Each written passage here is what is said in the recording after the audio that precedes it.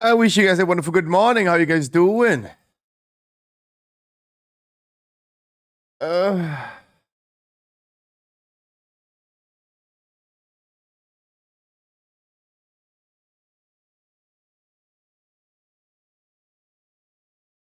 Good morning, sunshines. Titster, good morning. Wild and Dirty Map.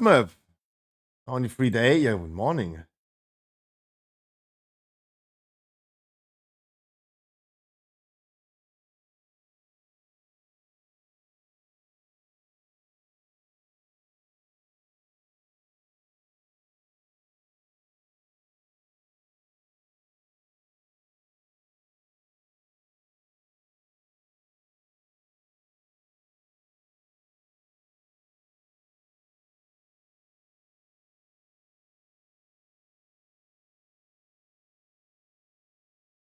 Good morning, good morning.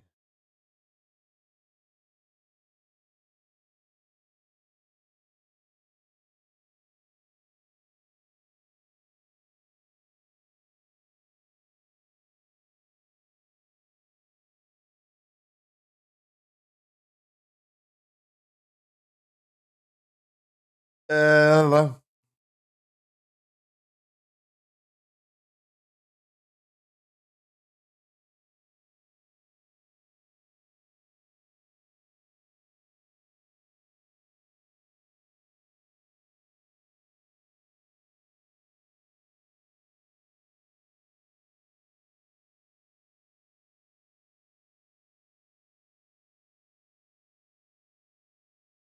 um, it's Sunday and everyone is complaining again. Help.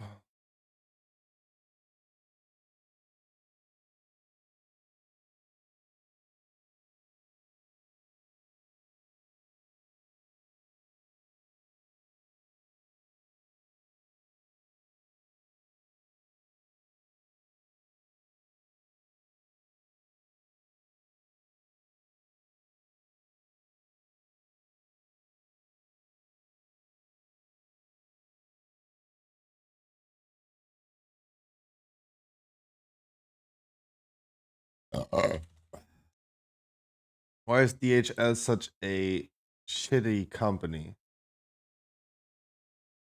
I'm gonna explain that to me.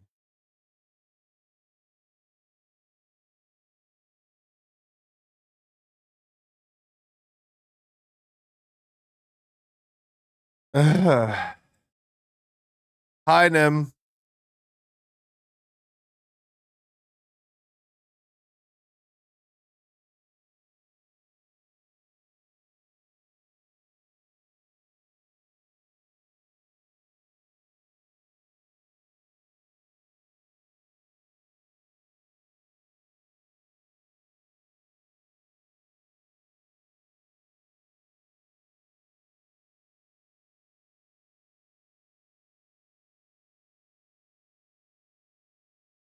This is how we do action in Uganda.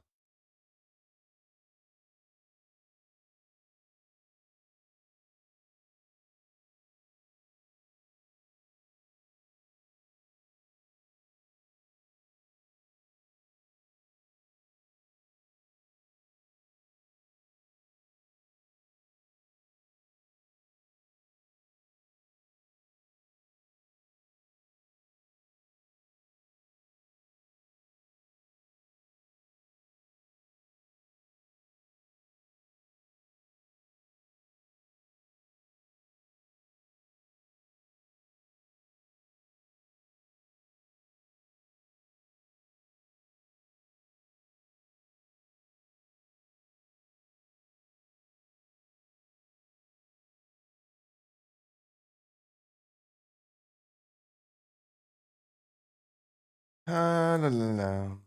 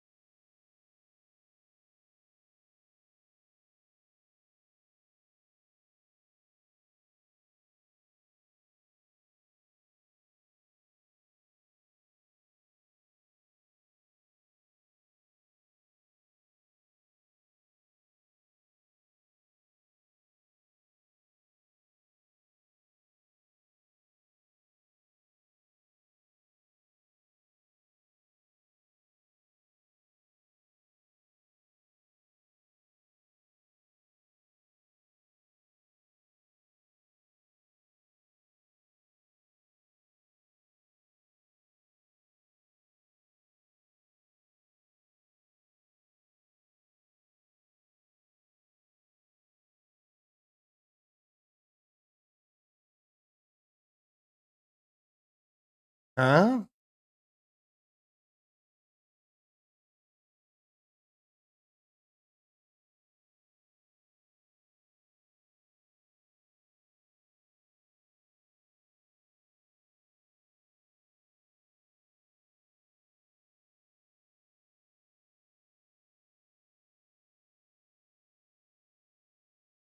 Oh my god. DHL, you're such a shit ass company, I'm gonna tell ya.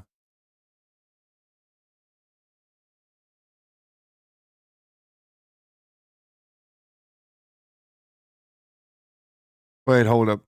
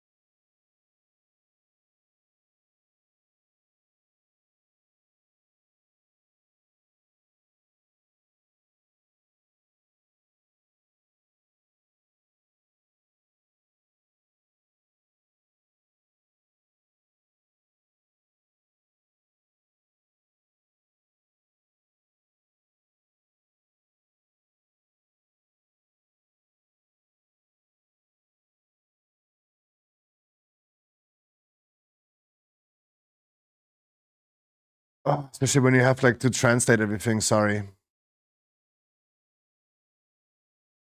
Oh boy, am I fucked up today. I'm so freaking tired. And I actually slept long. And it fucked me up even harder.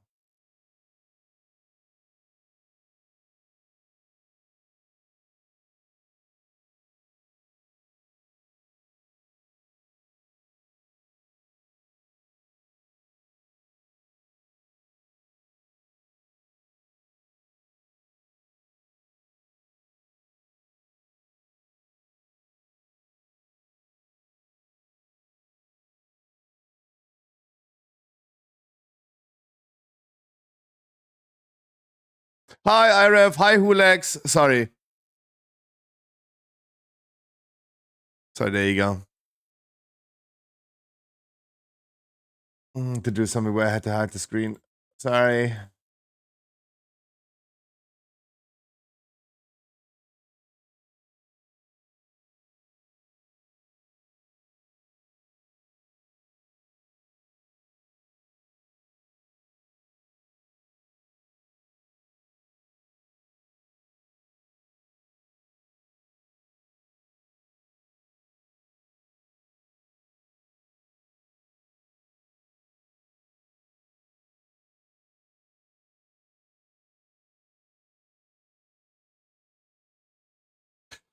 Ah, how you guys doing? What? Man, I knew it. I had 2 times 2 pre-made shitheads in the dungeon group in Wrath and guess their nationality. It was a French server, of course. No. Yes, today we're gonna be watching the guides, but today also we're gonna be doing some keys. Not high keys, keys. Emporstoßen auf Xulron. Wait, Xulron is playing the game in German? Okay, that I give this guy a -1 now.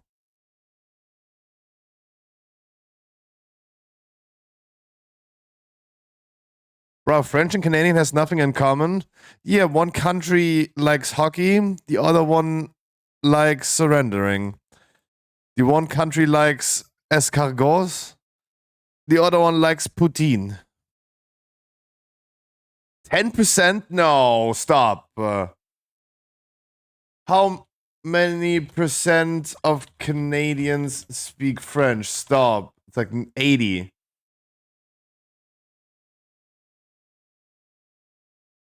Oh, it's actually only 20. What the fuck?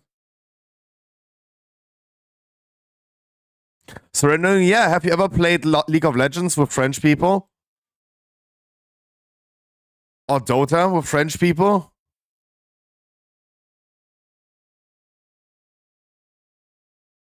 They are instant surrender. What the fuck? I don't know what you're talking about. Surely not Germans. Germans don't start many wars. But if they start a war, then it's a real one. That's the thing about Germans, right?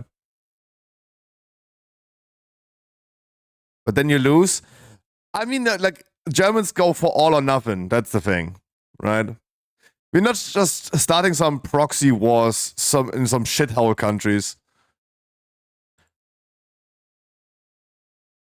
Fighting over, like, little islands. Hey Siri, which country has won the most war? Fighting over, like, some little shit islands where it's all about, like, bird poop, right?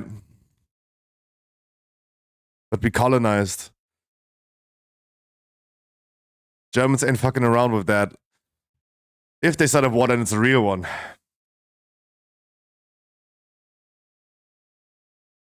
No, but it's actually 20%. 20% of French people, Canadian people speak French. Yes, otherwise we're going to be looking into the guides today, but we also have like a 24 Neltaros that I would love to do as a weekly today. The 24, if depleted, is the same outcome than the time 23, so we have won yesterday. So the aftermath of the stream yesterday is we actually did win. Sad though, we could have from the beginning win, right? Because literally the last key of yesterday was a 20. The first key yesterday was an underrod 22, and the last key was 22 underrod, right? And the first one was barely depleted for whatever reason, right? I had to finish the last boss solo, making sure that we still make it in time by just a few seconds. The last one yesterday, 7 hours later, was literally just a 2 chest, an easy one. This was like literally two ends of the spectrum of how keys can go. But hey, at least like we had a good day yesterday. At least we had a good day otherwise. Effectively, we had done 0 progress the whole evening. Alright, but hey. Ease what it is, huh? We're gonna be looking into the guides. I will also gonna start the giveaway in a second. Just give me a moment. And you can already stop. In a second, start into the raffle. I do definitely need to poop. Like, I woke up and my stomach is telling me, Scruffy, you gotta go soon. So that's gonna happen as well.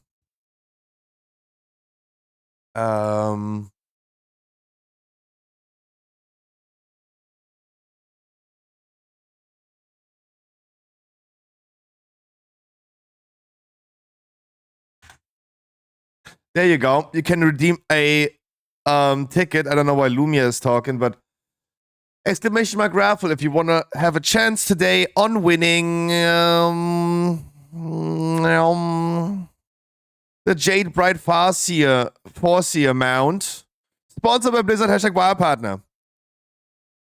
Yeah. I actually did remember though. I actually did remember almost. Hi, Etty. Hi, Existency as well. I hope I said hi to Iref.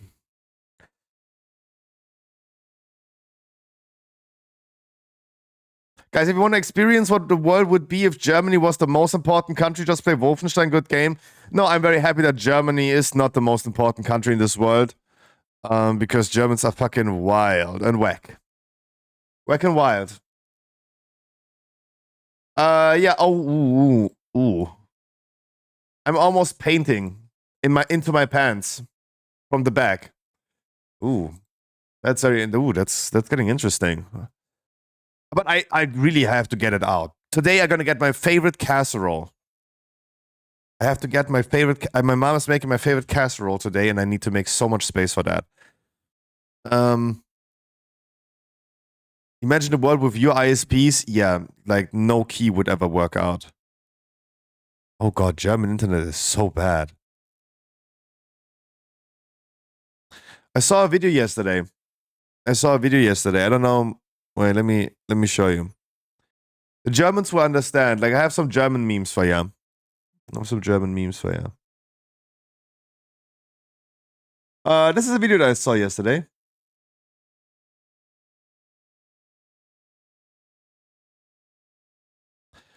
So the meme top title is "Teacher, the presentation should last at least 10 minutes." Me doing this.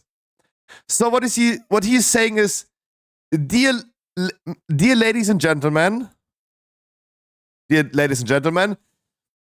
gay people, dear lesbians, dear androgyn, dear bigenders, dear men to women, dear women to men.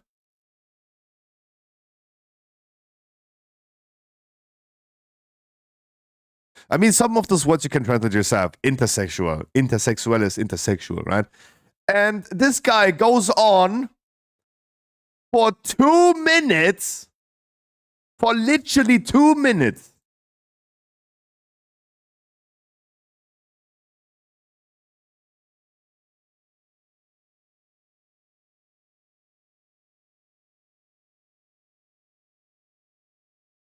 Then you cut this because this went on for another like 6 minutes, right? This was going on for almost 10 minutes. He went on for like almost 10 minutes. But of course, this is the right-wing Nazi party, right? This is the social politics speaker of the right-wing Nazi party in Germany, right? From the AfD.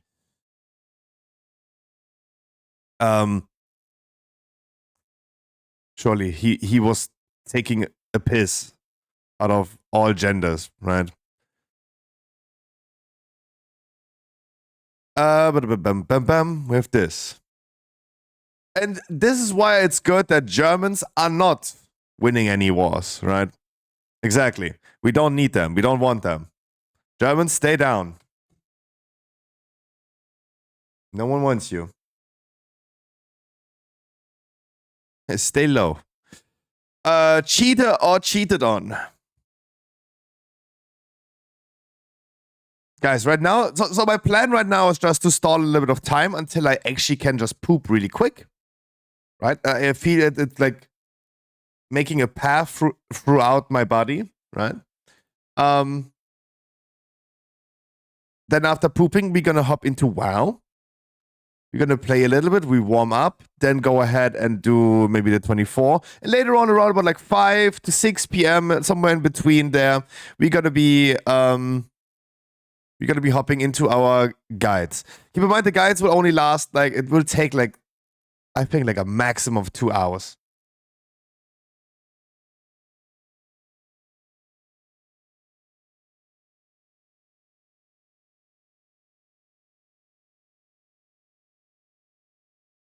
So the question is, are the people a cheater or did they get cheated on?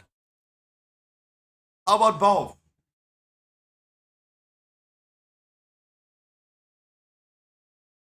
Wow.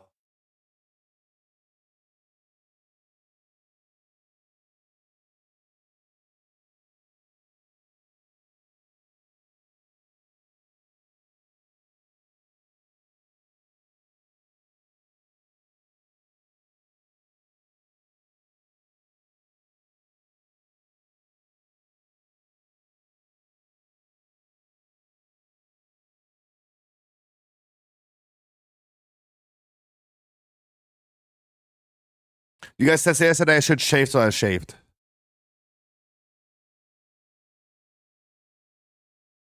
Can we time it because food? Wait, what? Can we time it 5 to 6 p.m.? Wait, what? Wait, sorry, what? I want to start with the guides around about like between 5 and 6, rather 6.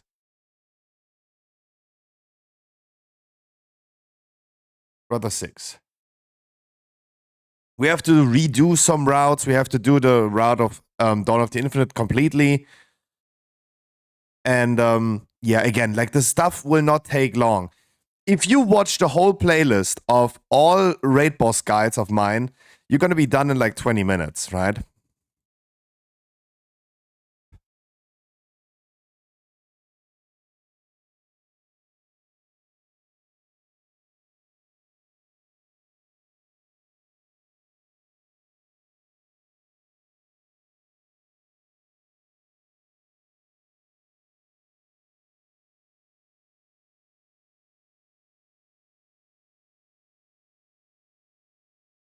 Sorry. Let me do it like this. Sorry.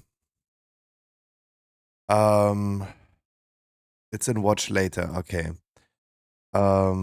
Save and watch later. Oh boy, my stomach is doing some acrobatics right now. Wow. Watch later.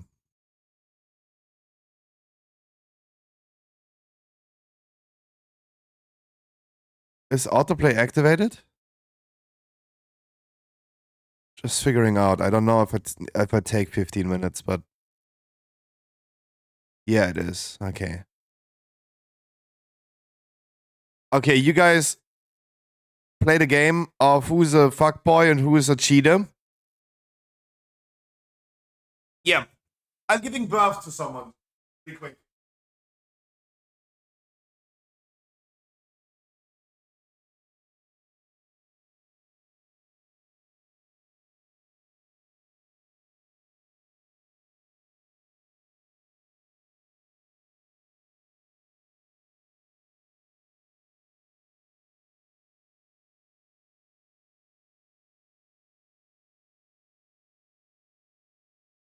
Guys, Scruffy is not here to moderate. Time to go wild and dirty in chat.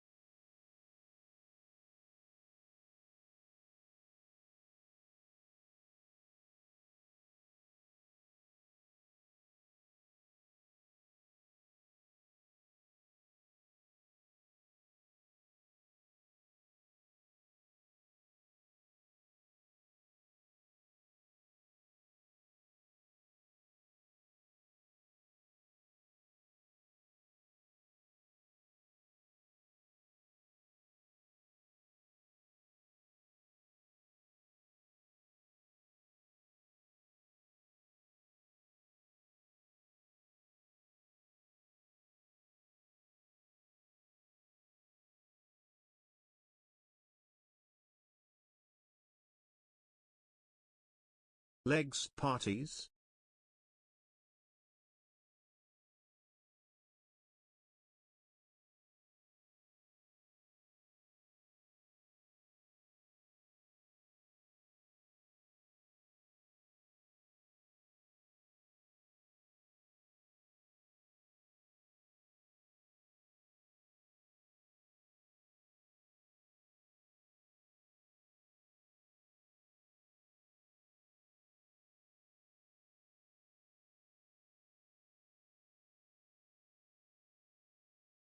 He trying to smash.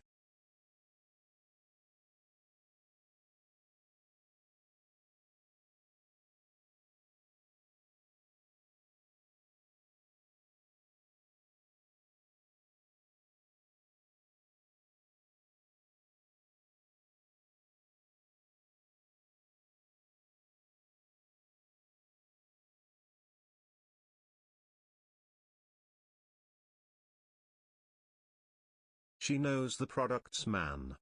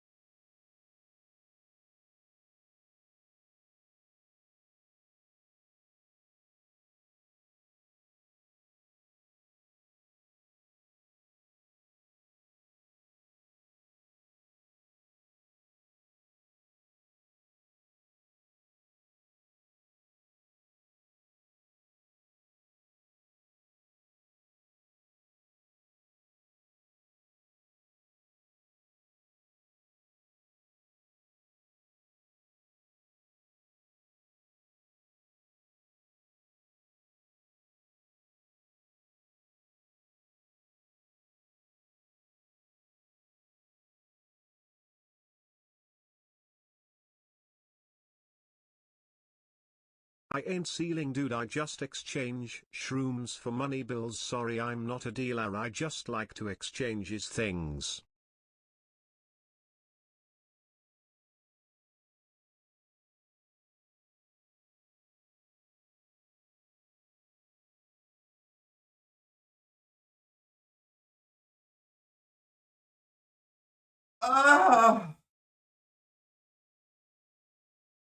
Okay, it took less than I thought.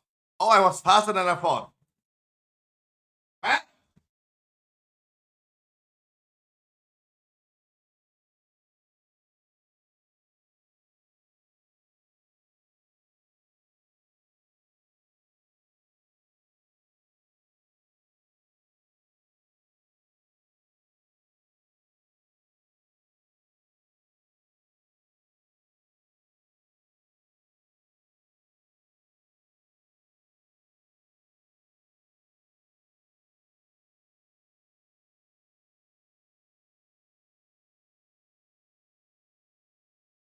Okay.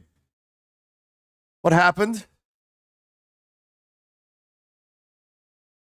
Oh, the video is called When You Accidentally Sell Drugs to an Undercover Cop While at Work.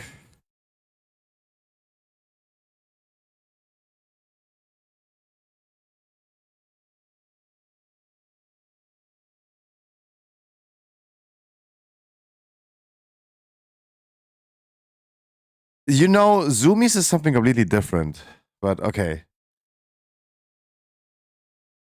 Or is it not? Okay. I will not sit you guys through another 7 minutes of this interrogation. Conclusion?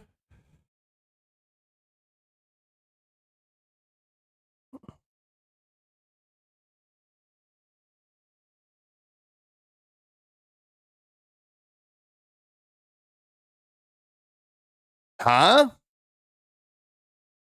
Distributing 1, 3, or 4 drugs. First of all, who is counting this? And how do they not know?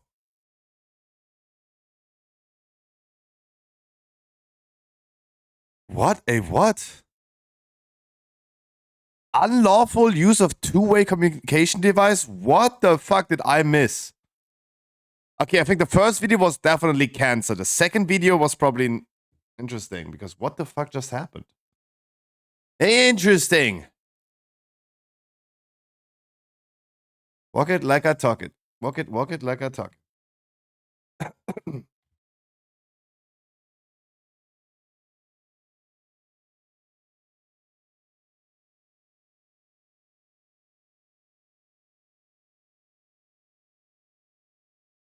Walk it like I talk it. Wow. Wait, what else did I had on my list? Watch later. This is something I need tonight because I'm still working on Path of Exile stuff. 3 out of 4. I'm 3 out of 4.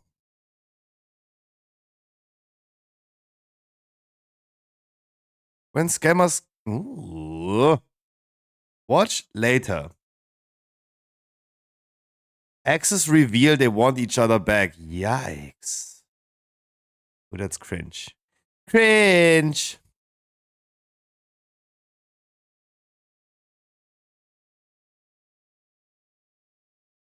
Walkie-talkies are not allowed? The fuck? What world? Harkley, wonderful good morning. Etty, EVG, Hulex, why did the Truggy Ice Bitter? Good morning. Sugi, Leon, Tidster, Steven, Annie, Nim, NNKZ, Michael, Melzeboop is here. So Melzeboop, how you doing? Matref, Iref, Fireload, Fiana, Existence, and everyone else that didn't say hi, I wish you a wonderful good morning, guys. If you guys want to enter the giveaway, please, exclamation mark graph. We're going to give it away later. Of course, after our masterclass stream. Hi, Tsuki. After our masterclass, we're going to roll it. So, read about my money glitch. I unlocked old Nax, and there's an item with which you can get a mount in Nax, and once unlocked, you have 100% drop chance on that mount forever, on every day. Wow. You're playing WoD nowadays as just a money simulator.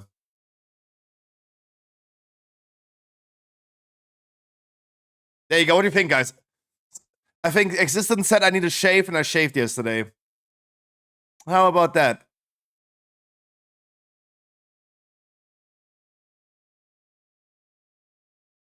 Scruffy, that's not a shave. Yeah, fuck you.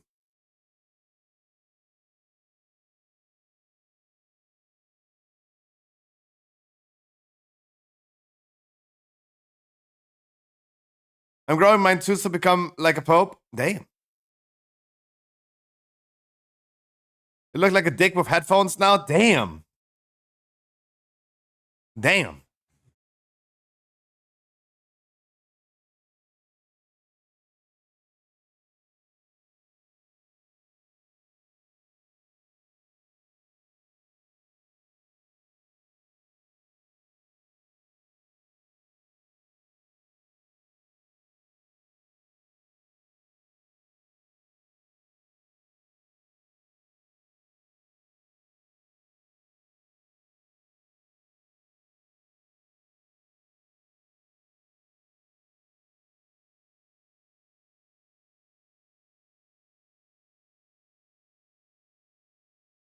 All right, we're gonna be starting with some. You're gonna be starting with some warm-up keys. Then we're gonna be hopping also into our Neltarus key.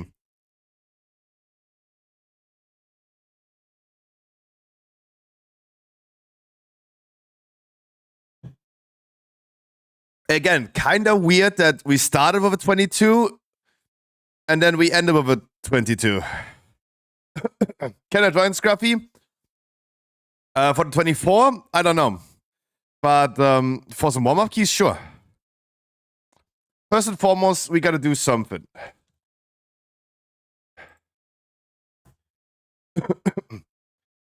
So I gotta be today explaining a lot of things. And wait, let Alize cook first.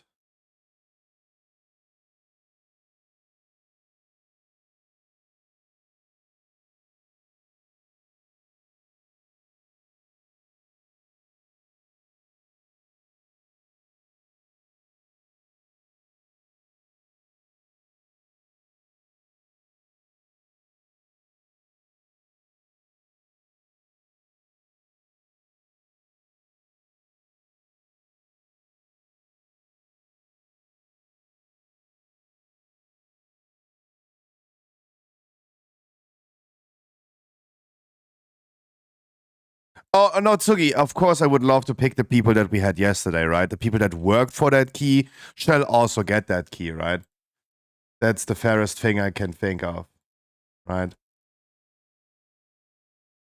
Like letting other people work for it and then like giving it to other people would be kind of weird, in my opinion.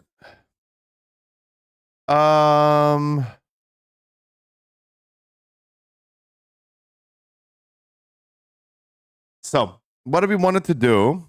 What I wanted to do, I got asked, so I'm gonna do that. I got asked by Nim yesterday, how can he improve? Is he doing the thing right as a Boomy? So, this is his damage from yesterday. This is his damage breakdown. Not a mental breakdown, but this is damage breakdown. So I haven't played Boomy in a good minute, though. That's the thing. I haven't played Boomy in a good minute. Stopped playing in the beginning of season 2. I do think since the changes, and Boomy's getting changed every patch, that is the thing. The first thing that I would say right now is Starfire should probably be more, right? Hardcasting Starfire and AoE is doing a lot of damage. I think. This is what I ended with in the end of season 1 when Starfire became more scaling. But the way to find this out, is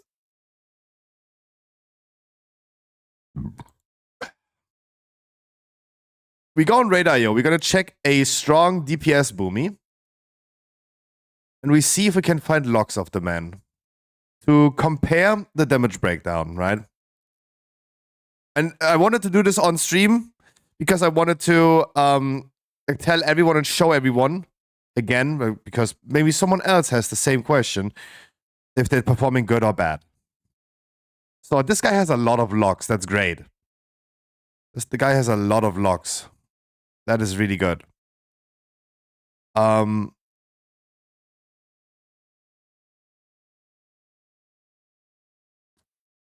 This is a tank? This was the September 20th. That's a good minute ago. This guy hasn't done any keys in 2 months.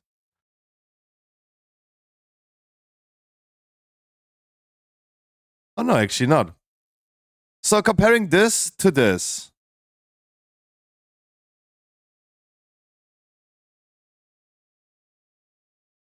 Starfall, Moonfire, Full Moon, Sunfire. Oh, it's pretty even though. That's interchangeable. Shooting Stars, Starfire, Star Search. That's questionable. Because is this a tyrannical week? No, it's fortified.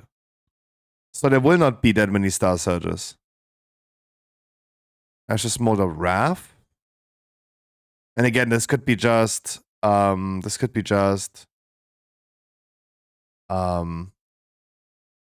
single target tyrannical versus fortified.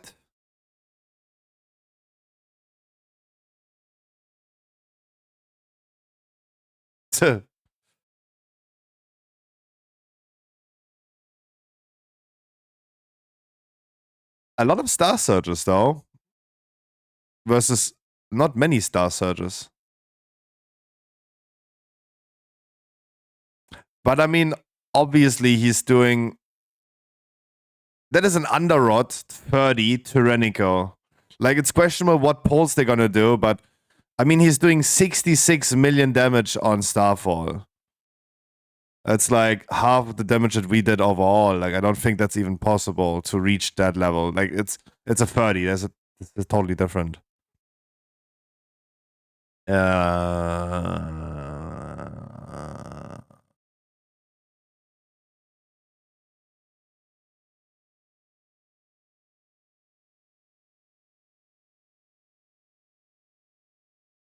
Full Moon looking good.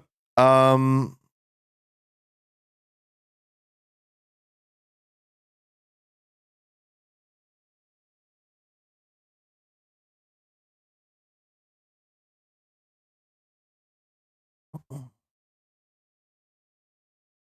Moon is a cool animation. I don't know if you're playing with Radiant Moonlight, so you can like double Full Moon.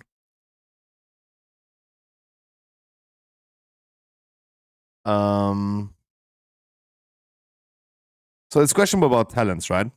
I think there's not much change except for those two things have like changed in spots. And this one is now a passive buff.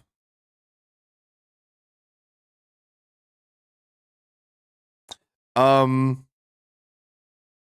you making sure? So this is like something that I probably would see in the logs, but I don't need to see and I don't need to look it up just to save time.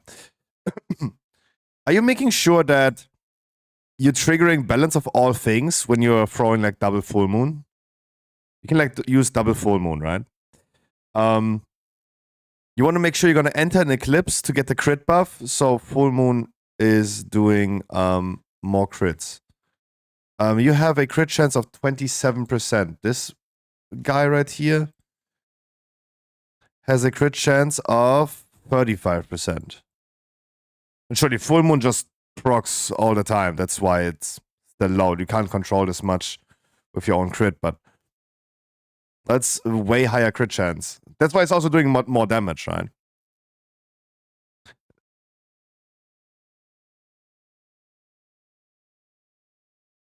Or triggering moons as I trigger both. Is that cooldown running? Is this cooldown working out for that? I don't even know. What is the cooldown on New Moon, though? Like, how long does it... I think it's 20 seconds recharge time, right? But Incan is... Oh, Pulsar would also work. Yeah, sure. Pulsar would also work. No, that's fine then. That's absolutely fine. There's nothing to say against that. I would have really thought that Starfire is going to be way higher in damage. Watch the replay of the key. Of that specific one? That's 2 months old. I don't know that they had that feature already. 7 weeks ago.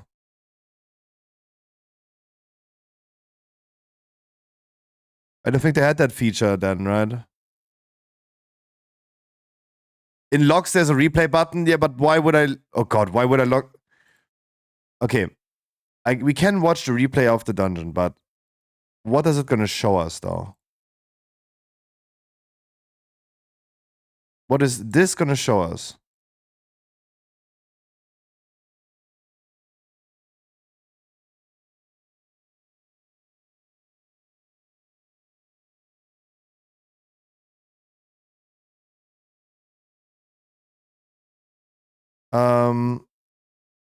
So they're engaging. Engaging. You start on your way, letting letting the tank cook. Guys, look at that. Wait, you can't even see because my face is in the way. Look at the damage breakdown. Look when they pull and when he starts cooking.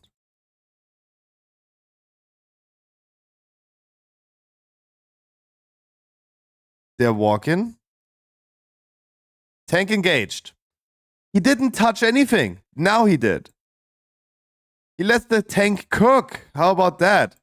Letting the tank pull before blasting. Wow, warriors, demon hunters, have you thought about that? Moon firing, sun firing. That's it. Star falling. Full moon. Double full moon.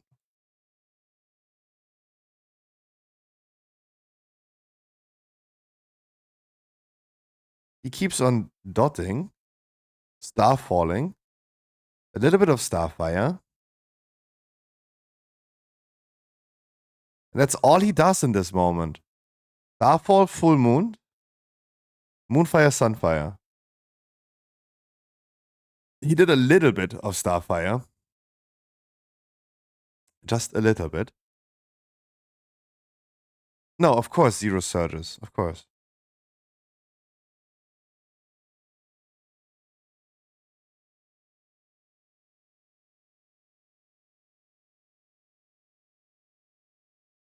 There's a star surge, but of course, because it's like only 2 targets. That's fair.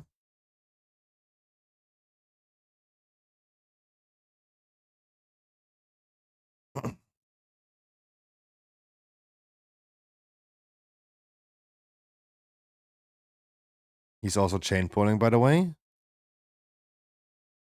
He keeps on star falling.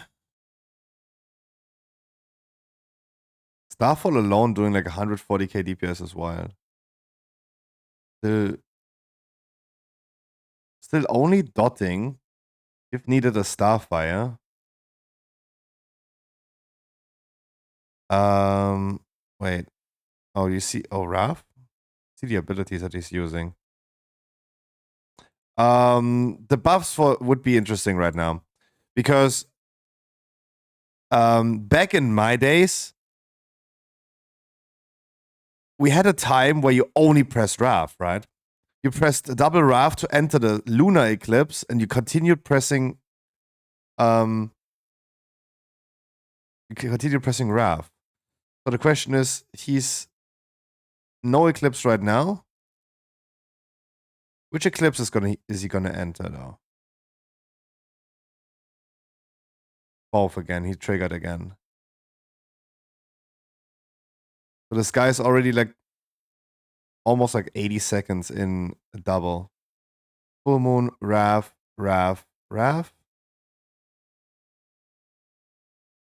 Starfire.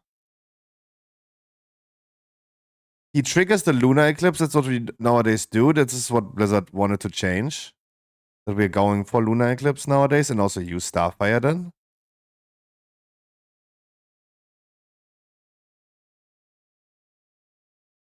Okay. It was a good idea to actually watch a replay. Hey, Mr. DJ pawned up the replay. Wait, what? Why is he Starfire? He just over triggered into Solar Eclipse.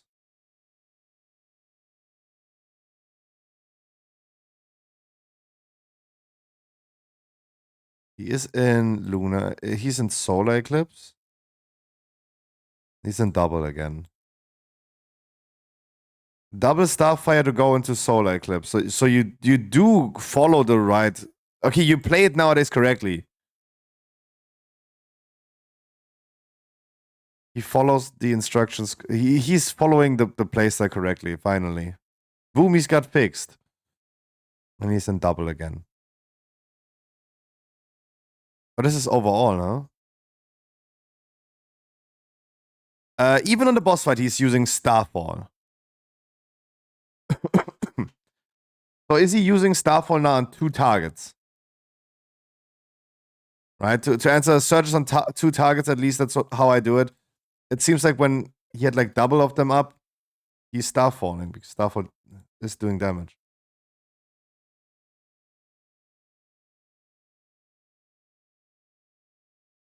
I thought also like it would be 3 targets for Starfall. Otherwise, Star Search.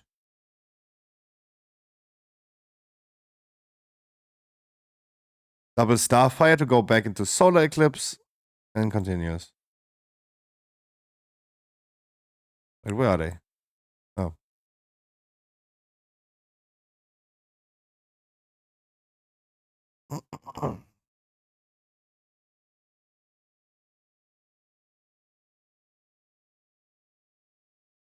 The full moon is doing so much damage. 12.89 million. When is he going to rock a full moon again? There. Starfall Potion, full moon. Starfall again. Another full moon cast. So this was double full moon again.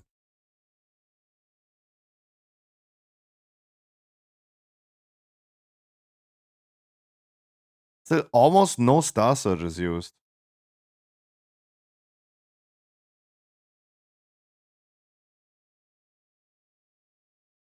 New Moon, Starfire.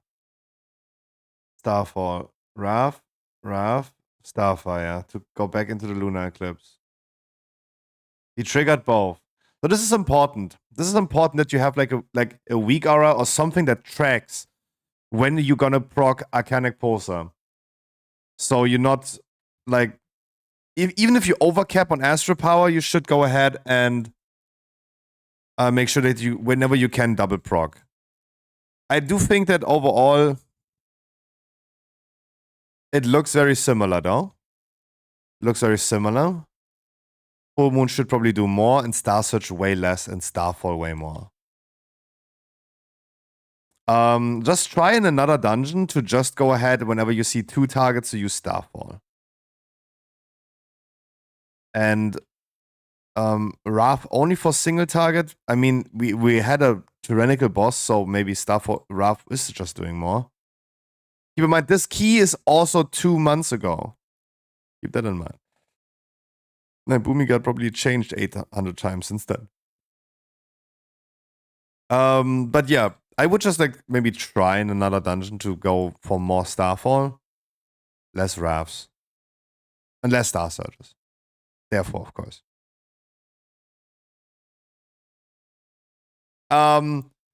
What is everyone else learning out of this?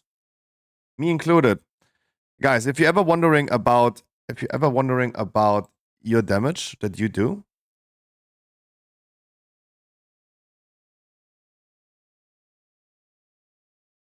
he played with mushrooms. He did a different play style. He tested something on there. He went with Fury of Balloon and mushrooms. Plays a totally different build. That is a variable in the equation. Oh wait, Underrot?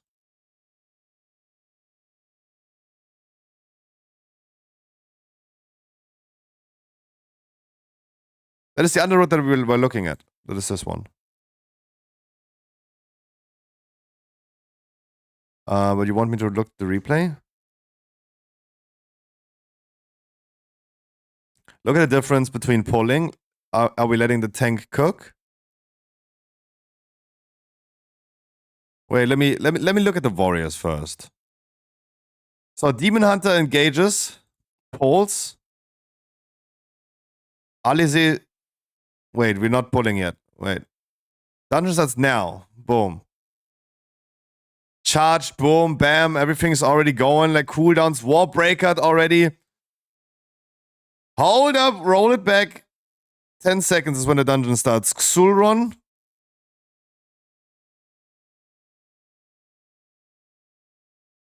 Why the fuck is he already standing there? Ah, he was. Wow, Xulron was even waiting longer. Okay. Okay, but this is not what we're here for. You start engaging with Moonfire. Oh, you letting me cook a long time. Moonfire, Sunfire. Wrath.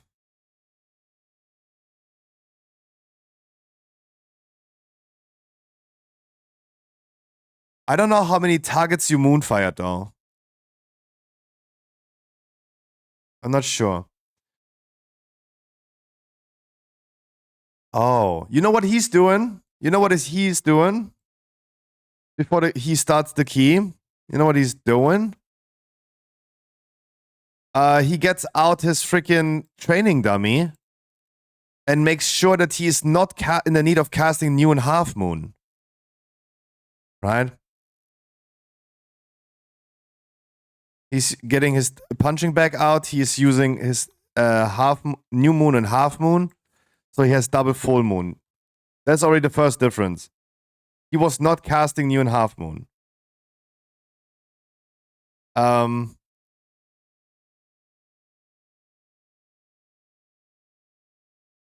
Plus stacking Pulsar. Yeah, that's true.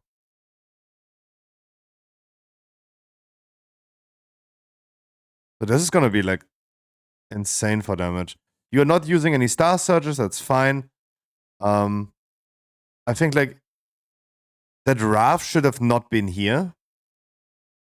Because there's still plenty of mobs. This Wrath should not be here. But again, like this depends on like what things you're trying to trigger. You shouldn't be in 42 seconds.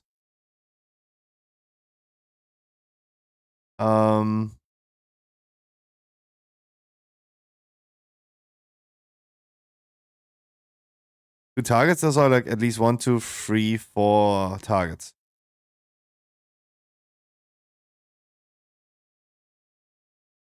But again, you're only using Wrath. Sorry, I'm again like hiding it. You're only using Wrath probably to get back into your Lunar Eclipse.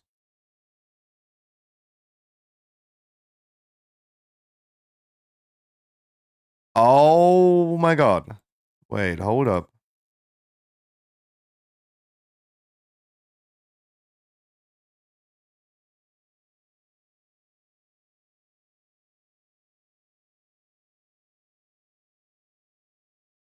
Why is the damage difference between Moonfire so large?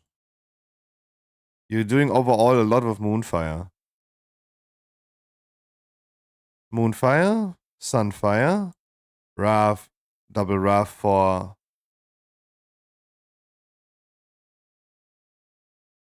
That was fine. Yeah, that was fine. Starfire, Starfire. There was a downtime to Starfall uptime. Didn't head it up. You're in Solar Eclipse.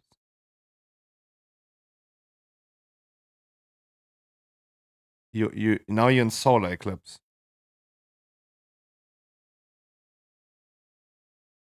You were close of triggering Incan. Oh, maybe fair. Full Moon, that's good.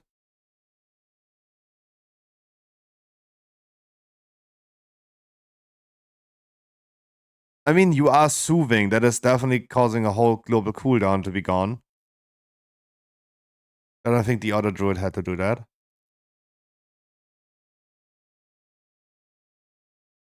New Moon, Starfire, Dispel. Oh, I mean, okay.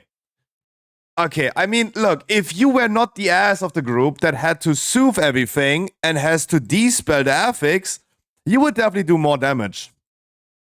Right? Let's be honest. While you have like two Tsuk right here, absolutely brain dead, both of them, because they're warrior, degenerate playstyle. They cannot assist anything. They cannot soothe, they cannot dispel, they can only Tsugi. Right? They can only Tsuk. Surely you would have done way more damage. You would have done way more damage. Oh no, Demon Hunter is gonna be the same. You can purge you can purge, but you cannot soothe. So in that moment, you didn't. But you played a lot of mechanics. So if you wouldn't like be busy the whole time playing mechanics, then you would do more damage. I think you're doing fine. I think you're doing very fine. That's what I told you yesterday.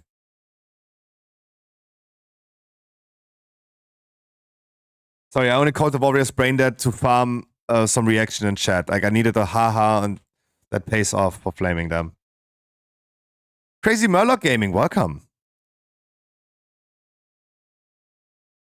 Did you see my message about the channel? Yeah, I saw that twice. Twice.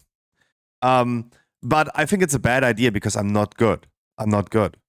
I will not be able to analyze. I'm not a good player. I will not be able to analyze. It's more about like me showing you the tools and learning the tools of how to look into that, right? If anyone is like having that same question, I'd rather like showcase this right now on stream instead of like doing it yesterday off stream with Nim, just to make sure that maybe everyone gets like an idea of like, how do I compare my damage to others, right? Am I doing great, right? And there you go. I hope that has maybe helped another person that has not asked that question. Warriors. True. True. You have a freehold 17 here. Let's sell it to freehold 17. Let's go. Big pumper key. Freehold. A lot of AoE. Ice cream. So good. Gang. Balloon pop.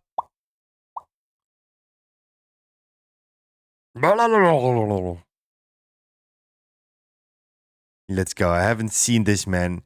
Ooh, lots of people. Haven't had a whole key with Existence yesterday. Let's do one with Wild and Dirty as well. I haven't done a whole key with him at all.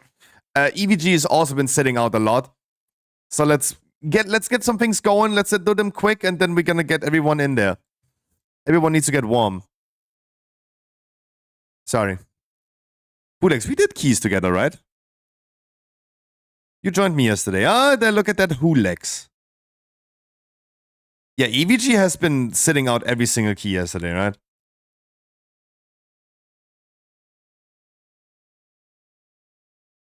It's Sunday. It's Sunday.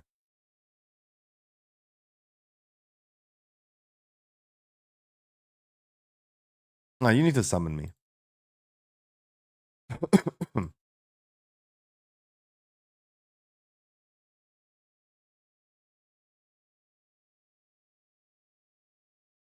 No, you need to go on Kazakh for that.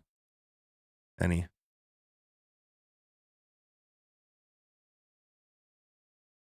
Also, like, I don't know about how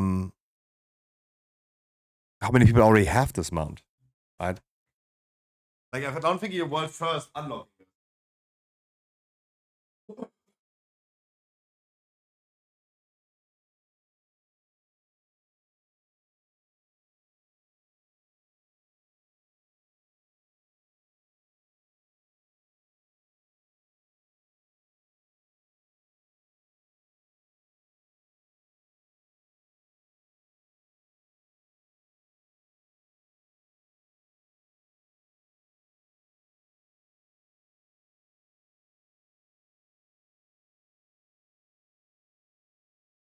Is a player gonna try to scam me? That's true. Okay,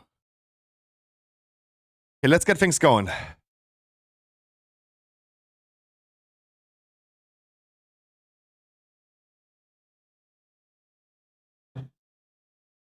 I even have the heater on today. It's cold. I haven't had my heater on like years. Years. Not my key. Good job. Maybe free ads on Thrall. I mean, Thrall is a German server, and Germans are definitely more dumb. I can say that I'm German myself.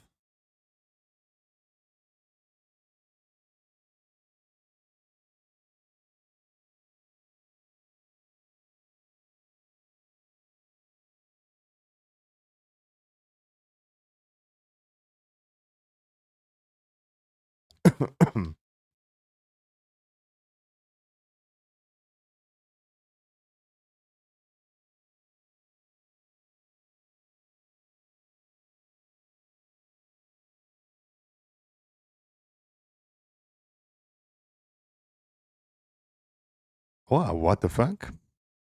Why so much damage? Who's that?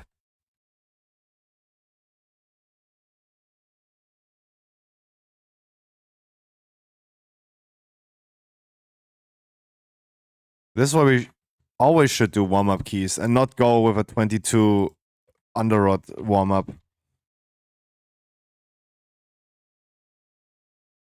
If I'm gonna do a long stream on Wednesday, we're definitely gonna do breakfast, right? I will not be hurrying up. So the plan is that we're gonna do our masterclass stream today. We're gonna be doing all routes, we're doing all dungeons. I was already thinking about it, how we're gonna do it today. And there's a few things I need to say already in advance. So, guys, I was thinking about, for example, how would I explain Waycrest to you guys when we're going to look into Waycrest today. And the reality is, like, I'm going to be saying something like, hey, we're going to go first trash bag. Our goal is to go bottom left door. That is our route. We go bottom left. So we're going to pull the whole entrance room. What are the mobs doing? They're having a cast on a random player that needs to be CC'd. Interrupt, stuns. Demon Hunter's going to be great for this, a Demon Hunter tank. But look, there's going to be a lot of other mobs with a lot of mechanics that don't need to be, like, talked about, right? I do think that, like, we go bottom left. Then we're going to have the witch spawning, the patrol, and the other patrol, and the other map pack. What do they do? Hi, Damraged. How are you doing today? So what are they doing? They have the zone on the floor, the witch casting. The zone on the floor that needs to be, the mobs need to be moved out, otherwise they take less damage. Then they have a cast that needs to be interrupted. They have a frontal. The other mob has a cast that gives him a shield. So am I going really to talk about every single dungeon like this, about every single mob like this, and say, like, guys, if they cast something, use your interrupt? Or is that not a given? Because usually I would assume those are the basic mechanics of World of Warcraft that exist since Classic WoW, since 20 years almost, right? Do not stand in front of the mobs. They have maybe frontals. If there's some shit on the floor, you might want to move it out, right? Unless it is indicated that you should soak it. Right? I mean, the second boss right here is a good example of two different void zones. One void zone that needs to be dodged, the other one needs to be soaked. Right? The next boss is going to be a perfect example for that. So, isn't that a given?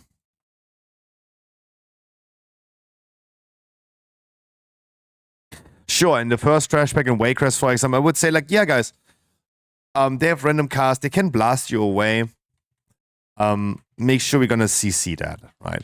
But otherwise, like, a mob, like a caster mob, which ability only is, like, casting on random player for medium damage, right?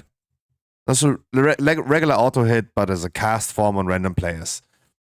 I don't know if this is really, like, noteworthy. I also avoided noting this in the written guide on Stormfade, for most cases.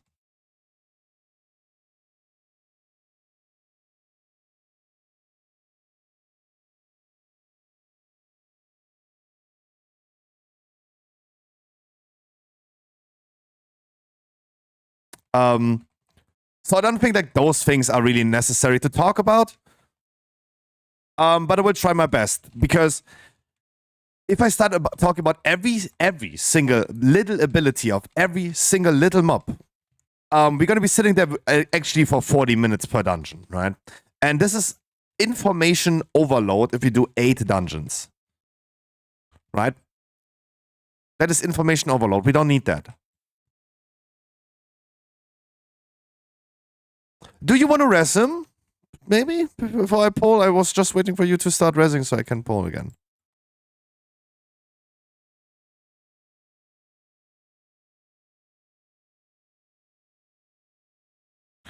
Sorry.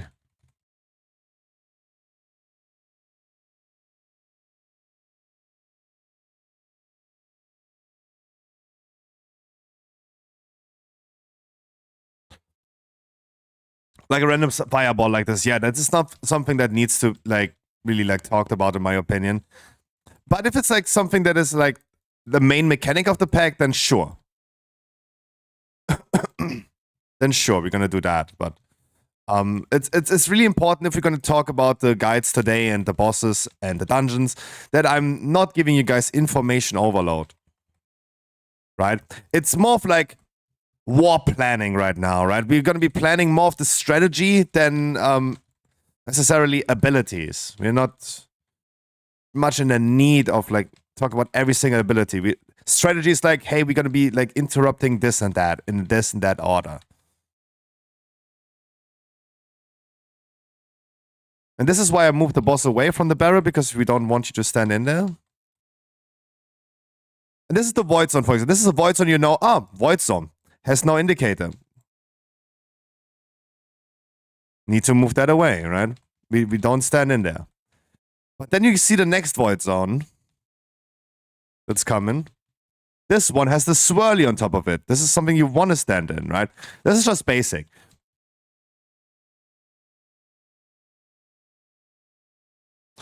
Titster, if you have to go, you have to go. Run. Fucking kids. Go for it.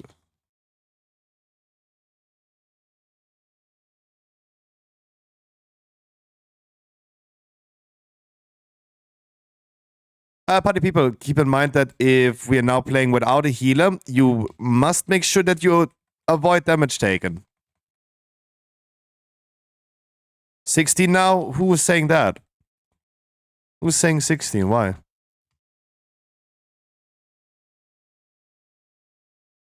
Why? I mean, if you guys can't dodge abilities anymore, then we should definitely not continue, but I don't think we do need a healer though. Like, if you guys are just, like, randomly standing in all abilities, then yeah, we do, but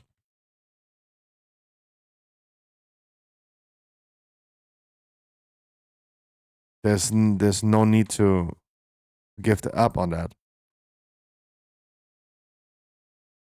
Healers offline?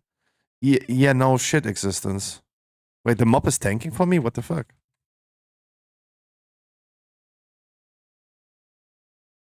Existence 5 minutes later realizing.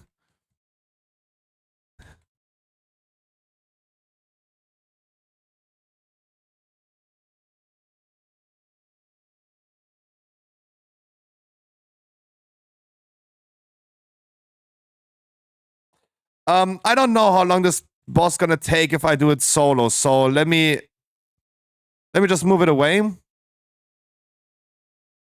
You guys release, and we're gonna do it again. And please, can you just try to avoid damage?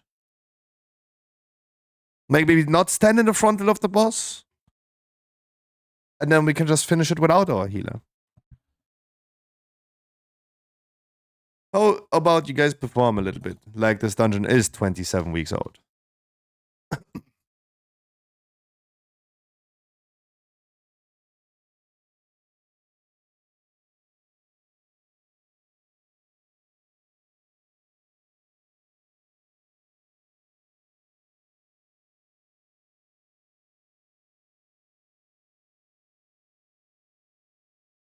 It's 4 expansions old? Oh, true. But that's a wild argument to make.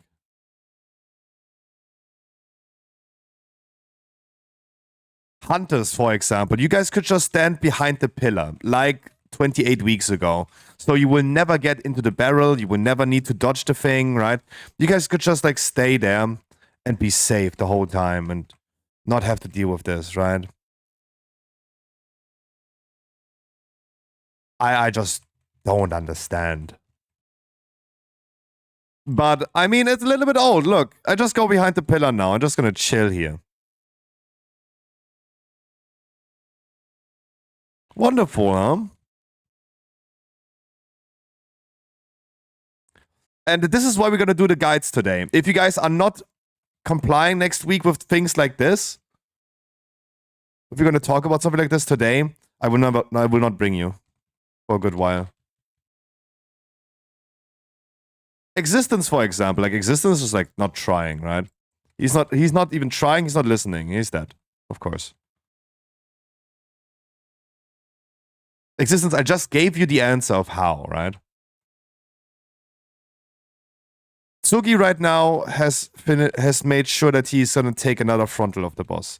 Alright, we cannot do it. We cannot do it. Good job.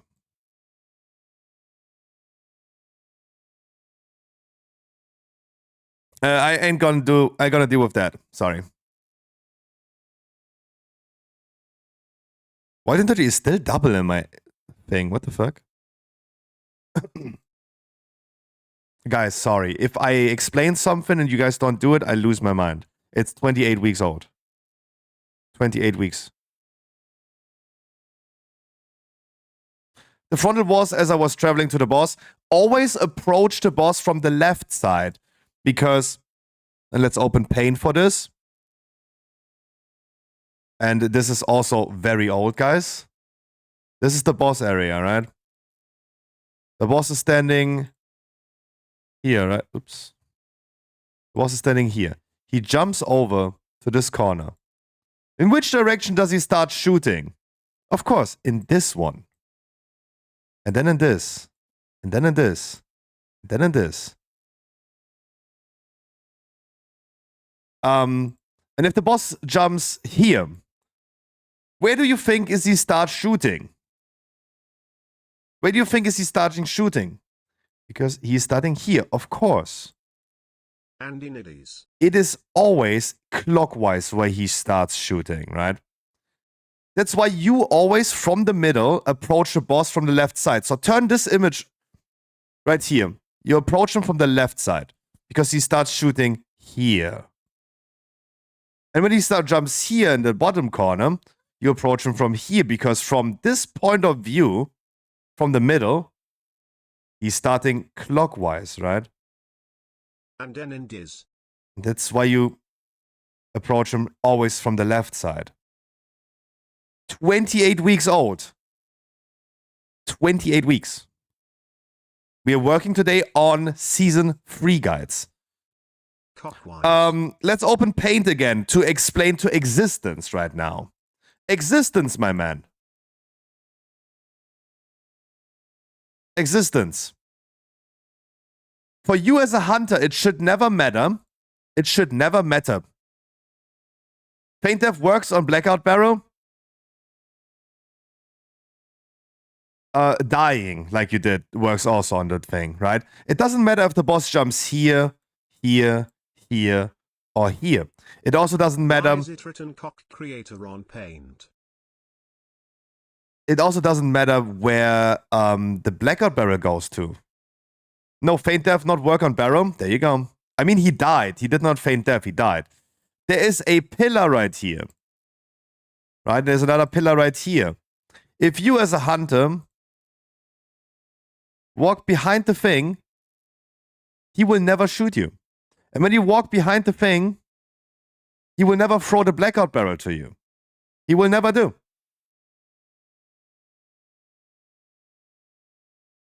Right? He will never do.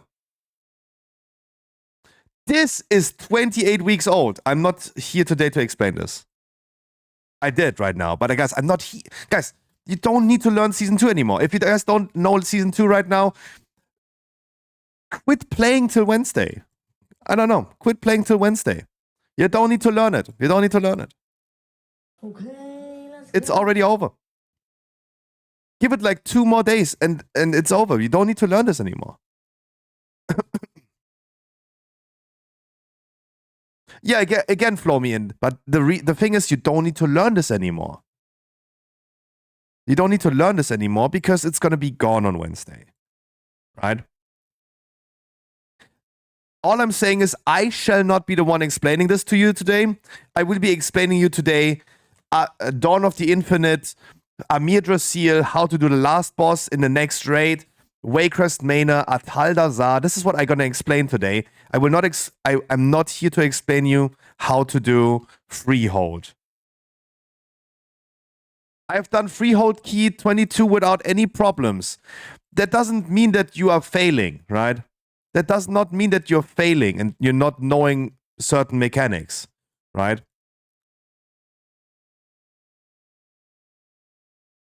That does not mean that. Maybe it's people in the group. No, it's you. It's you not knowing the shit, right?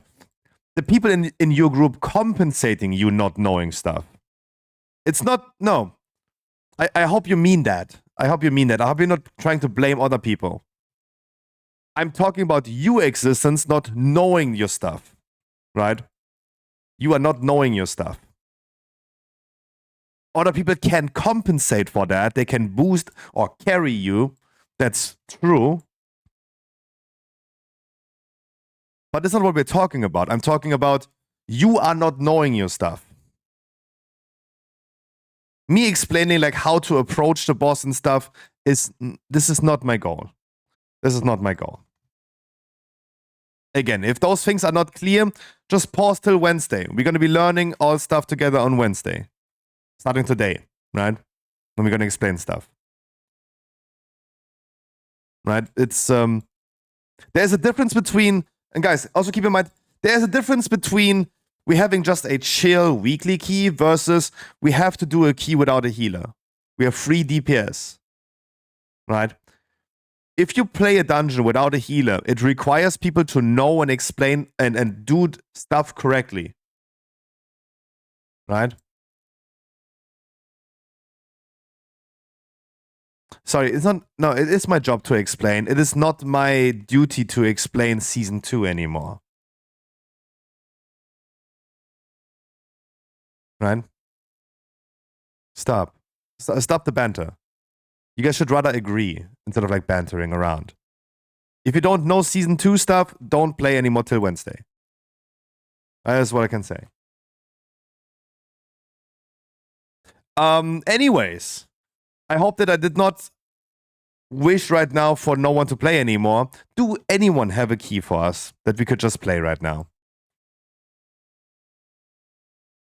Or did everyone just like log out after me saying they should log out? I mean, that would be karma though. That would be karma though. Come on, guys, you played 28 weeks. Stop.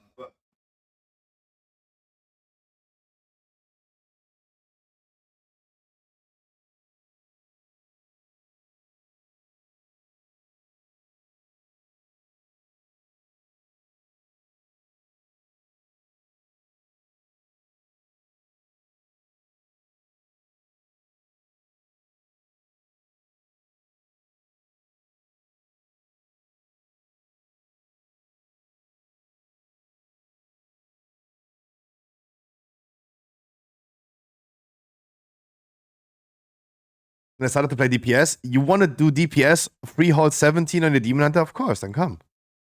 Then come. Sorry, ignore Lumia. Lumia doesn't know its shit. Sorry, Lumia doesn't know its shit. Ignore Lumia.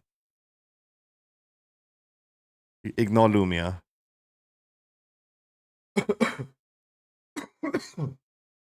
Oh god.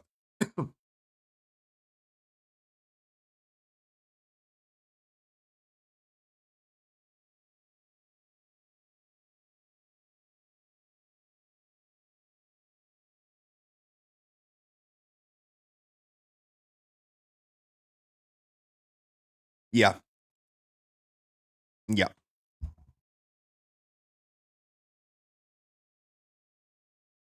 We're gonna bring that double pack of randoms? Question mark? Or anyone else who wants to warm up? I mean, again, After me saying what I just said, of course, everyone just logged out, right? It's fair. Then we're gonna bring the randoms.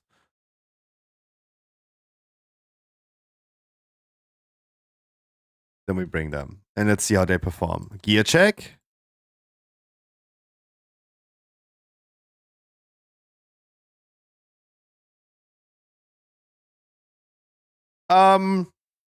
If you consider this as flaming, don't join my keys anymore. It's okay.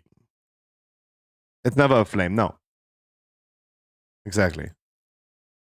Yeah. If you guys are that emotional, don't join my keys. That's easy as that. Simple. Simple.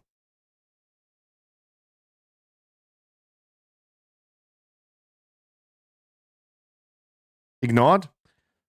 You should have just joined them. You should have just joined. Now I brought like the 2 randoms.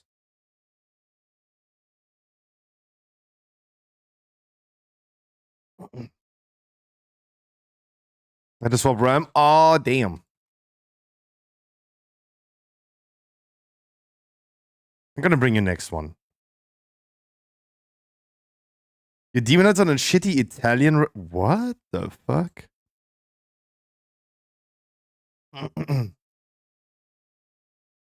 Warrior, yeah, random warrior. Fury. Missing enchant, missing enchant. People get their new gear. This is what I mean. People get new gear, they completely forget to enchant stuff. They're like, nope.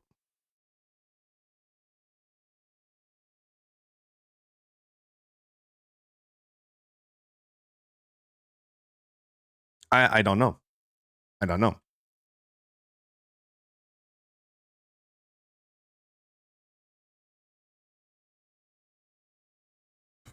Interesting how everyone is flying, actually. Yes, tank score? I don't know. I don't see any score, though, on him when I mouse over. Maybe when we're inside. Actually, it doesn't matter. It doesn't matter. We'll see how they perform.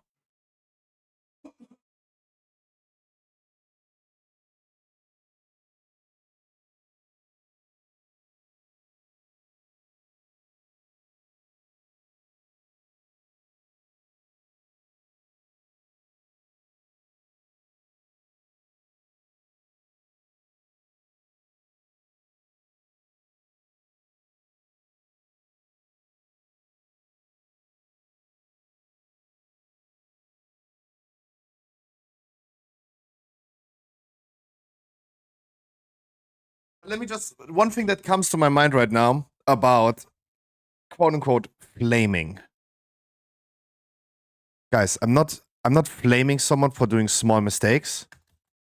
In comparison to other people, and I don't know who in chat can say the same thing about themselves, so you raise your hand if you do.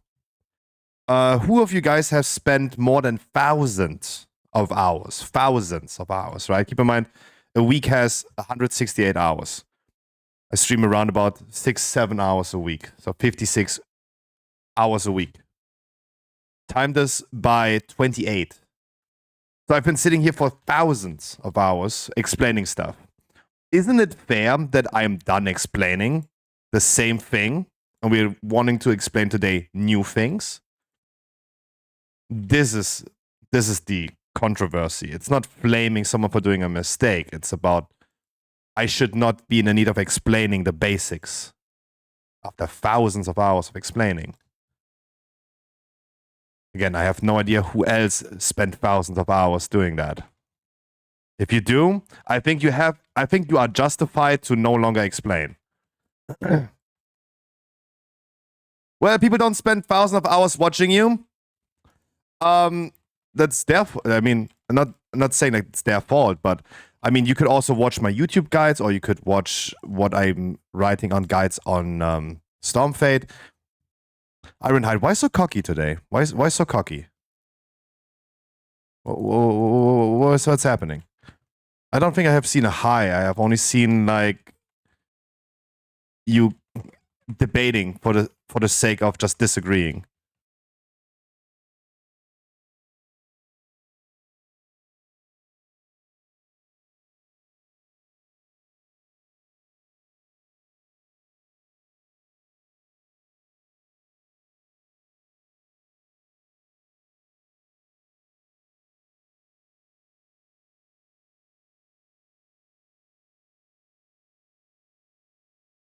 That's true, Divine. Hi, Divine.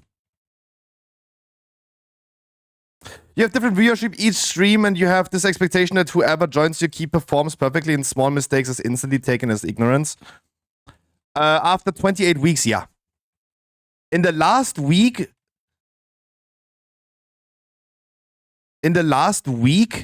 of a almost 7 months old season, yeah. Yeah, Tsugi, absolutely. You are correct. 28 weeks, yes.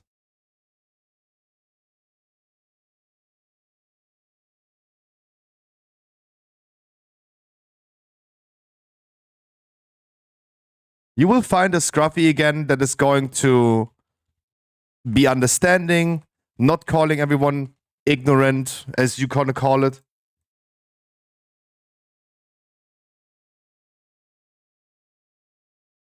No, Tsugi. I don't know why it's so hard for you to understand. The expectation right now in the last week of season 2 of a 28-week-old season is people have seen the stuff. I am not wanting to explain stuff of season 2 anymore. Because whatever I explain today is absolutely irrelevant in 2 days. There's no need to explain it because it is irrelevant.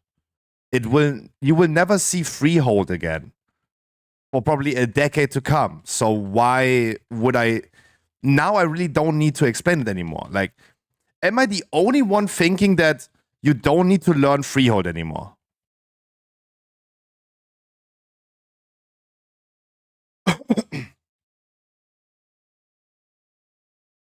I'm literally maybe I am the only one thinking that it's too late to learn it. Maybe. But if I'm the only one, still, this is my opinion.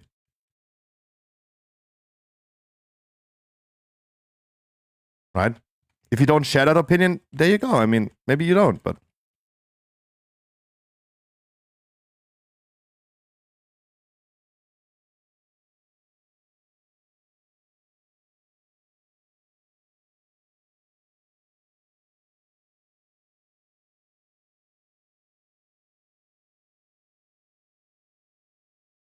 If this wasn't the last week or the last 2 days of the season, it would be different. It would be definitely different. You know it's different.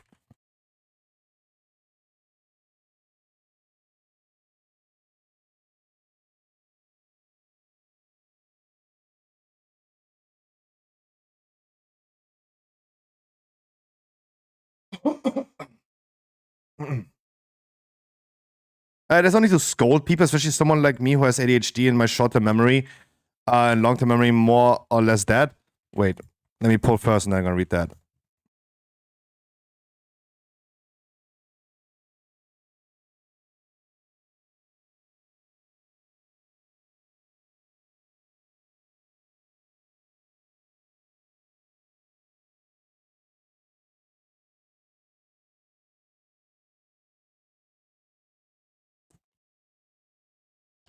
I do what I can, so it's a bit harsh and throw words into the air about what people do and don't. I have the same answer to this again. It would be different. It would be different if the season wouldn't be ending in 2 days. Again, this is it's still the same answer I have to give. It would be different if the season wasn't ending.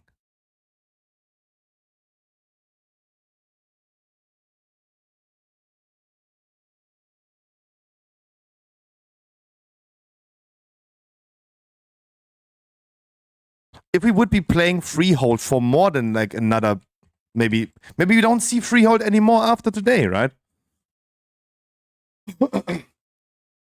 Then it would be different. It's your destiny to explain until at the end of the season. No, when our rules and when we state together, hey, everyone agrees on the same thing. This last 2 days, we are not doing that. Then everyone should comply to that, right? If not, go next, right? It's totally fine. Should not be an issue.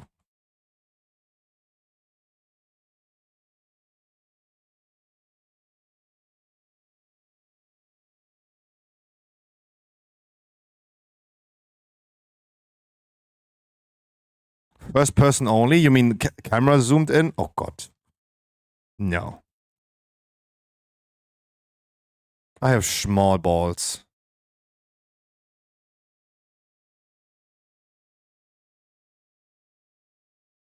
You're being aggro about it?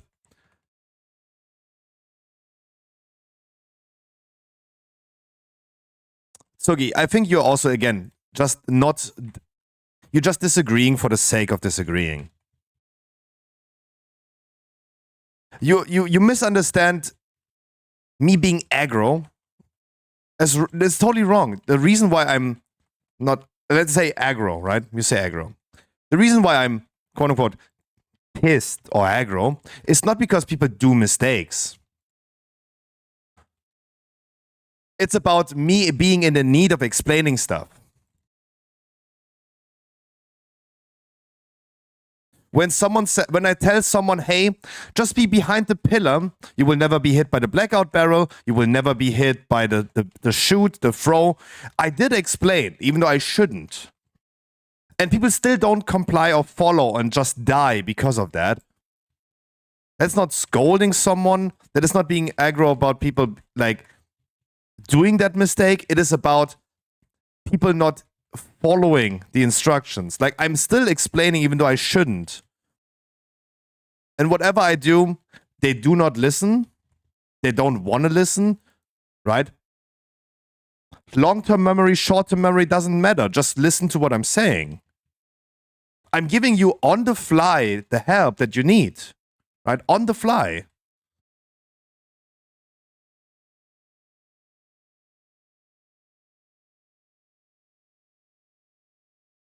It's the same in the raids, for example. Like, if you forget something, it's totally fine. I'm here.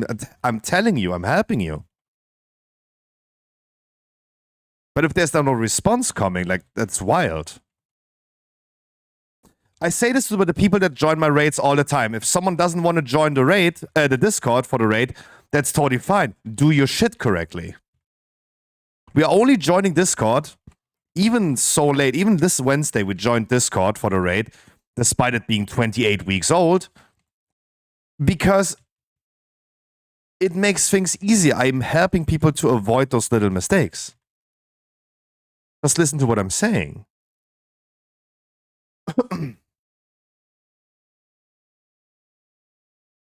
Not being pissed about people doing mistakes. It's about people saying, hey, I do 22 keys easily, and it's the other people in my group right now that are failing, not me, even though I failed. It's people like you, Tsugi, saying, yeah, I got hit and died because I was traveling to the boss. Yeah, I mean, travel to the boss in the correct way. Always approach the boss from the left side. Exactly.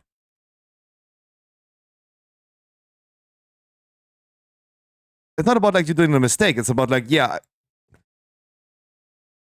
It's like, why do I have to explain this?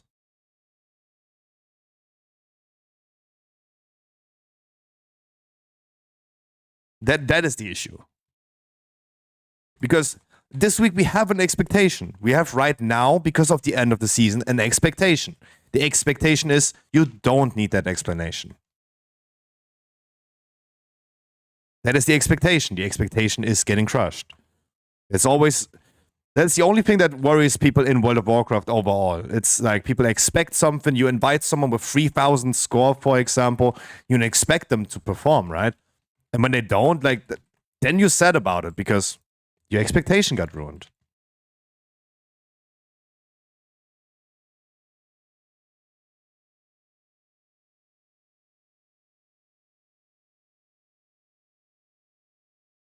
We're setting an expectation for right now, especially when we go into 24 keys. We set a certain expectation. And next week, we also set a certain expectation. But next week is going to be something different than right now. Because next week, people will, of course, do more mistakes than usual. Because it's a new situation, even if they're prepared for that. Even if they're prepared. right? And it's totally fine. An explanation will happen easily, with no worries, right? Because everything is going to be new on Wednesday.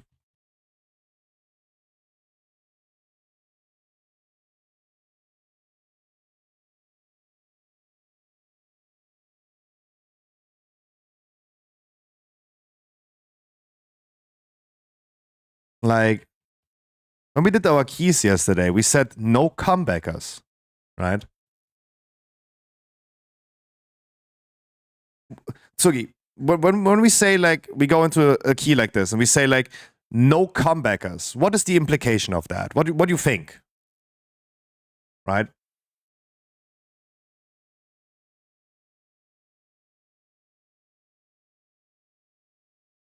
The implication is we're playing with people that done it already 20 weeks in a row. A comebacker, a player who comes back to the game. Good one.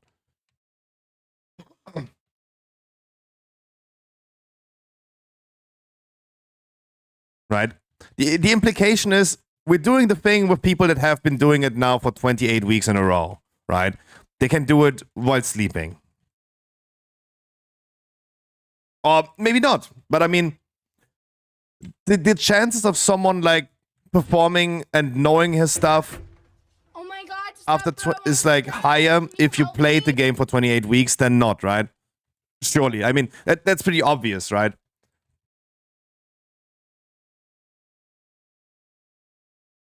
And again, bear in mind that me being aggro or pissed about things is not that people do mistakes. It's about I don't want to explain Freehold anymore. I do really think that this is just like a waste of time. Because you will again not see Freehold for another 10 years at least. Probably. Unless they want to bring it back in season 4, but I don't think so.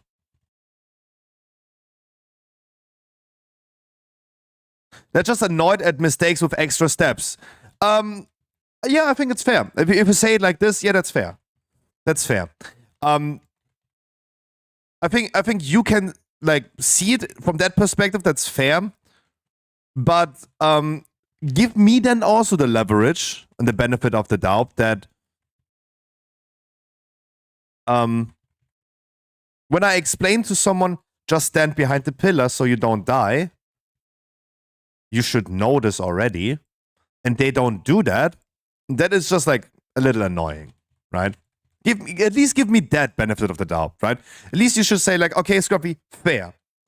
You have been telling the hunter right now while he was doing it, mate, go ahead and do that, right? Go behind the pillar, be safe.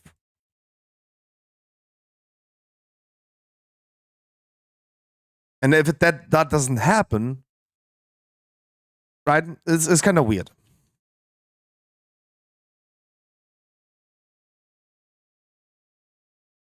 Right? At least give me that benefit of the doubt.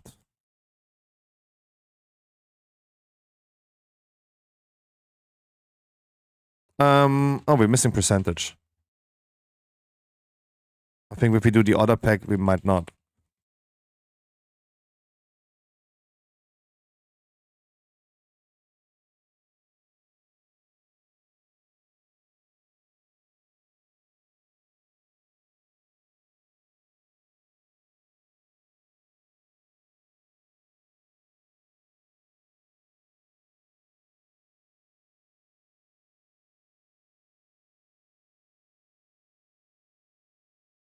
And in hindsight of next week, in hindsight of Wednesday especially, bear in mind that we're going to be doing our masterclass stream today. We're going to be doing a whole strategy overview of everything. Of course, if it's going to be a lot of information, not everyone will remember everything. Please use all the available resources that we have. On Stormfate, I provided you a lot of resources. On my YouTube channel, I provide you what I'm going to say today is going to be the same as you can find on my YouTube. Please use that so we can pump on Wednesday. Right? If people do mistakes on Wednesday, that is fine, right? It's absolutely normal in a new situation to be more susceptible to mistakes than in a situation that you done like now for hundreds of times, right?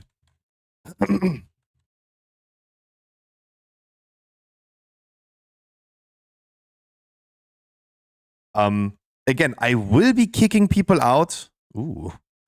I will be kicking people out of groups in dungeons or in raids if the mistake that they're doing is so severe that everyone else suffers. Right? And raid is really important, for example. If, like, imagine Zakharov would be the new boss. And we have debuff, second phase. And I say, guys, wait for my countdown to dispel. Person XYZ, or let's say like person Zugi, go to the orange world mark. If we then gonna have someone else randomly dispelling, despite being told right now, with audio in Discord to not dispel and wipes the group, that's a kick. Right? That's a kick. If the person can't go to orange, despite being told in audio, in voice, right now, in a totally calm and soothing tone, Tsugi, you have the debuff. I need you to walk over to the orange world mark. If you, after 20 seconds, are still not on the orange world mark, I throw you out. Right? Because I will throw you out, not because you do this mistake, it's because I cannot work with that person. Not you, I just use as your name as an example before I say person XYZ. Right? It's because we cannot work with that person. And bosses will become probably more difficult the further we go into the raid.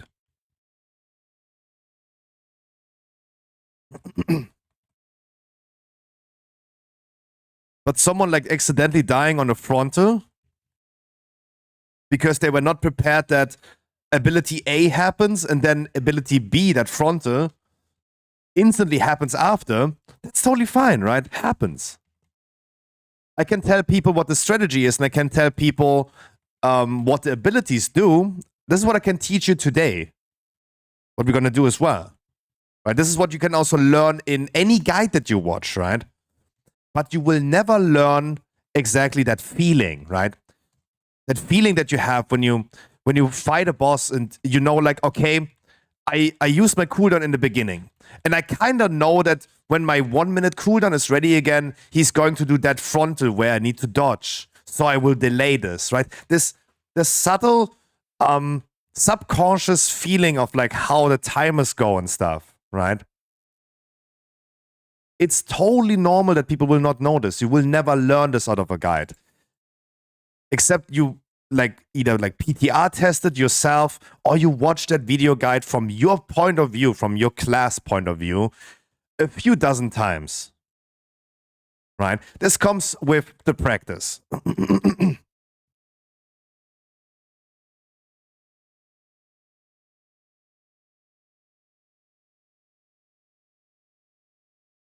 And this is the thing. This is the thing. Right? I totally understand the things, right? I totally understand.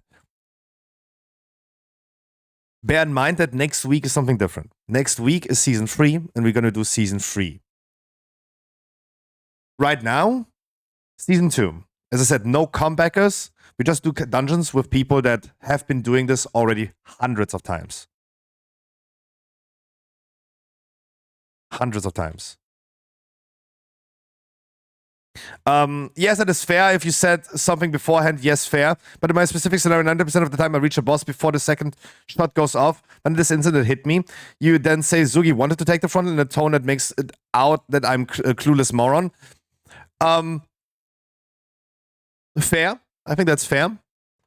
My implication of this is, when I say it like this, is you could have easily avoided that, right?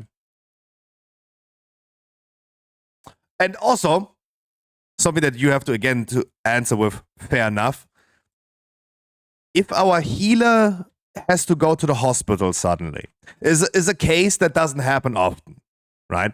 And if we end up having to do a dungeon without a healer, I think everyone can agree on the fact that we just need to perform a little bit better, right? A little bit more flawless. Because no one is there to compensate a small mistake, right? If you take that frontal from the boss, while our healer's in the hospital,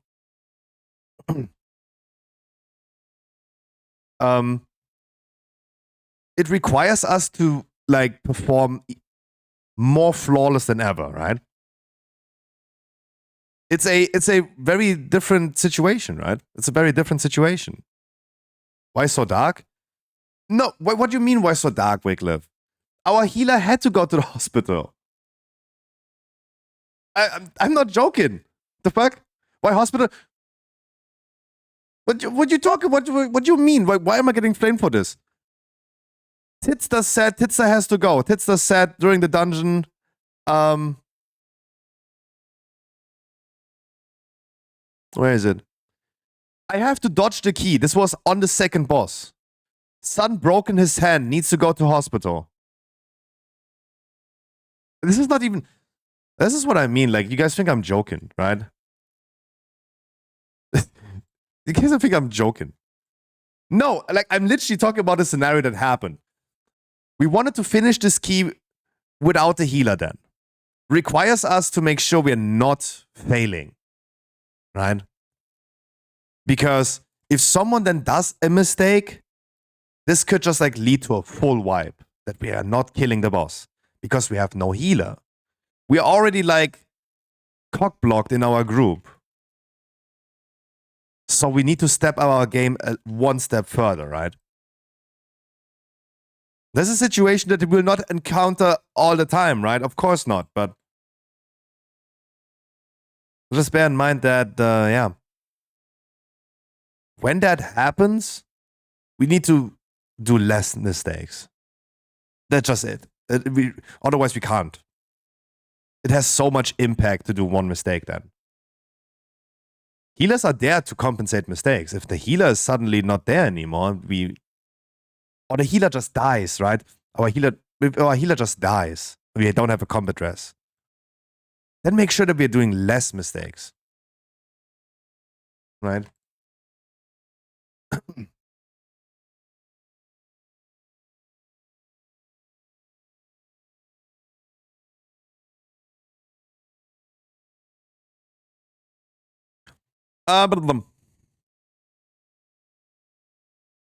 You need a hug? No, I just was trying to explain what happened and where my frustration comes from, right? Because people are wondering, why am I so frustrated? Because again, the frustration comes from me having to open up Paint and explain Freehold, right? I will not stream on Tuesday, so I gotta be here today and tomorrow. It might be the case that this was the last Freehold I ever gonna do, right? Ignore Lumia. Ignore Lumia. Let Lumia talk. Lumia is the bot. It's a bot. Let Lumia talk.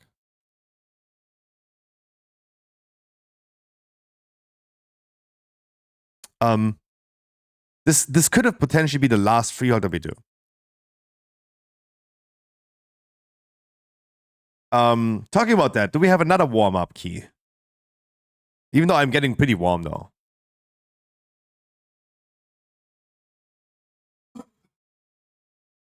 Turn the heater off.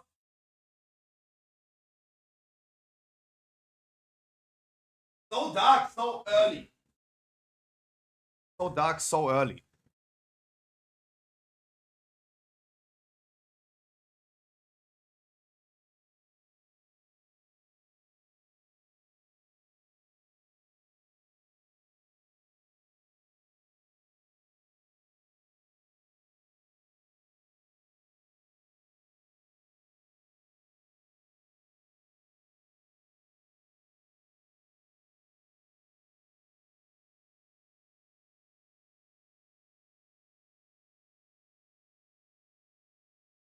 Did I miss the Nether 24 today? No, we did not yet. We did not yet. Let's do the 16 freehold. Let's get that key at least up again. So you're not stuck with a 16 key. Let's get the key up again. No, we did not yet. We're warming up.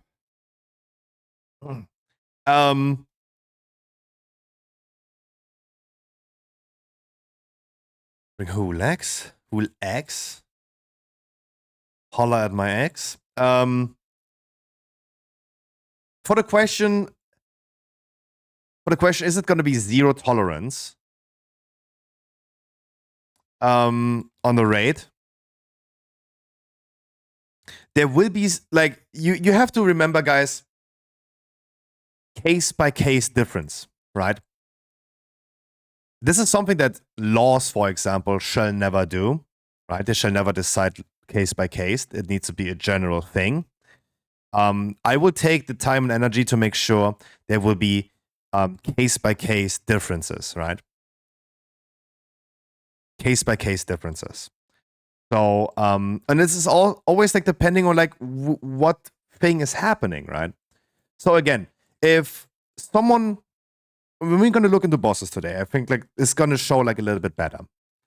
When we have a boss, for example, Nalroot, for example, and someone is dying to the frontal of Nalroot because they were putting the debuff on the ads at the same time and things just overlap. Keep in mind Tindral, for example. Tindral, the second to last boss, and you're going to see it later, I'm going to show you later, is a boss where the abilities are pretty simple by its own, but the difficulty of the fight is the overlapses, right? And different things going to overlap at different times, right? You're going to have moments where you need to stack up with all people, and in the same time he's casting that Moonfire that requires the 3 people to move away from the group, right? So it is definitely like a case-to-case thing, right? And when someone is like not getting out of the thing, out of the roots, and kills other people with the Moonfire, then surely, like, will I kick him out? No, of course not. Not even necessarily his fault. Could have done different, right? You could have removed snare effects with, or root effects with disengage if you're a hunter, for example. Surely, we're going to remind people about that, but it's new, and it's not leading to a wipe, not leading to a kick, right? If people are in voice and they're going to cause a full wipe, despite like me giving the instructions, like Zakharev D-Spell, for example, would be an example.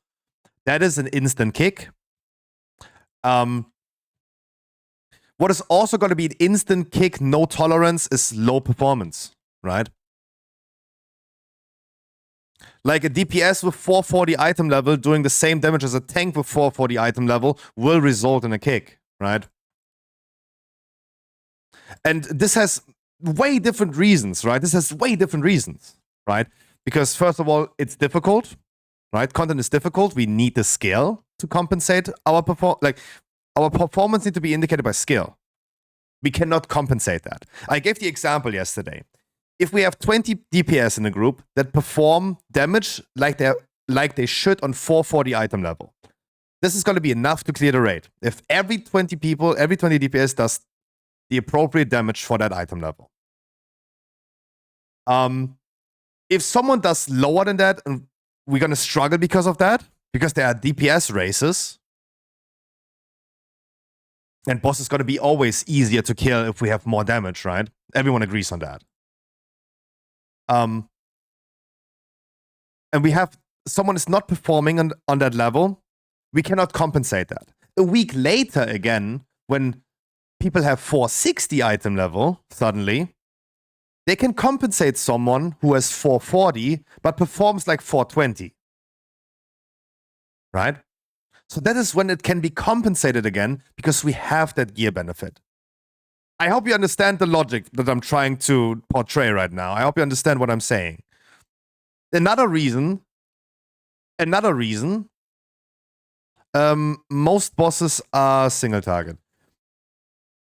There are certain bosses that are not.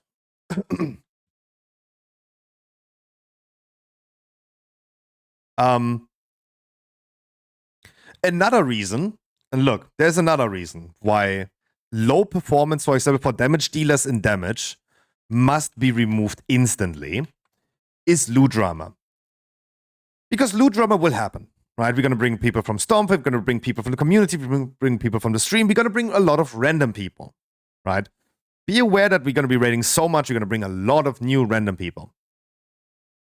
And especially in the first week where no one has that item level that is rewarded in that raid, everyone rolls on everything, right? Before anyone is wondering already in advance, everyone rolls on everything, right? Don't worry about that. Everyone is going wild. Right? Everyone is going wild. You can. You can if you want, Hulex.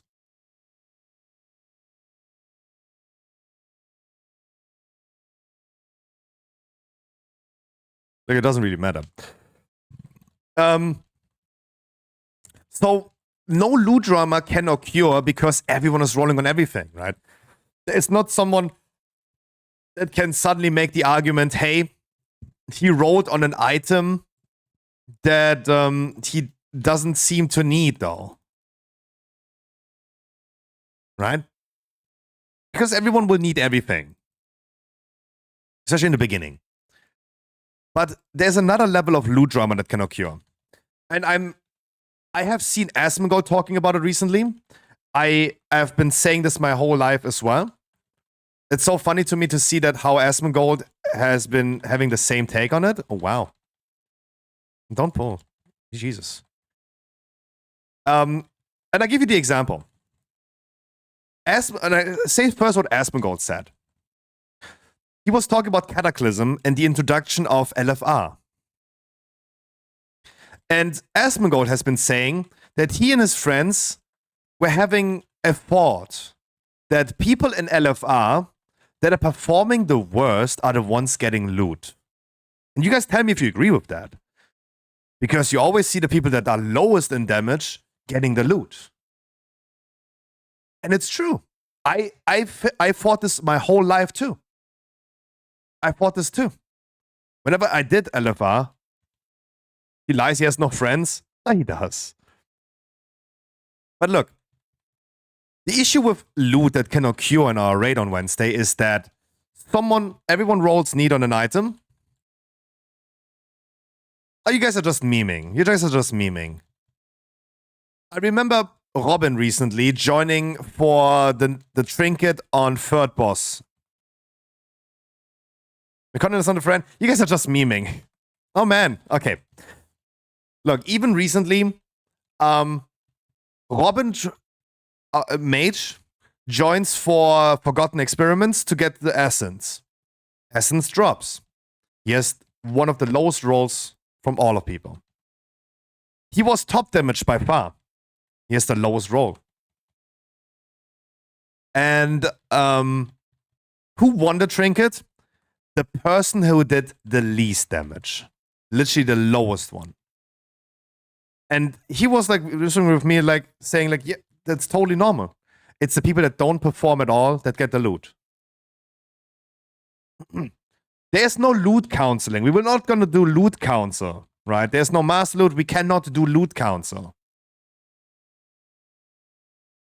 But if everyone performs on the same level and everyone performs equally good, no one can complain about that anymore, right? Yeah, hi Gabba, welcome back to WoW. And even if you guys don't want to admit to it, you are guilty of doing that. You're guilty of doing that. You are the one also thinking, you wanted an item, you wanted Beacon, you wanted Zakharev Cloak, you wanted a specific item from the raid. And you are very upset afterwards seeing that the person that has performed the least, got carried and compensated by others, is the one that's taking your item. You're not getting paid for the carry, and you're getting all loot taken away from you. I know you might want to meme in chat, but you are also guilty of doing this. It's a super universal thing. Right? Especially because people have their personal bias towards themselves. They're like, me, I'm doing good. I deserve items, me. Right? Totally normal, right? Therefore, it's like so universal. It is totally normal that people have that bias and they're thinking that as well. We can diminish this. We can absolutely diminish this. Right? If someone who's performing low is just not allowed in the raid, boom. Everyone has to perform on the same level. We set the rules from the beginning. We will set the standard from the beginning. And everyone performs on the same level. Otherwise, you're downed. Right?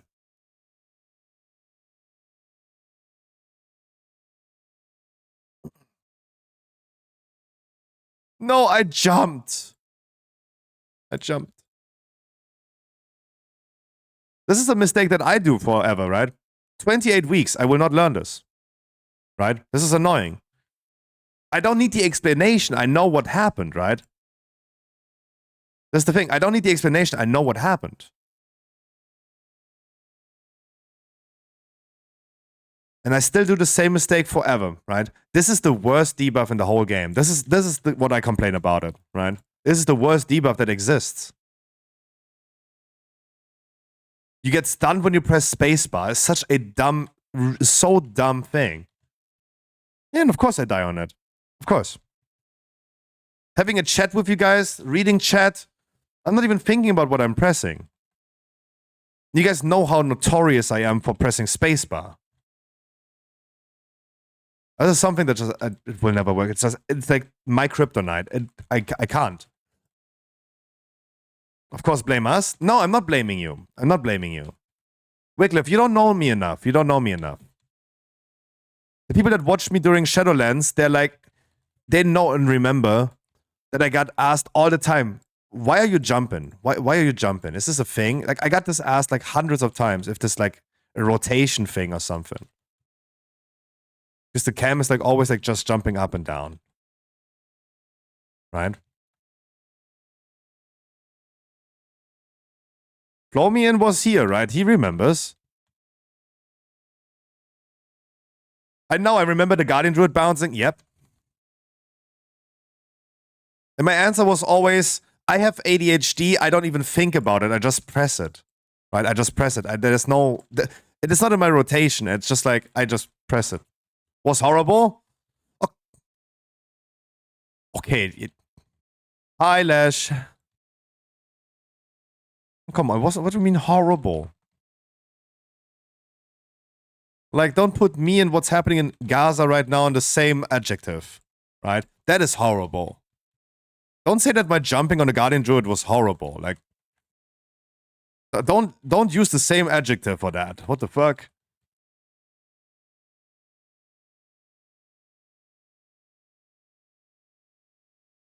It was probably annoying, but it was not horrible. What the fuck?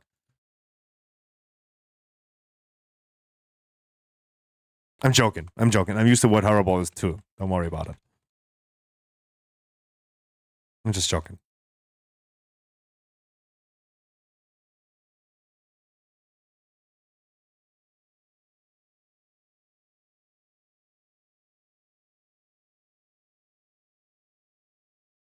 But no, again, like, I hope you guys understand how we're gonna set the rules next week. I will probably think about it a little bit more and making sure that I find a way better way of talking about it. Because everyone should understand the rules correctly from the beginning, right? Performance is required. If not, you are removed.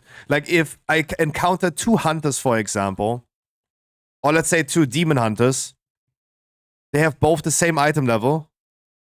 The mic setup is crisp. Where do we mean crisp? What do you mean? If we have 2 of the same class, 2 warriors or 2 demon hunters, and both of them have the same item level, because they've been equipping the character for 28 weeks over Shadowlands season, Dragonflight season 2, right? And they're both doing an insane amount of different damage. You're out, right? Because that demon hunter that's doing the damage for that item level is going to be upset if the demon hunter that's doing lower damage gets an item, right? That's a reality. Keep in mind, for example, Beastmaster Hunter is currently the strongest class in the game. I did not even post the news, but I'm going to do this later on. It's the strongest single target class in the game right now. Right now, Demon Hunters are Beastmaster Hunters are performing the strongest in single target. So if I see 3 out of 4 Beastmasters on the top 3 ranks in a raid, that's perfect. And I see someone being super low despite not dying or something, you're out. You're out. Because the other 3 Beastmasters that are doing appropriate damage don't want to give loot to someone like that. It just causes drama. It just causes people to be annoyed. Like, I don't want that. But everyone needs to carry more than their own weight. And again, before you think like I'm toxic, you guys are guilty of doing that. You are guilty of like being sad that someone got the loot that you wanted.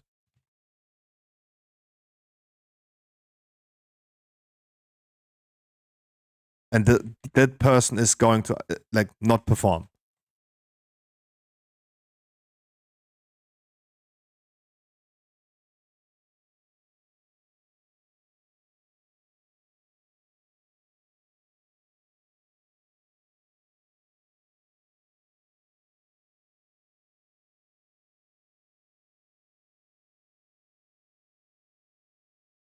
You should just get GDKP back and this would be fixed.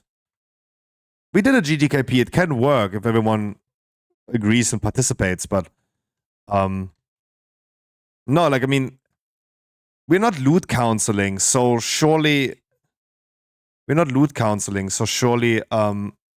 cannot adjust that at all, right?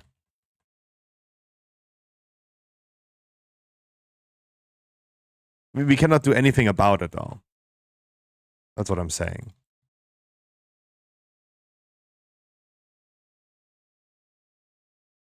Oh my god, I'm so bad at this. This is crazy.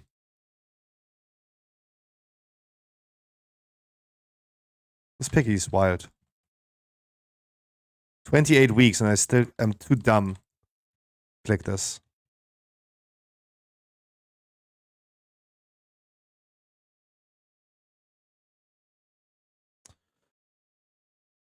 That took long though.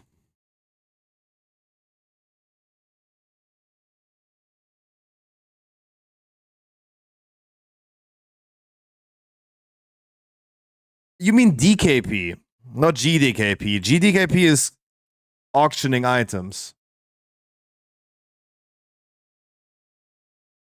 You mean regular DKP.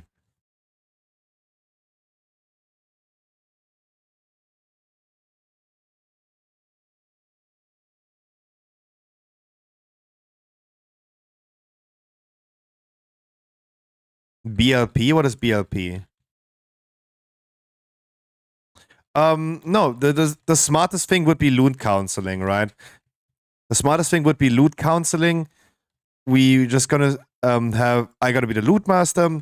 People want to have an item, I post it, people roll for it. I can say, okay, you rolled the highest, but you have been performing absolutely the lowest, you will not get the item, right? That would be a thing. That sounds super toxic, right? And this issue can just be diminished by everyone just performing. Right? Everyone just be performing. Right?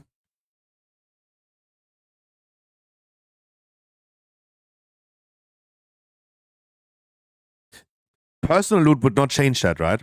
Keep that in mind. Personal loot would not change that. But someone has to be the lowest? Sorry, you misunderstood. I missaid it.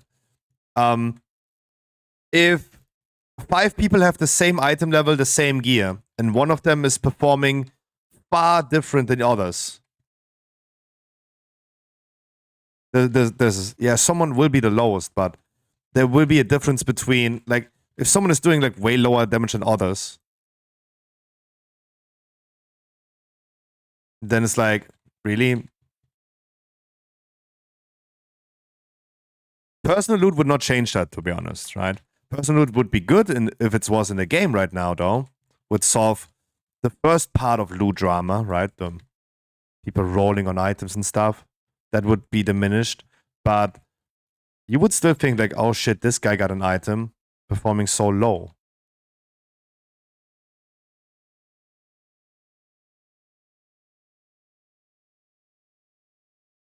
There's a difference between doing lower damage by just like a few percent versus doing half the damage.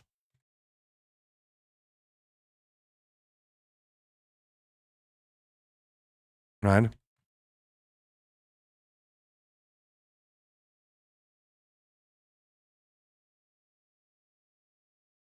What can I say? Like, sorry, what can I say? All I'm trying to do is that everyone performs on Wednesday. If someone is not yet there with their class that they're playing, like, I will not be able to bring you, right? I don't know why I'm even trying to justify this with loot or something, right? At the end of the day, it's just like, I want everyone to peak perform. If you don't peak perform, don't come, right? This is all I meant to say. Like, why am I even like trying to talk long about this? Like, I don't know what I'm doing, right? I feel justified to do it because of reasons like that I give. But at the end of the day, it's like, if you don't perform, I will not bring you.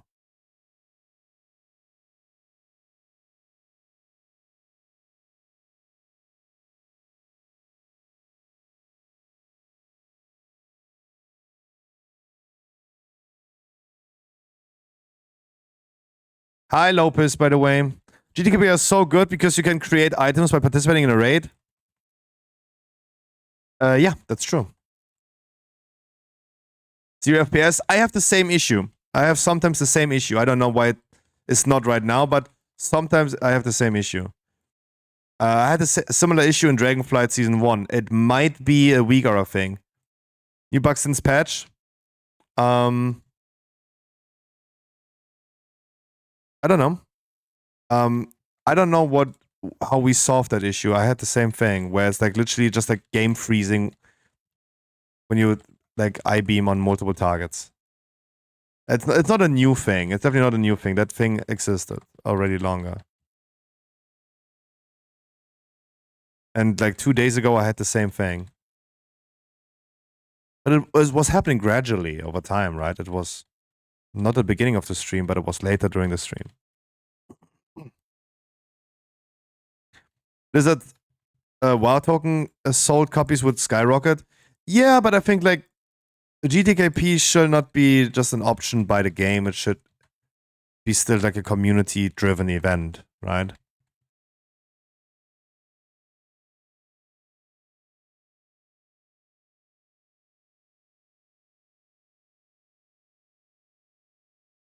Surely it would make it absolutely easy if Blizzard would implement something like that, but look, isn't that the charm of Blizzard and of World of Warcraft, right? Briefing people, ninja looting stuff. Those type of behavior were always endorsed. It was never like something that gets you really hard punished or something. Right? World buff griefing. This is always like a thing in World of Warcraft that World of Warcraft was initially a game for griefing.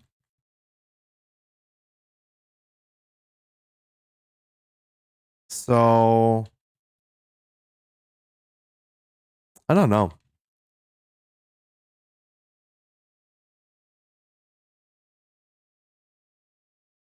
I have a friend that would love to play classic hardcore right now if they had PvP servers, and he would go on level 60 into Stranglethorn Valley and just kill low level players, right? I just don't understand. After playing this game for 16 years, I don't understand. I don't understand the appeal as a high level player to go into Stranglethorn Valley and just grieve people. I don't. Why PvPing someone who's 40 levels below you? But he loves it. He loves it. Right? I don't understand. But he loves it. I don't understand the appeal.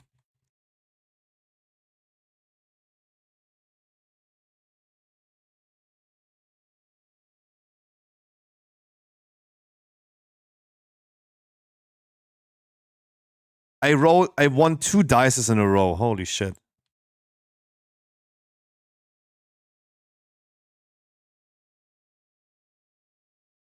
I got 2 dices in a row. Wow. Wow, wow, wow.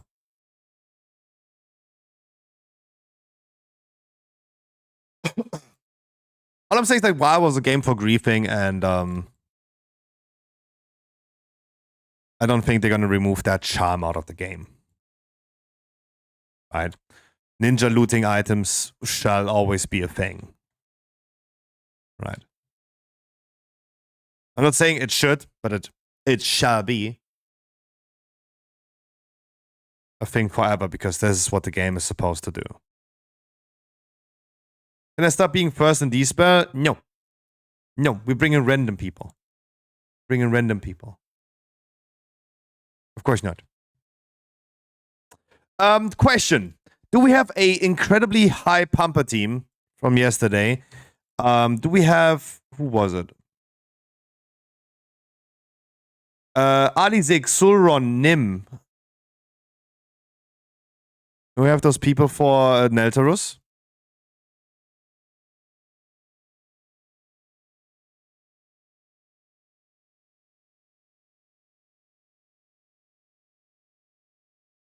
Who?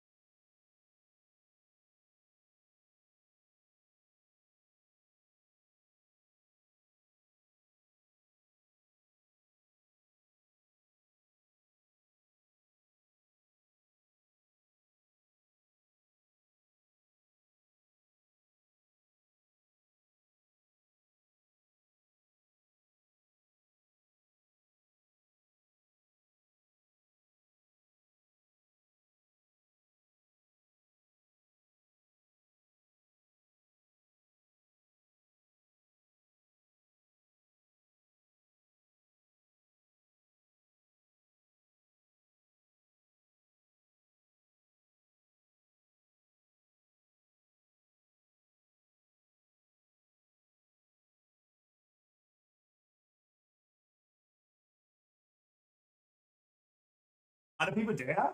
Hello? Nope, just small PP players. Here, yo, Wycliffe. If Xulron is not here, I'm gonna need you as an augmentation evoker.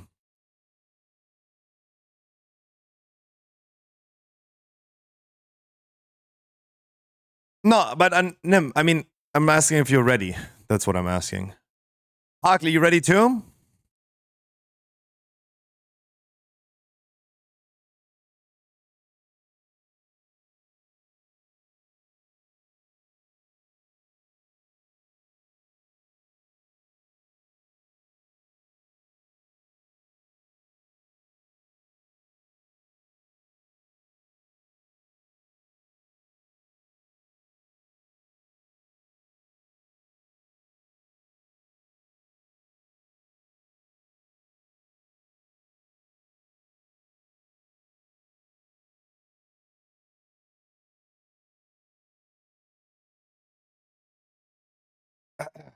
Hi, Ice Burning.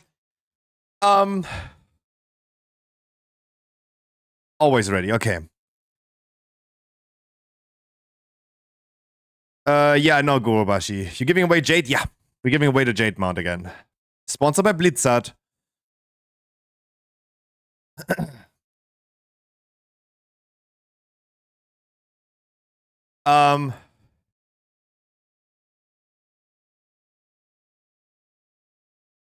To quickly just summarize what we talked about, guys, if anyone feels flamed at, insulted, or scolded by my words, I am sorry. I am sorry. Right? There you go. I don't mean it. I don't mean it. I don't mean it as an insult, flame. I should word it better, right? I should word it better. Criticism never sounds nice. Never. Right? No one likes to be criticized. It's just like in human nature. No one likes to be criticized. I'm not sorry? Okay.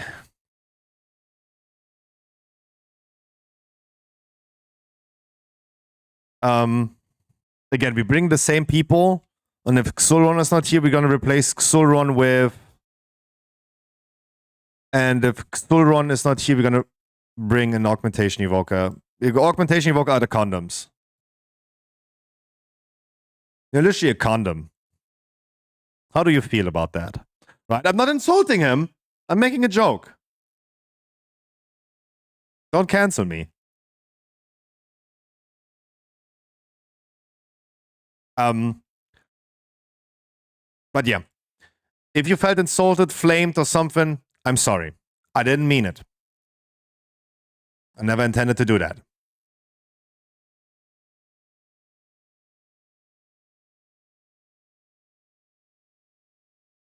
You're an Augmentation Evoker. Of course you're a condom.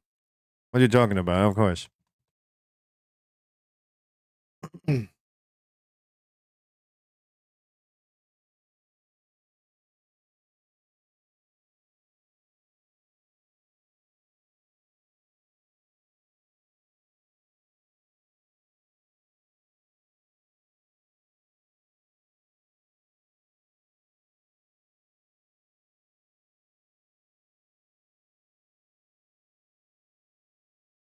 I keep missing the groups. Again, we wanted to do this with the same group as yesterday.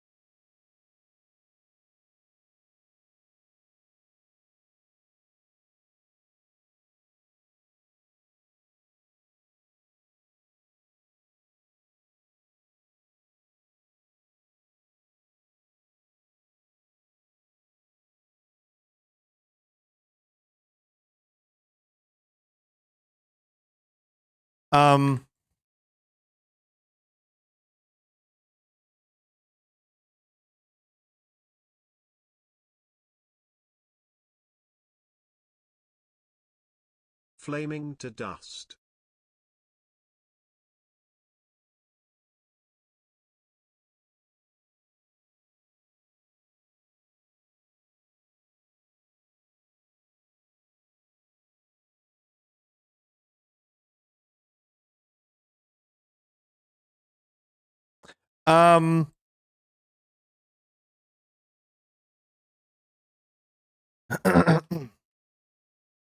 Red Dead Redemption spec Liv Slinger? Wait, what? Who? For this dungeon, I wish I had the freaking cheat death, though.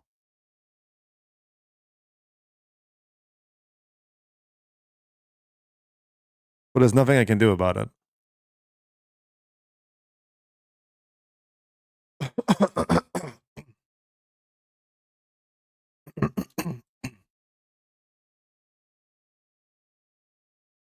This is what I can do.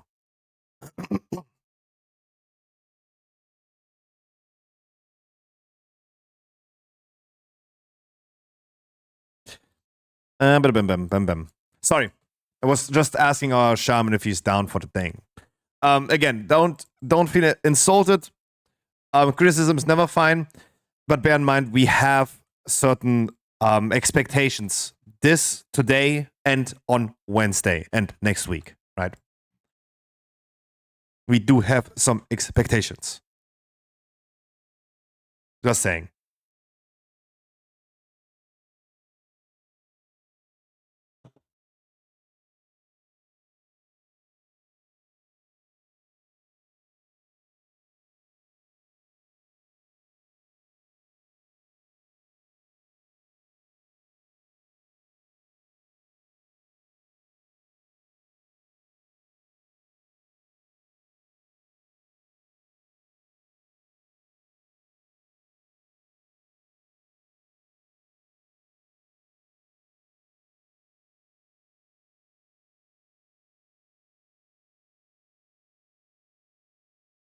are toxic. What are you talking about? I just really hope that no one is going to be disappointed on Wednesday. This is all I'm saying, right?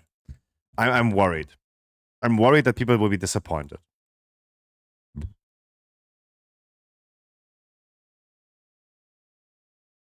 And I just want everyone to be on the same page that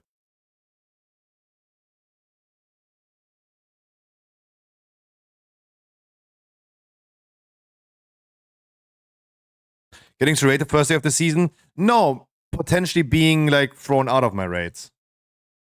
I will throw myself out if needed. I'm just gonna raid lead outside of the raid. If I fuck up that hard, I will throw myself out. Right? I will throw myself out. Don't worry about that. You guys know that I have been throwing myself out in the past, so no worries about that. Oh, don't worry about that. Gonna bounce. Thanks for your key.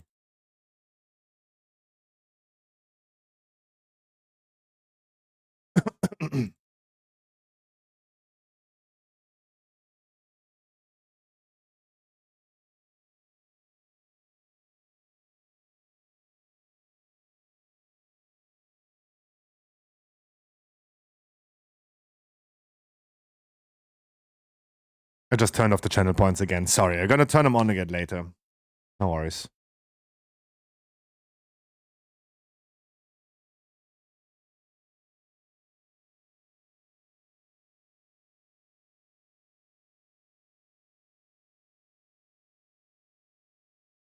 I said that as I'm gonna be doing exactly the same in my raid, chucking out the shit.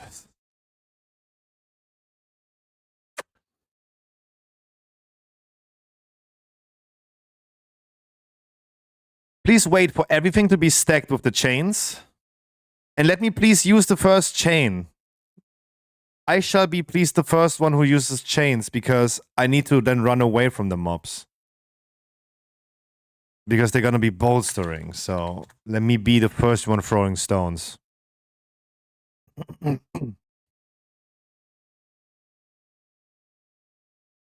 on bosses, of course, make sure you're gonna survive as hard as you can. Boss is gonna take long. They're gonna deal a lot of damage.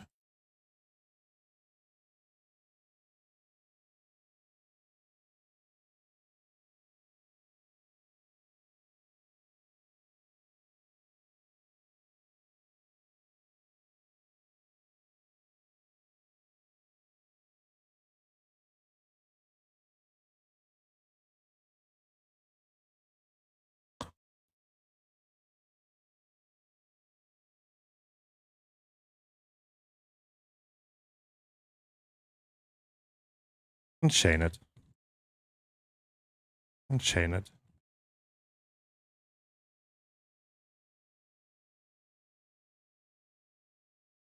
I think we're missing chains. The mobs have too much health, I think. Oh man, I don't see who's having the debuff or not. Did we use 5 chains already? The mob had so much HP though.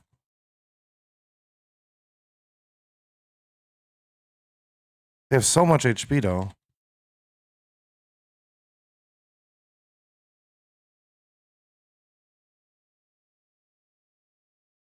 Did we all chain? Alize, Nim. No, sadly for me not.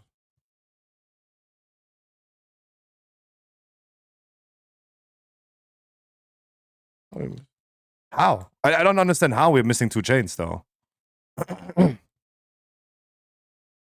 Who's missing though?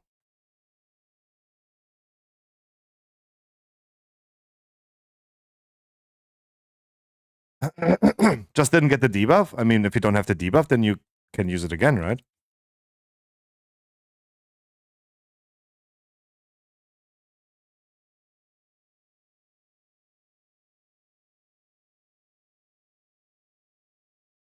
Yeah, I'm really not wanting to face tank them.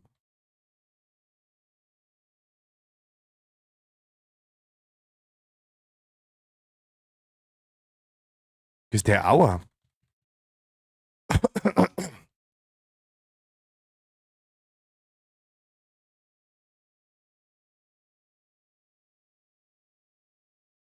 I mean, 2 people are saying they have no debuff. So if they don't have a debuff, they can use it again, right? Focus Skull.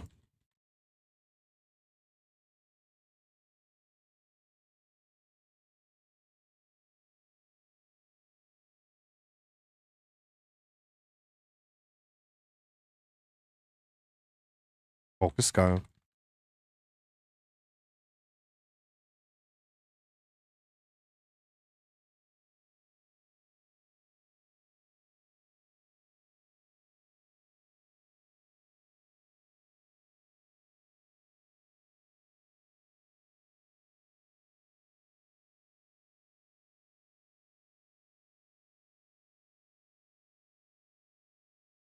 Isn't Sigil of Chains a wonderful spell? Oh, wow, big boy.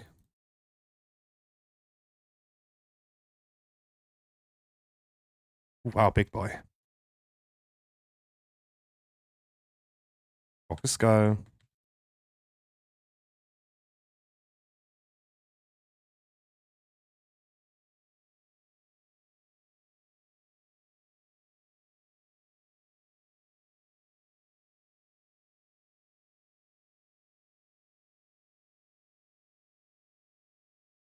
But yeah, having cheat death drink, like not having frailty AoE stuff happening, stacking stuff happening is fine for now, I feel. Single target will be bad, but for now I think it's fine. Just like better having a cheat death than not having. I don't know. Having is better than needing. It has not yet procced, but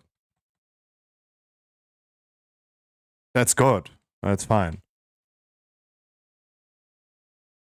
I'm ok with this.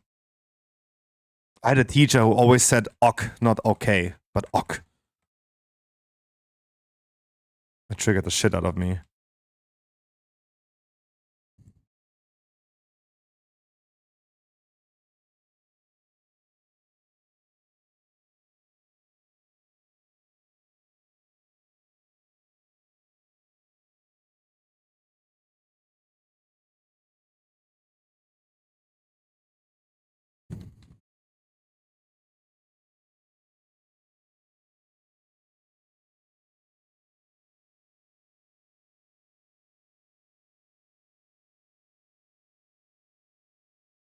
I wish cheat death had an upside of not being on CD, would less feel like a useless talent. I mean, I agree. It feels in most cases just as a wasted talent, but every time it does then proc, it makes up for being so inactive the whole time. And Bloodlust. Right, it just then suddenly makes up for everything.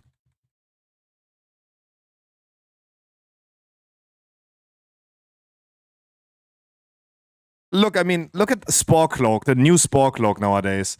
The Spore Cloak has 71 versatility because it got nerfed a lot, right? 71? Dude, that's 0.3% damage. I mean, you're talking about the small upside. Like 0.34% versatility is a small upside. I think they can just keep that shit.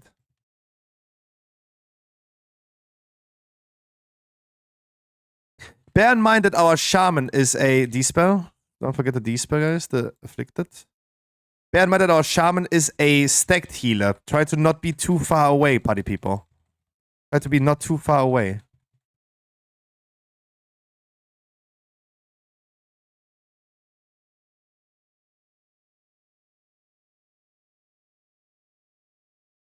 Charge next.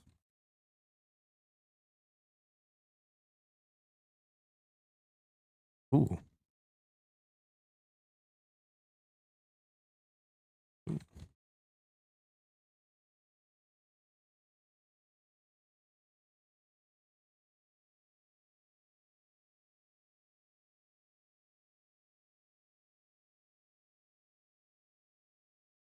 And always don't forget, it's totally fine if things just take longer, but are safer. Especially on second boss, this will be relevant.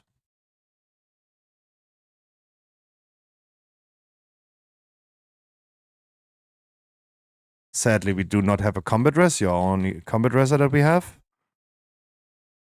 Do not fail the charge, please.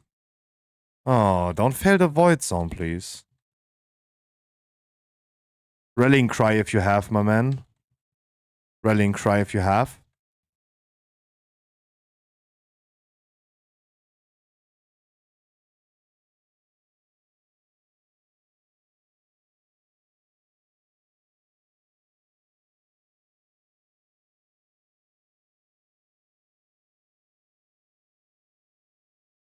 Ooh.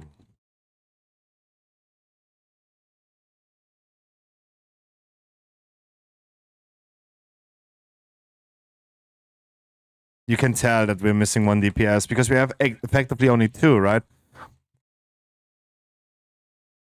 D-spell if you can, guys. Don't let the thing go through.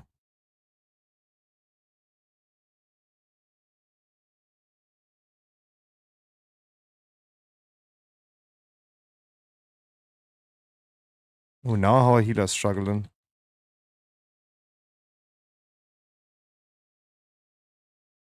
Yeah, I mean, this was like very, very crucial right now that our Boomy doesn't die. Boomy has the 2 DPS has so much more responsibility. With the DPS dying, you're completely negating the evoker.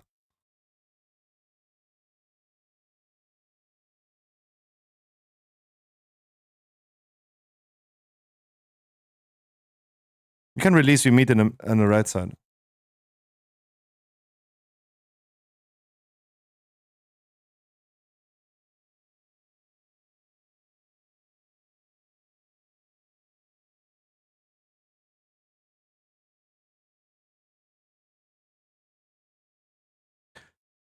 Look, a condom is only as good as the cock that is it being put on, right?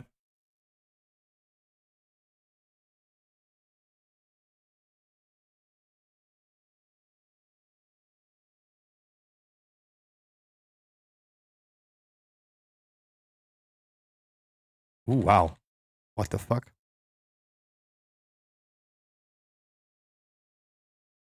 Ooh, I'm gonna pause here.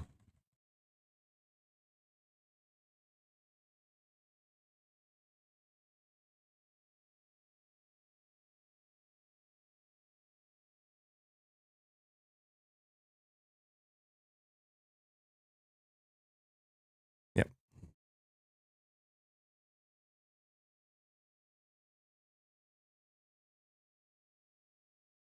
Can anyone pull them? My chain already broke. Never mind.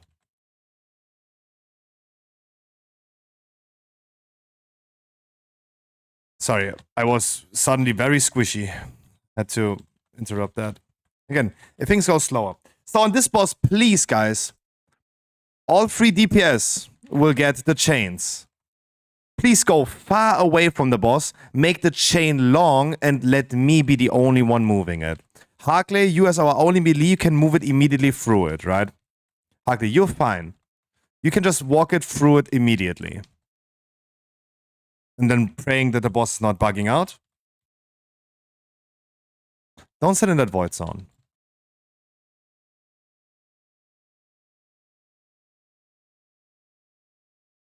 But our Boomy and our Augmentation Worker, please bring it far away and bring it and make it long.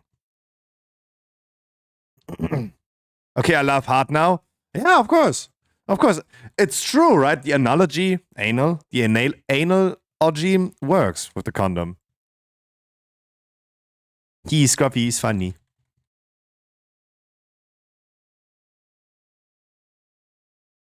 And when you have the debuff, use personals. Stop what you're doing with damage and use personals on yourself. Because when the chain hits you in a second, you're gonna be already like super low. You must be full health. Our healer's pumping. Bring it far away, please.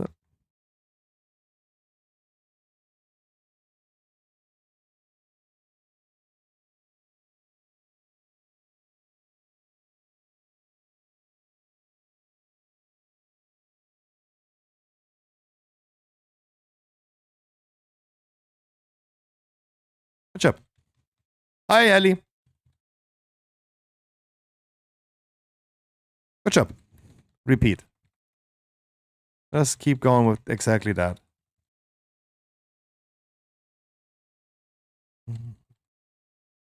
And again, whoever's getting the jump next, stop what you're doing and just keep on healing yourself.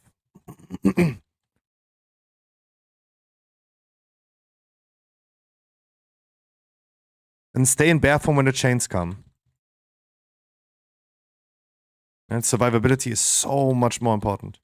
Chains are coming, bear form. And go give them.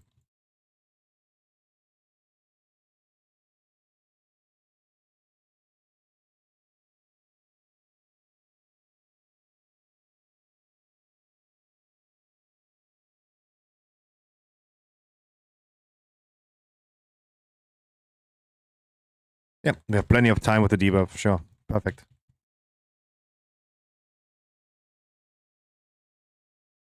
Good job. Dude, I would do so much more damage if I had the frailty thing.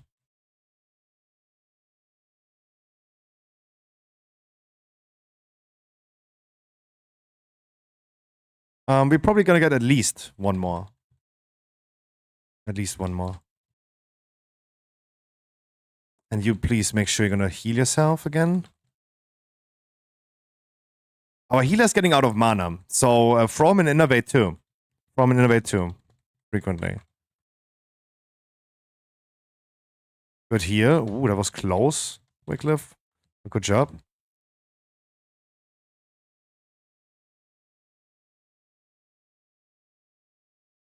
Very nice.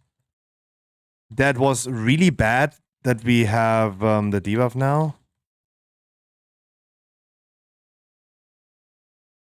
You guys must help. You guys must help. Let the healer in that moment just heal the people, and then we have our augmentation and Boomy dispelling. The afflicted.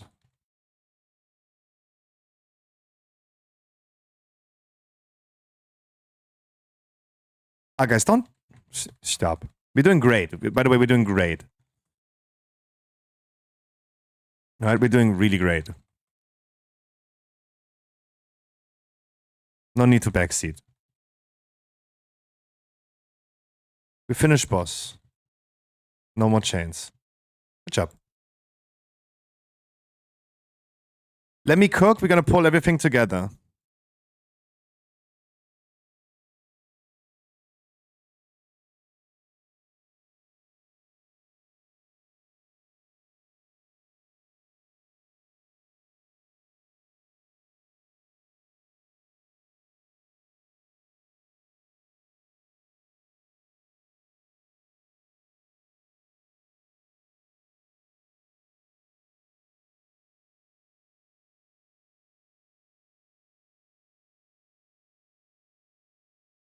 Yep, I'm definitely not wanting to face tank them anymore.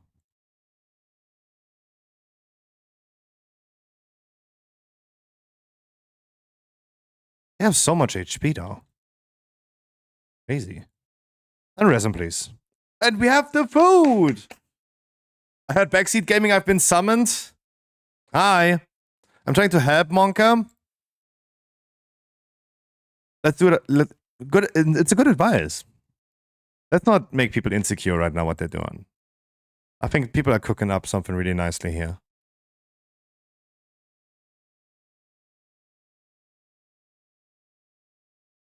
We were cooking up something really nicely right here.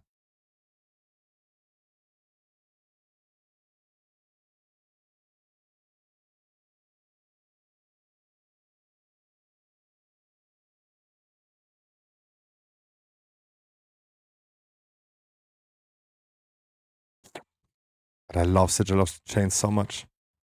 Have I told you this already? No? Buckley. Nice. We went from Harkley and Yamios to Fuckley and Dummios. Nice. We evolved. You guys are the next evolution of Pokemon. We skipped next pack.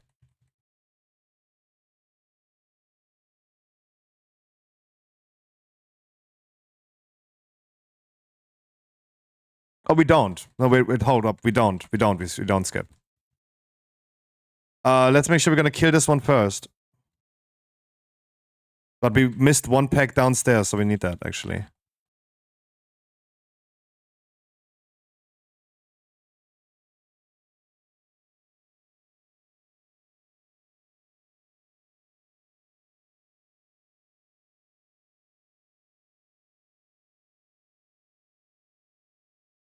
For now, there is not a single debuff on the player. I'm saving my global cooldown for Sigil of Chains. Whoop. Imprison is not possible. First debuff, there you go. That was a long-ass time. That was a long-ass time, though. Until they made, like, a debuff. Like, the difficulty of this pack is the debuffs that they're doing. There was one. There was one. Because the Aug... Not the Aug, but me got out of thing. Sure, Augmentation was, like, also, like, doing the thing a lot, but... But having, like, so much CC as a Vengeance Team Hunter is just wild.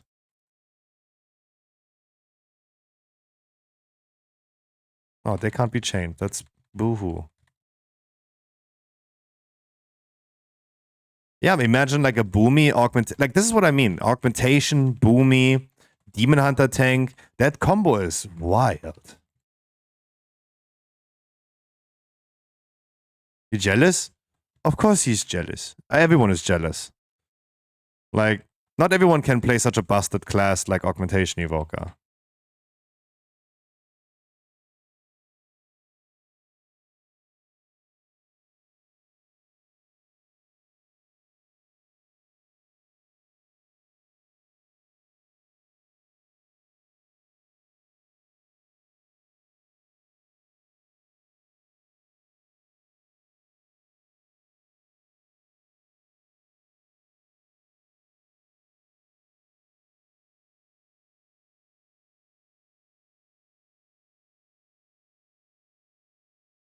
Another Sigil of Silence. And after those overall 16 seconds, we can finally do a Solar Beam then.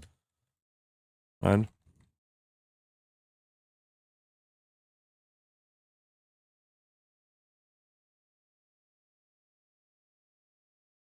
And they're not even casting a lot of flares on people. Or melts. It's not flare. The 10s are the worst. Yeah. Gulex, I heard this already and I said this again. In hindsight to the topic that we had today. Yeah. The low level bracket of like 10 keys right now is like probably filled with people that are comebackers and rerollers. So they're playing they haven't played the whole season, they haven't played the game for a very long time, and playing something that they never played before, so it's like a deadly combo.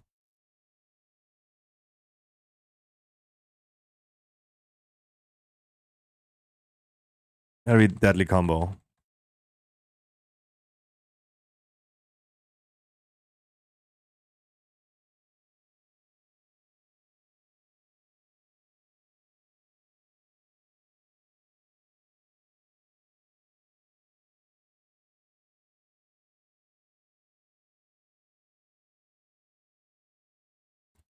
Let's move them back. Watch out, they have bolts and you have the debuff. Gotta be careful.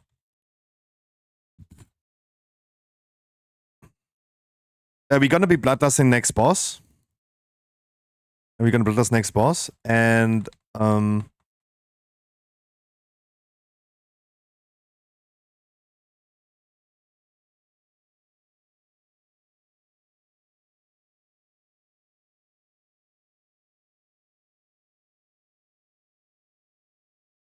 try to focus the big guys, so they're not bolting a lot.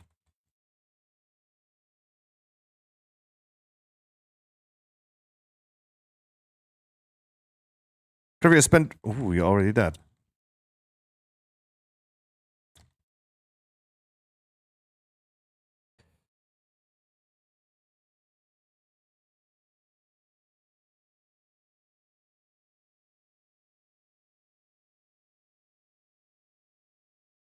Three stacks of balls though.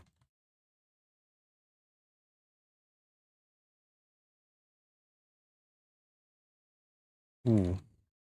That's the moment that she death proc, right? Probably. No, not yet. Holy moly. Knowing that I have cheat death is so calming. We're a little bit under time. Just a little bit. We would have pulled the boss a little bit earlier if hard kills wouldn't have died right here. We could have pulled the boss with... I mean, probably not enough, right? Probably not enough time for another Bloodlust into the timer. But it's fine. Like, the time is still fine. 23 minutes on this boss is absolutely fine. And also, we have, like, only 2 more trash packs afterwards. Now we're just waiting for the man to be here. You're not even going the shortcut, so you're going the long way as well. Then I can just go quickly AFK.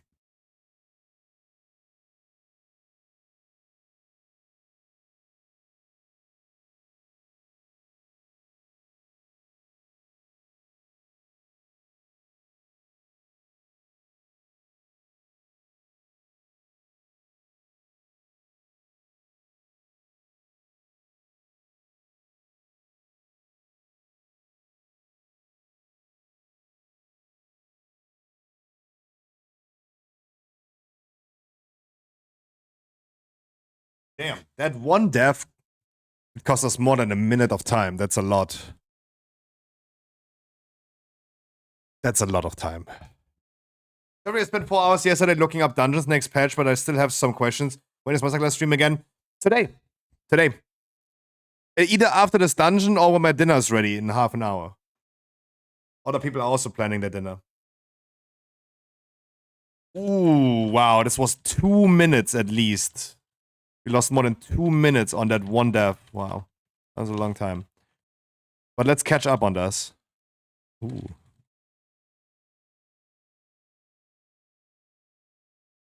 There is a strategy that you guys can just stand in line. In front and behind each other. We never did it, so I will not be angry for... I have never explained it. Oh, it's fine. This is something where I know, like, we never done it, we never talked about it. I'm not upset if it's not working.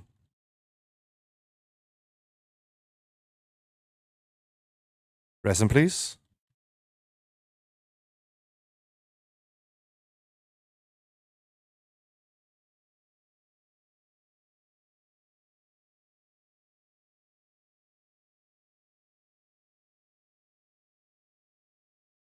Use personals if you can.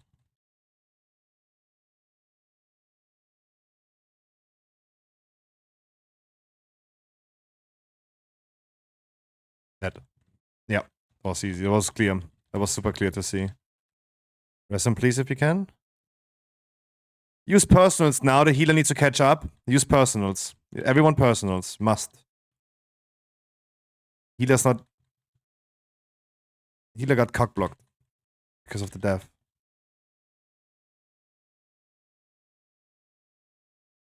Good job.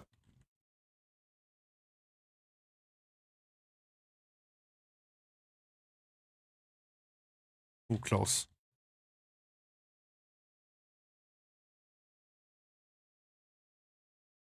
You're doing good. Keep it up.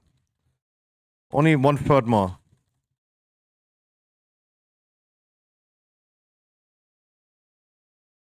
I wish I was a paladin right now and could heal someone.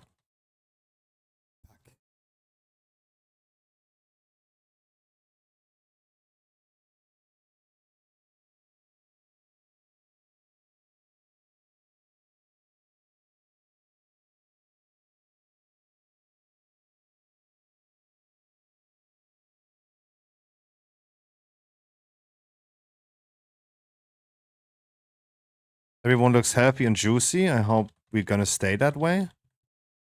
There's a healing spring. A healing tide, I mean.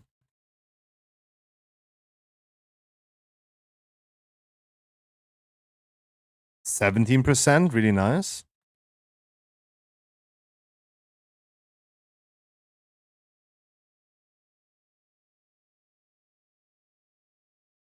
%, really nice. One more we need to survive.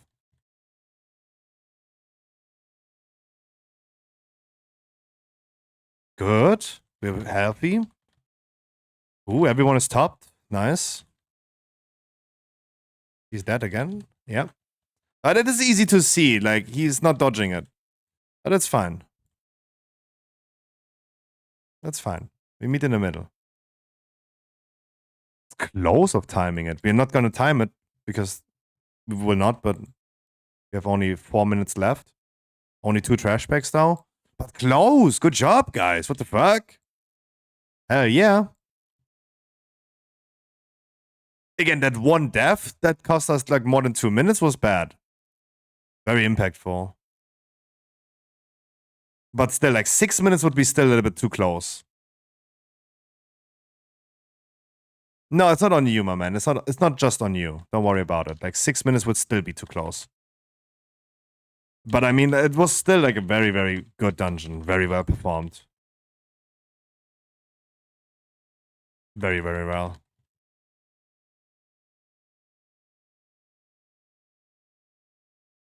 It gets us to a plus 12 key next week. That's good.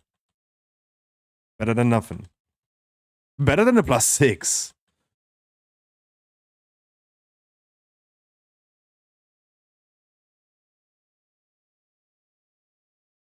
For sure.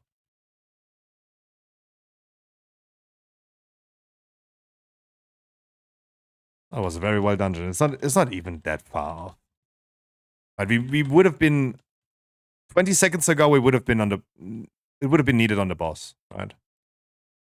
And it's only like 1 pack in front of us, so it's like so close of being off. A little bit here and there, and then would have been good. And it would have been a timed key. But I'm still very proud. Hi, Paragon. I'm still very, very proud of this key. Like, it could have been absolutely horrible. I want the random healer in the beginning and said like, hey, we're of course trying to time it, but if not, let's just please finish it for the weekly. And he's like, yeah, if as long as it's not gonna be like a 2 hours endeavor, then he's down for it. And yeah, it is definitely not a 2-hour endeavor.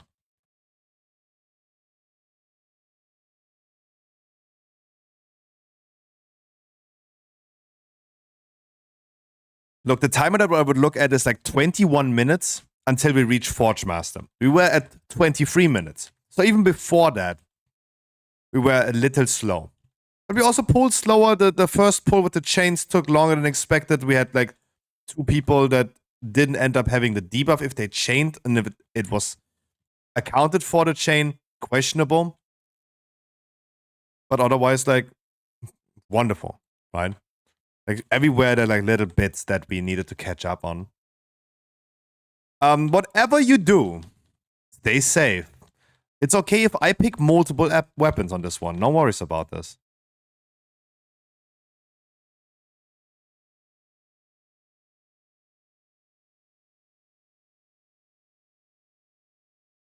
It's totally fine.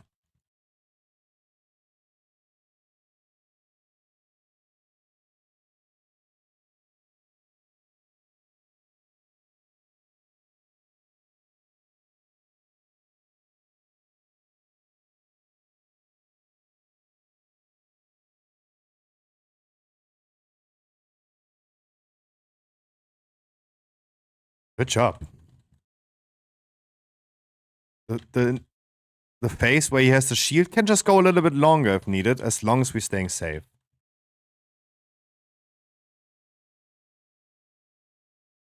And once again, let me just pick a few one.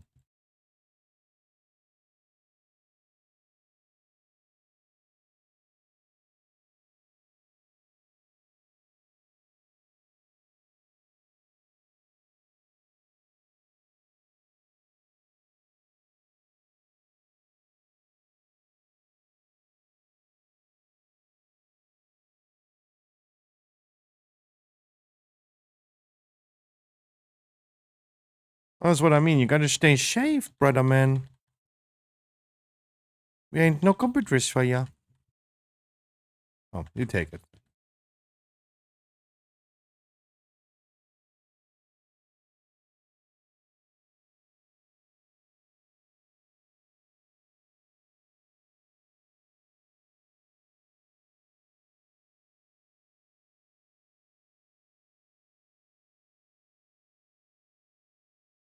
No, Alice, don't die.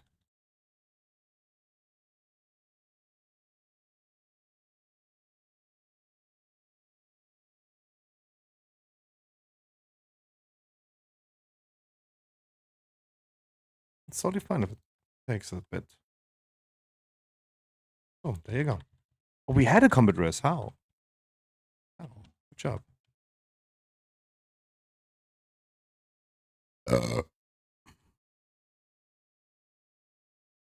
You can still get Keystone Master. You can still get portals, of course. Wow. Paragon chill. Toxic.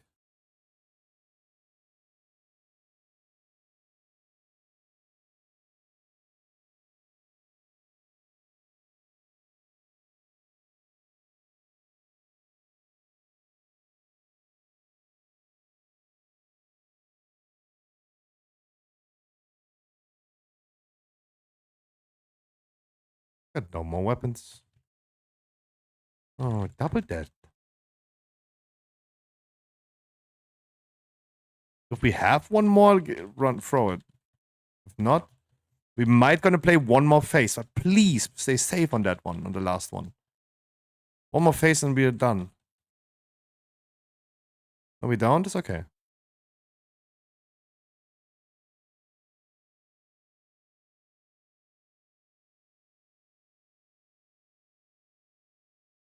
Oh, wow, I duplicated a lot of them.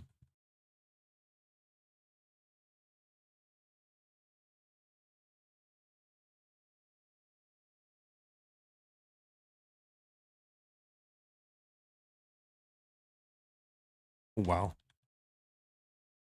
Good job. Don't know why hard kills is dead again. But our condom has no one to buff anymore. Fuck! Our condom. Congratulations, you got promoted to a condom. Good job, guys. GG's. Takes too hard, it takes very hard. GG's. Good job. Good job. You did great. You gotta even score. GG's.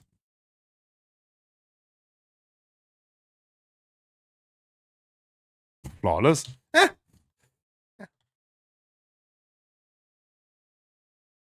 No, it shows that we are all just not ready for that, right? We just need way more practice. Molten gold, like ticking that hard is wild. Yeah, it ticks like what? Okay, it's every 3 seconds though. Every 3 seconds.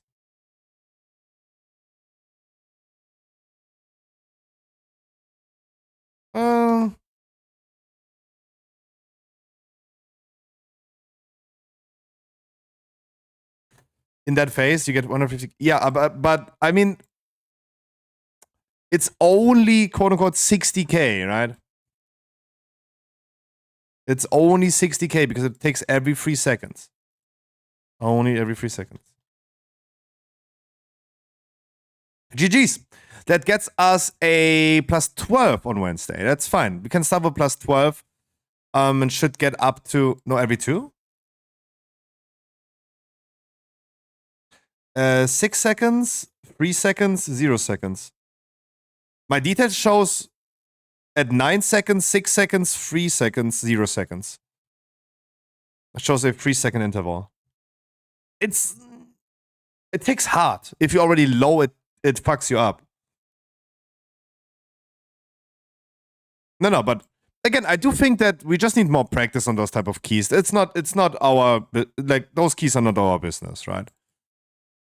And for the fact that we have not been running those type of keys at all, it was a very fantastic key. 2 minutes, only 2 minutes overtime, 2.5 minutes overtime. Again, first poll, we would have chained everything to death immediately and it would have not taken that long, right? This lost already like a minute or 2, right? This was a lot of time lost in the beginning. Like, everywhere a little bit more and it would have been actually a time key. So I'm very proud of that. Very proud of that deplete. It could have been so much worse, right? So much worse.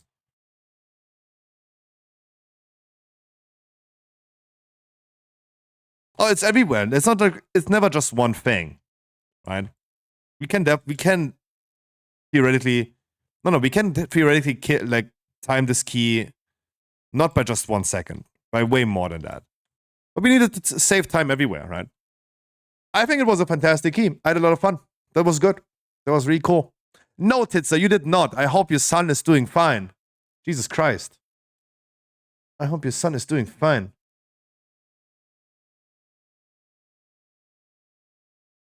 My life be like.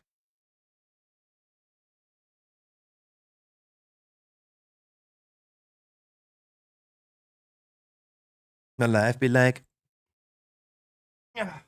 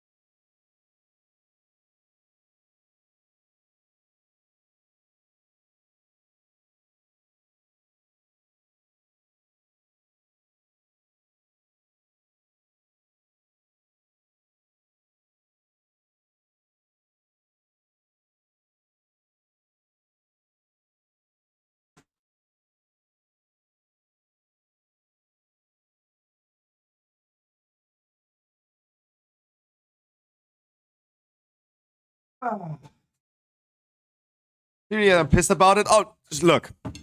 Y'all should not be pissed about this key. Like, guys. Why?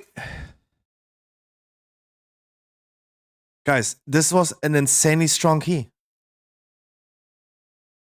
It was a very good key. I don't know. People do mistakes, but it's totally, like, it happens. Like, our shaman healer also died a few times.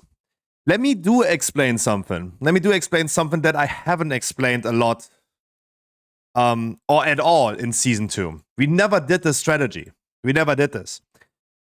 This is the area of Forge Master, right? This is the area of Forge Master. Let's put his anvil in the middle, right? So 3 players gonna get the circle around themselves, right?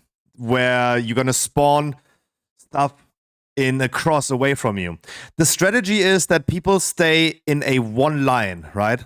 If they stand like this, when they have the circle around them, the ability is gonna spawn in this direction, right? And everyone can just easily stand still, right? Everyone can just stand because in the middle you always have this free spot. And you're not overcrossing this. Our shaman died like 2 times on this one, or 3 times actually.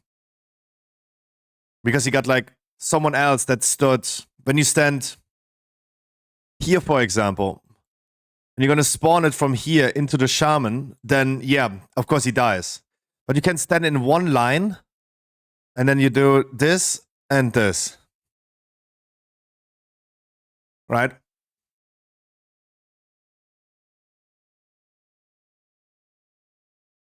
Nice.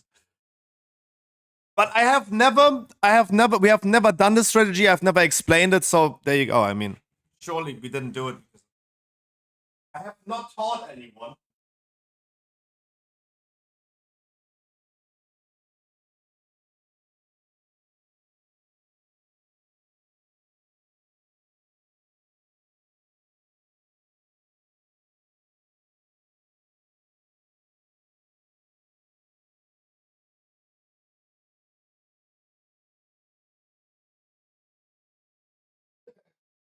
So don't worry that we fucked this one up. Right? That's also like a thing in hindsight to what we talked today about.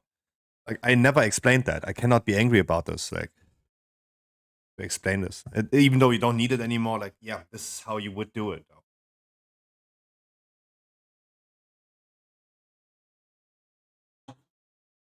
I got my mama's casserole. Yummy. And it is time for our masterclass stream. It is time for our masterclass stream. Let me first figure out the music. What's in there? All leftovers baked over with cheese, right? Everything that you can find in your fridge thrown together. Like olives, tomatoes, even pineapple, some sun-dried tomatoes, corn. I see carrots. There's chorizo. Some meat must be in there.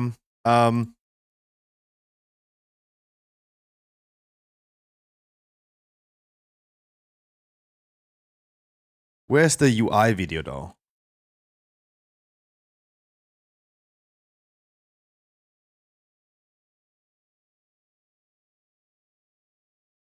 The worst UI of all time.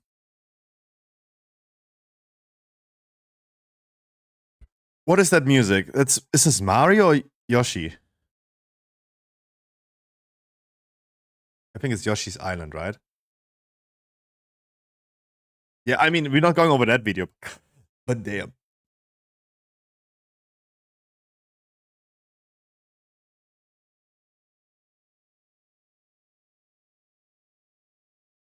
Yeah.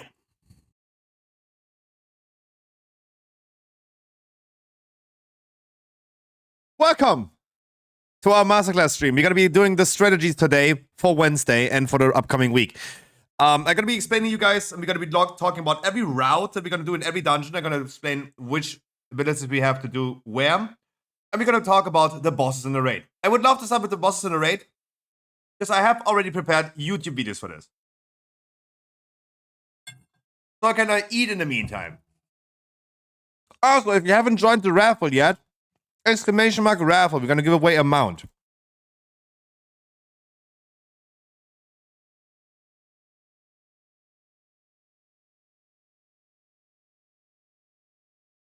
So that's a perfect react content while I'm eating.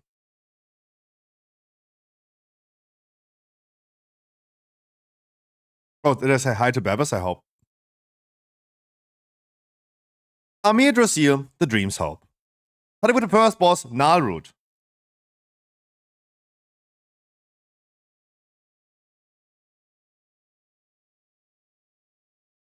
Intro skip.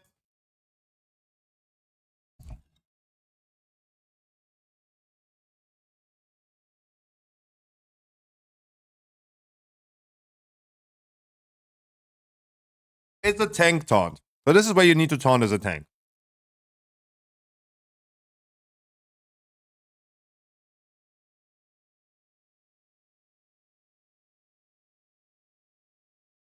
This is a quick one, so you gotta be careful. He turns around to a different player, and it's a quick one. Bam.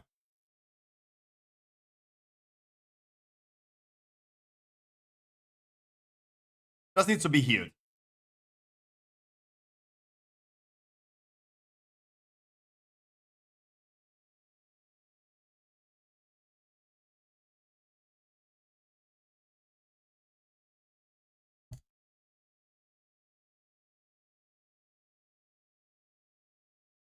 Tanks must gather them. But in Heroic, In normal, they spawn, they start attacking. In heroic, there are these plans right here, where my mouse cursor is, for example. You need to spread out these circles that 3 players get, and you need to hit the flowers. And suck, everyone spawns new Starfall. Upon reaching his 100 energy, he goes to the middle for the second phase.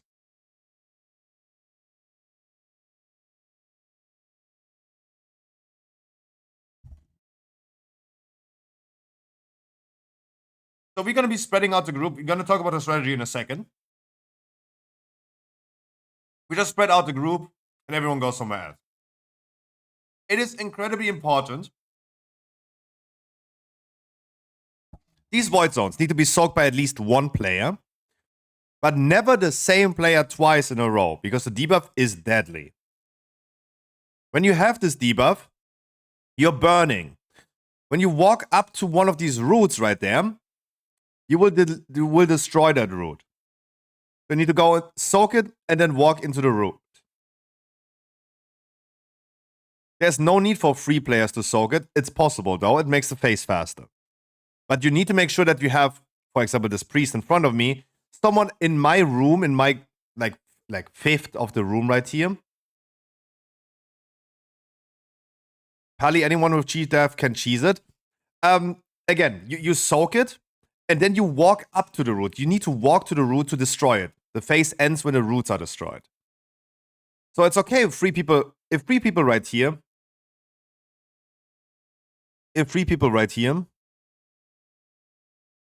gonna soak it, they're gonna spread out then in different ways. One goes here, the other one goes here, the other one goes here. That's fine.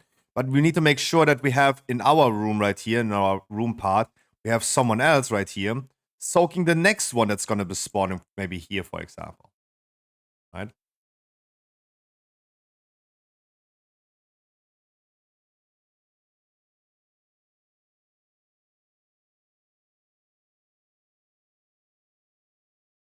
Bloodlust.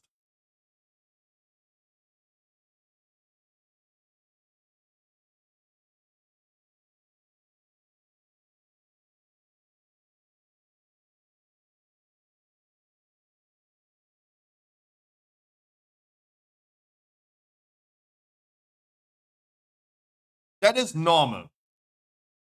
And heroic.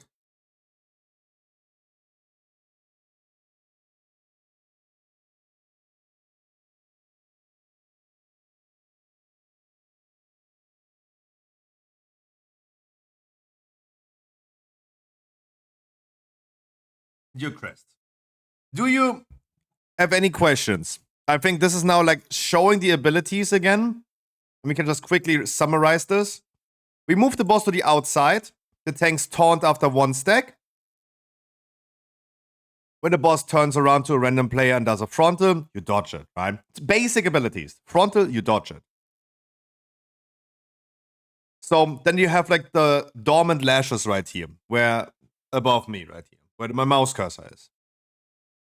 They're dormant. We need to activate them, and therefore we're going to bring the debuff on top of them. Right? The tortured scream, that what the healers need to compensate, and this is just a healer thing. No worries about that, right? There's not much you need to worry about. They will spawn when the boss goes in intermission. But you don't want to deal when everyone is split up.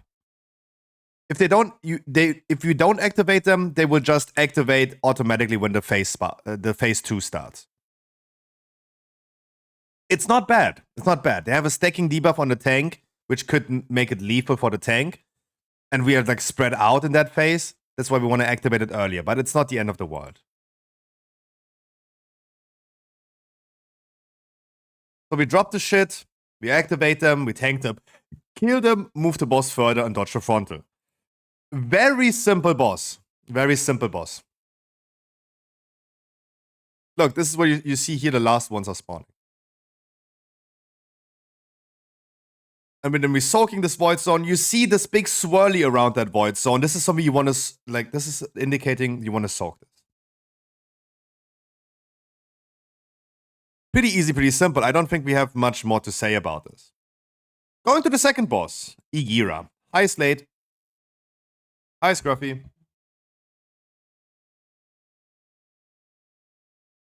Yeah, intro.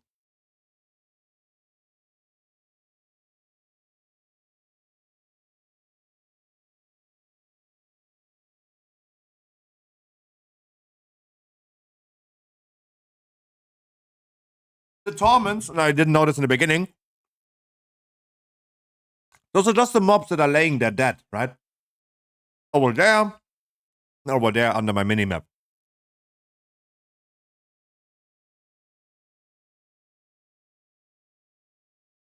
Tanks, be away from the melees. And melees, don't be on the tanks.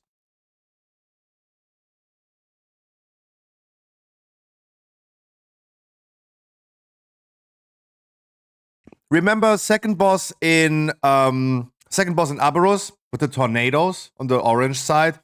Exactly the same, right? Exactly the same.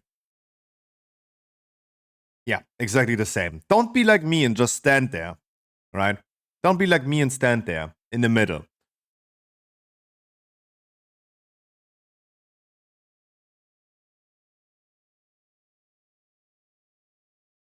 Big circles around players, go outside. But important is, don't go too far. This one is like, you bring it, please, somewhat stacked together.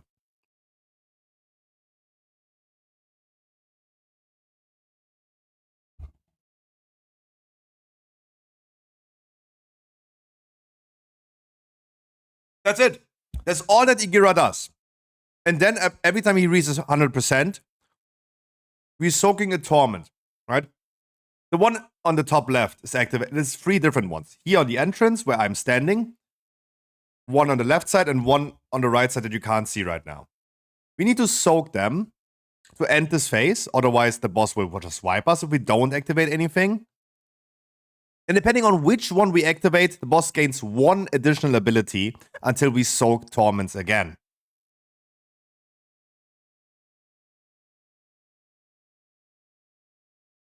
A lot of void soul.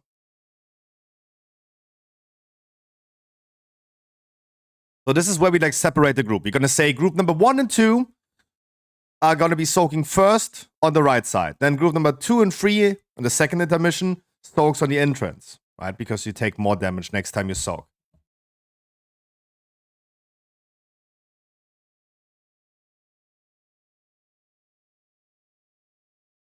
This has already been changed. So this is where the guide is a little bit obsolete. It grants, so watch out for this. There's going to be some fake information now. This is only reliant on Mythic. They removed this from Heroic. Soaking the right Torment on the right side, where Moon is currently, will apply a Healing Absorb on all players. That Healing Absorb will kill the player and other people if it's not healed off.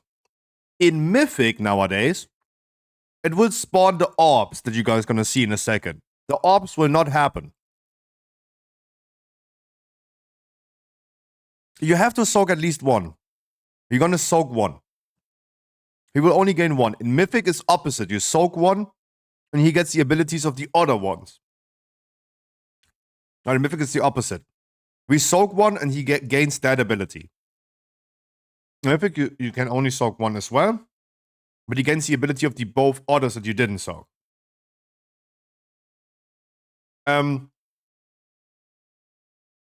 Those orbs, ignore them. That is Mythic. That is Mythic. That is Mythic. Ignore that.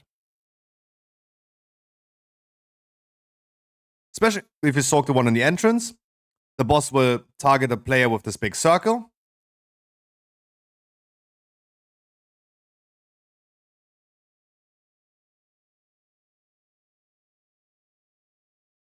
And the one on the left is the worst one that we probably, hopefully, because we have enough damage, don't need to do. It's a group soak. That group soak, if you help soaking, you get stunned for 10 seconds.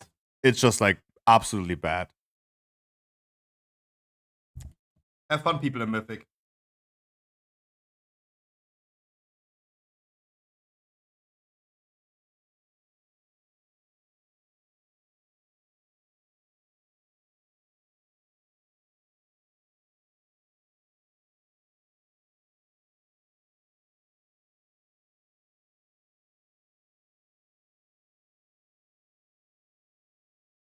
That's it. That is the basic thing. Dodge the tornadoes. Dodge the tornadoes. And when you have the spare, don't spread too far away. You're just going to mark a location for people in the middle. You're just going to mark this, and people just need to go there, right? It's important that we're going to kill it fast, because otherwise Igira gets more energy during that time. The faster we're going to kill the arrows, the faster we're going to kill those arrows, the less energy Igira gets, the less phases we have to play. Hi, Madden.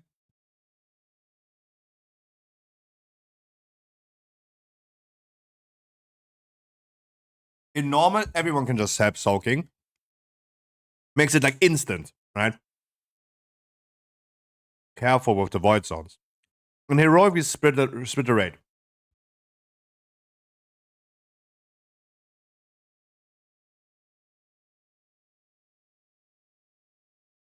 Right.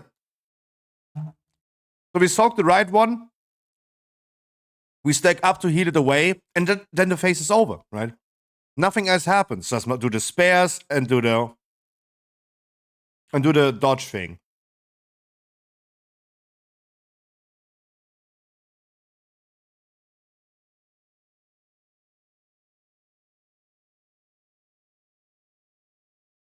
Best strategy for the left torment. Let's Scruffy cook.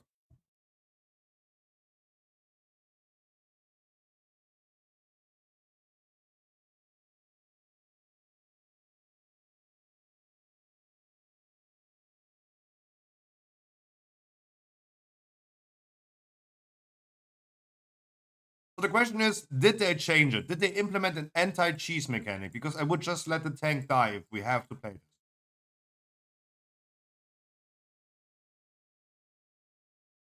Did they do this?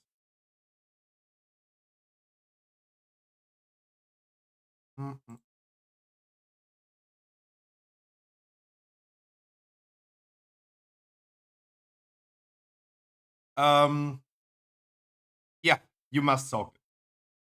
It's inflicting shadow damage to all players reduced by the number of players within 10 yards of the impact location. So you have to soak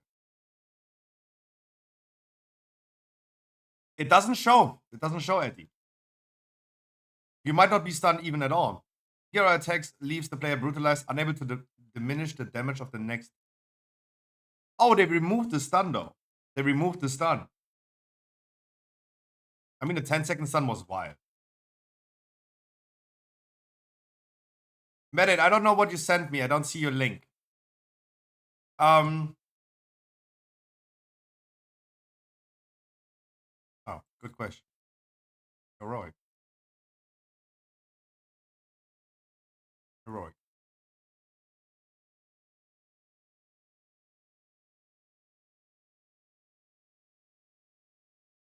Wait, Vital Rupture is in Heroic. Okay. Then recapping this. The boss has just simple abilities. Dodge.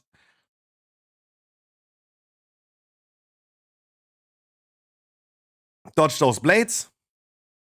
Watch out where he's looking at. And dodge the fake. If you have the spare, stack up as much as you can. Not like these people right here. Stack a little bit more up. We're soaking the one on the right. We're soaking the torment on the right. When he reaches 100 energy, you need to stand in that circle until that circle gets smaller and smaller. We're stacking slightly up. Because those orbs are going to spawn. We slightly stack up. And we dodge the orbs. What are you sending me? Oh my god. Like, people have been saying this a few times already. I don't know why. The fuck?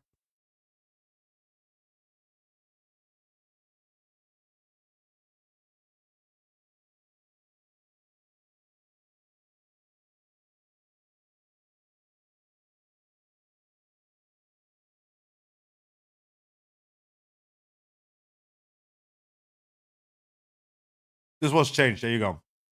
Okay. Volcaros next. I'm trying to fix it, Medin.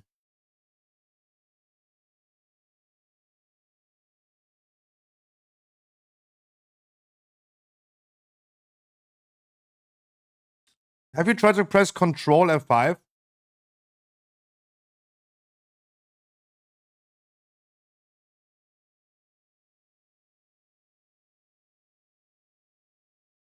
Try to press Control F5. Tell me if it's still there.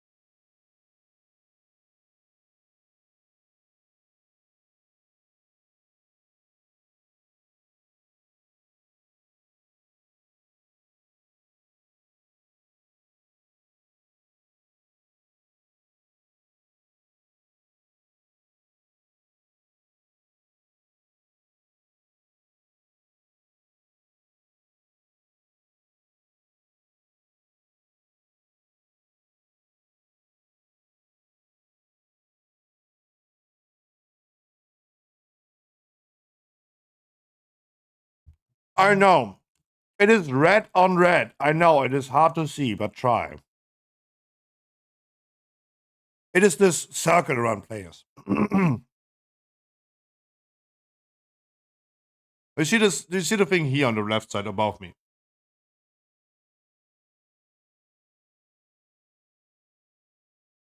It will always remain. It just jumps over to another player, to a random one.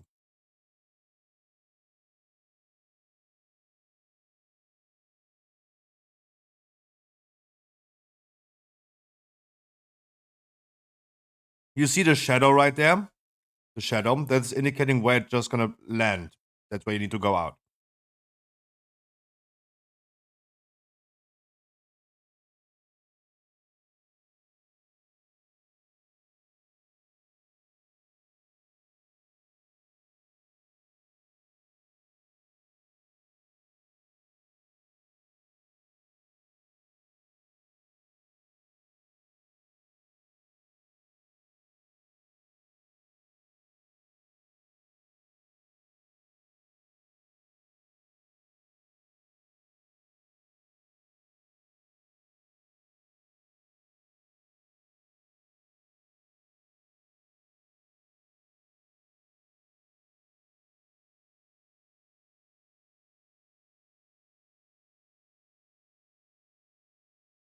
Always, like on Zakharev, try to bait things close to the old fire patch, right? Like on Zakharev.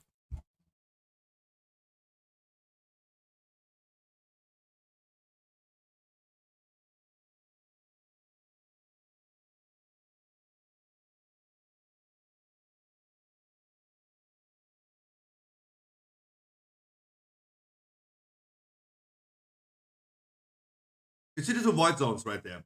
You're gonna have like group number 1, 3, and 5, as always, doing the left one, and 2, 4, 6 going to the right one, and then continue moving further into the other direction. We just have to split the whole group, right? Tanks still do their tank taunt.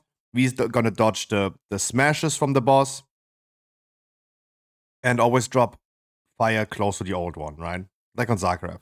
It is not that difficult, I think. Of course, if you guys have any questions, please feel free to ask. But it is a DPS race, because if the room is full and we end up meeting on the other side again, that's when the boss will just wipe us. I think Volcaros is also the boss that comes third in... No, it's Smolderon, right? Smolderon. The first LFR part is Smolderon. What did I just do? Council of Dreams. Very annoying boss. So bear with me. This is already like a minute longer, this guide. Bear with me.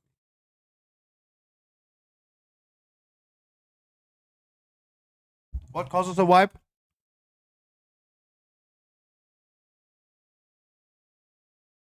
Volcaros unleashes the full magnifying force of the fire lens, inflicting... wait, what?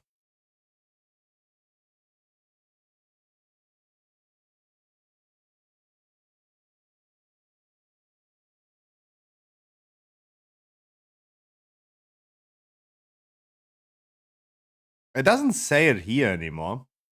But it used to say, upon consuming the arena with Hellboy, as soon as the whole arena is full of fire. But I mean, you can also count this as a soft enrage. If you have nowhere to go anymore but standing in the fire, then you will wipe, right?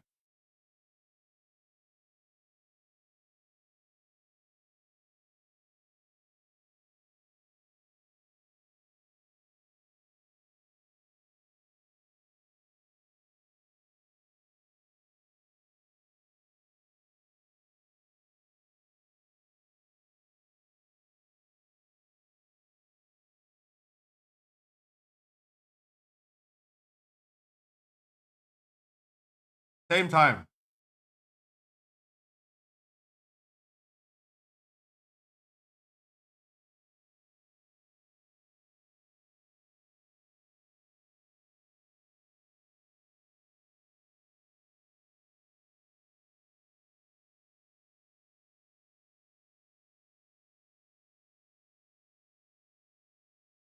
So we need to aim this charge somewhere, but we also need to soak the charge. So people, melees especially, have to help soaking the charge. They need to stand in there.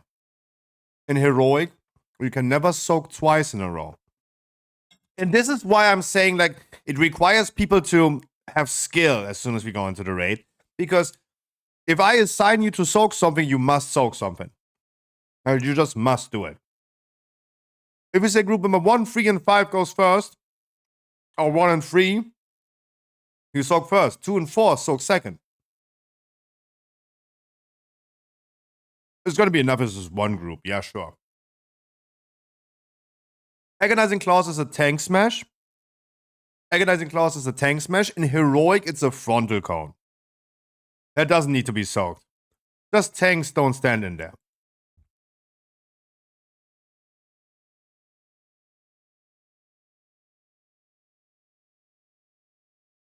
Hello, how are you? I am under the water. Please help me. Here too much raining. Hi, Kylie. Tell me a number, Kylie, between 1 and 100. I'm going to roll for you. Kylie, how are you doing? Welcome back. 9 months. That is a baby now.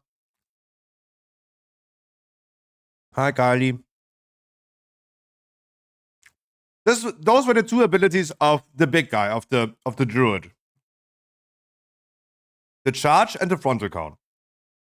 Frontal cone, only 1 tank stands in there, and then you taunt. The charge helps soaking the charge.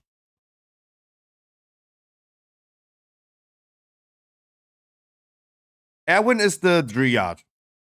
It's jumping around the room. Erwin is right there. The skinny one.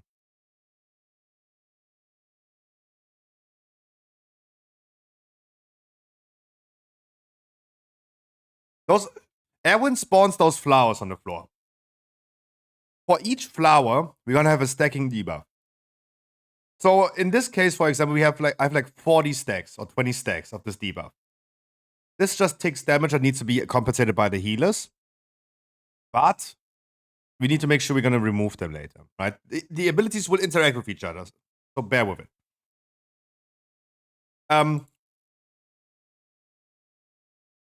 Don't stand in there, of course. Poisonous Javelin. I don't know why I zoomed into the here, but it's like here. It's a big green circle around the player. This one. Just go out.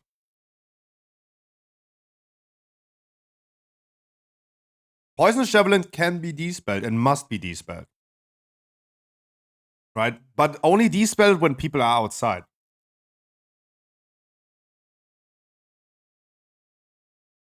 Pip is the Fairy Dragon. So those were Erwin's 2 abilities.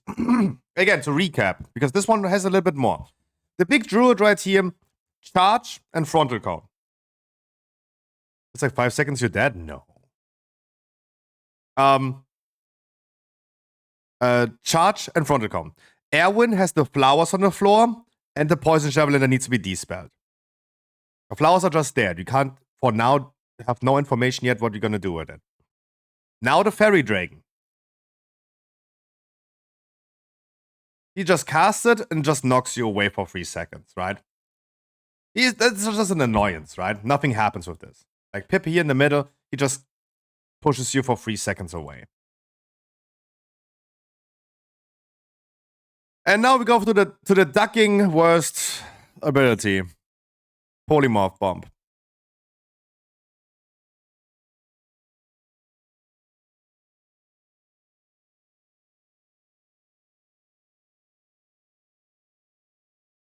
Look, now I'm a duck. I make quack.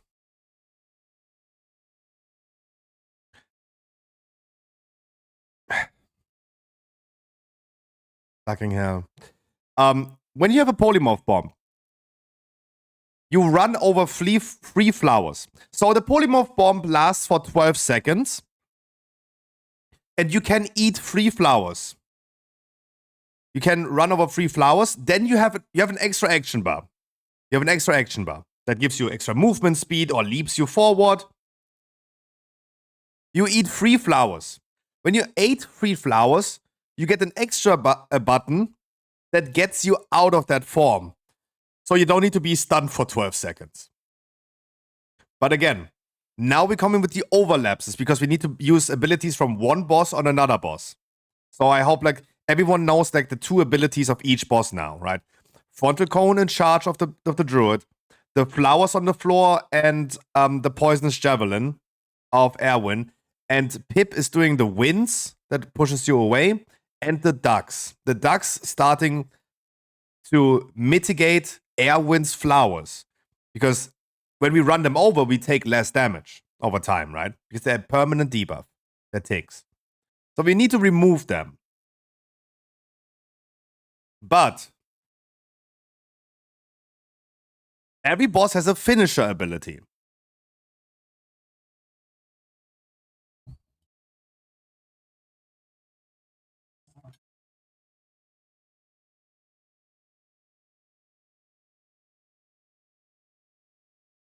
You need to explode the polymorph bomb on the boss.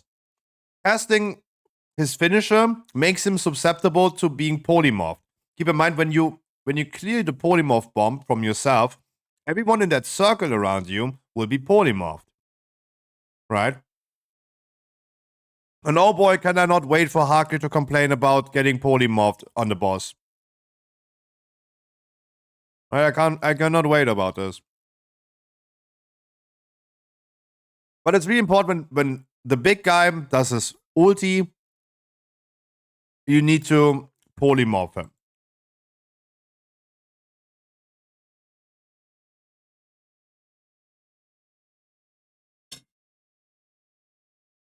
Pretty easy. You get a debuff. This right here. You have 15 seconds time. You need to clear this debuff. To clear this debuff, you need to take damage by standing in the flowers. So we're not even allowed to clear all flowers with the ducks. We're not. We need to have flowers left over for Pip's finisher.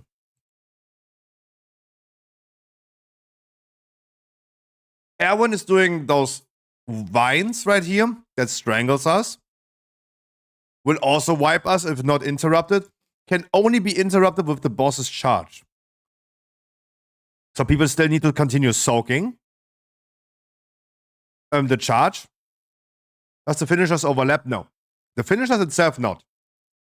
But of course, the charge comes during Erwin's finisher because this is how you interrupt it, right? You can only interrupt with the charge. So the tank needs to aim the big guy into Erwin. Melees continue, like group 1, for example, continue soaking when you are assigned to soak. Like, don't let that thing wipe you. But charge interrupts Erwin's finisher. The flowers, standing in the flowers, interrupts Pip's finisher. And the duck explosion interrupts Urktor's finisher. So every boss has 2 abilities and 1 finisher. And their abilities must be used against each other to interrupt their finishers. Let's go for the strategy. I know this was like already a lot of information.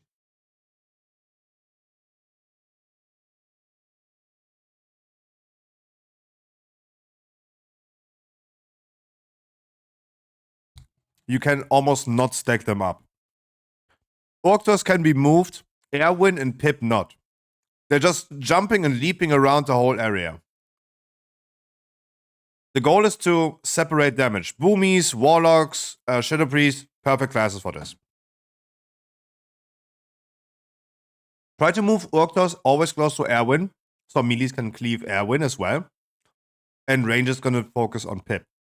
Bear in mind that Orctos, the druid that you can move, has as much HP as Airwin and Pip together. Right? So those two together in HP have the same as Orctos, and you need to kill all of them at the same time.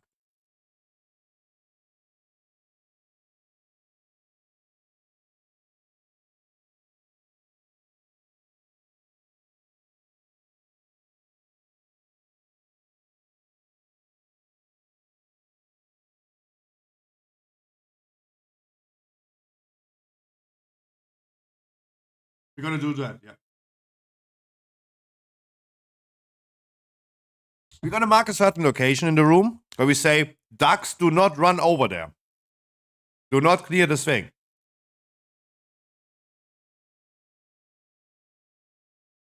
Right? We will leave a certain location open that we do not cleanse with the ducks. If Pip does his finisher, we all know where to go and clear the thing off.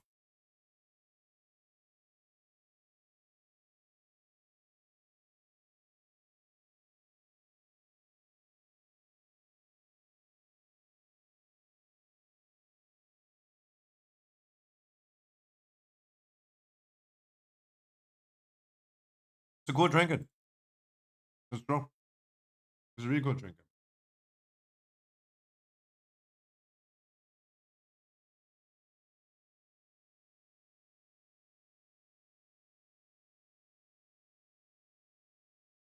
Those are 4 out of 9 bosses.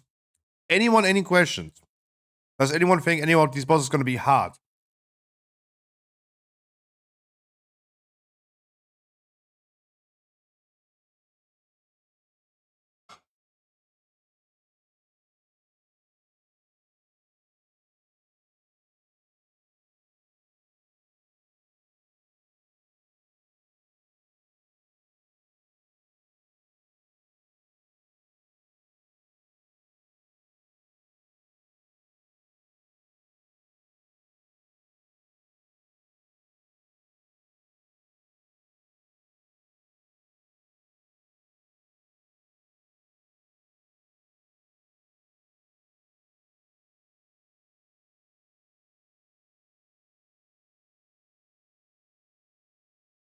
The question is why I'm getting polymorphed by Demon Hunters again. That's a good question. Divine, also don't worry. I am now done eating. I will now talk over the bosses instead of like running my videos. Just as a quick recap. If you, for example, just as an example, if you are a warrior on Null Route, for example, wait, do I have the video still? Do I have the raw footage as well still?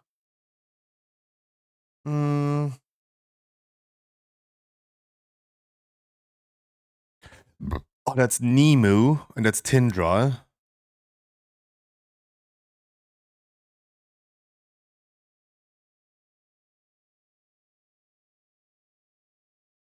That's Laroda.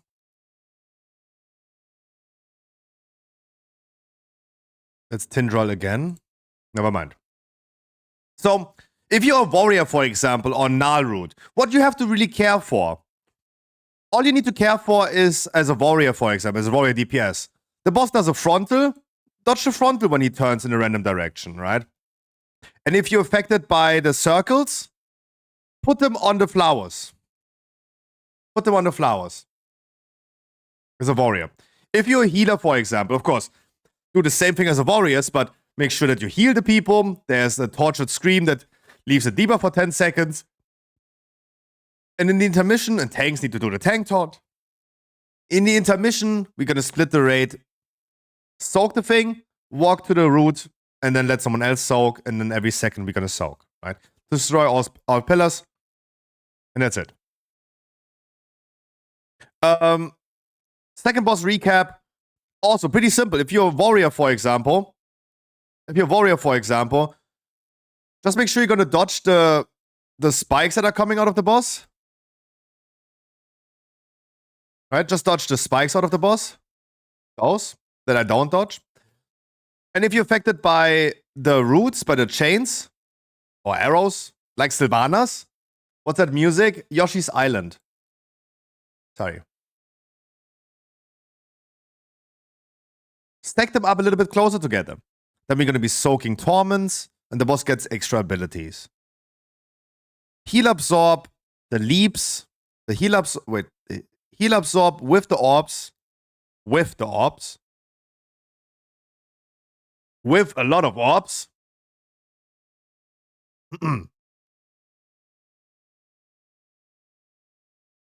The second one is just a leap, and the last one is a group soak. Volcaros is also not much. If you're just a warrior, for example, just deal damage on the boss. Stay always close to fire, like on Zakharev. Dodge the shadow of his tentacles. And then if you either group 1, 3, 5, you go left, 2, 4, 6 goes right. Right?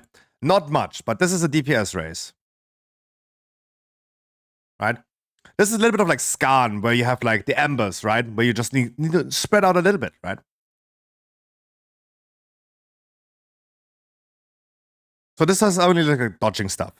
Council, again, a little bit more tricky because we have like 2 unmovable bosses. Rangers go on the far one.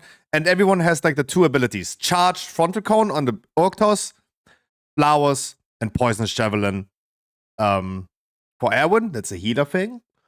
And the knockback, not really wild, right? Warriors don't care about this. It's nothing that you need to know. It just happens and you don't care about it, right?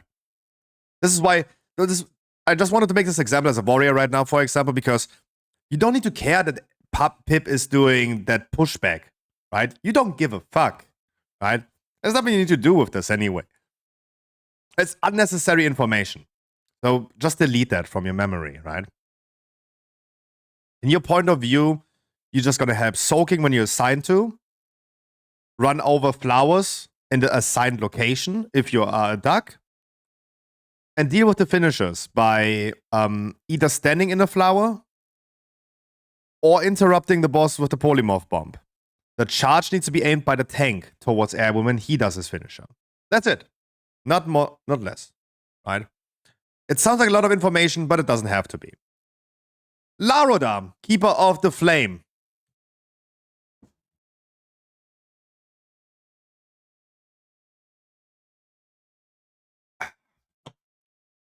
We're already halfway into the raid. So, Larodam, very funny boss though. That's a lot of fire. That is a lot of fire. But no worries. The whole arena is just the middle, right? The outside is just the outside. So, this is where I took footage from other people. Burning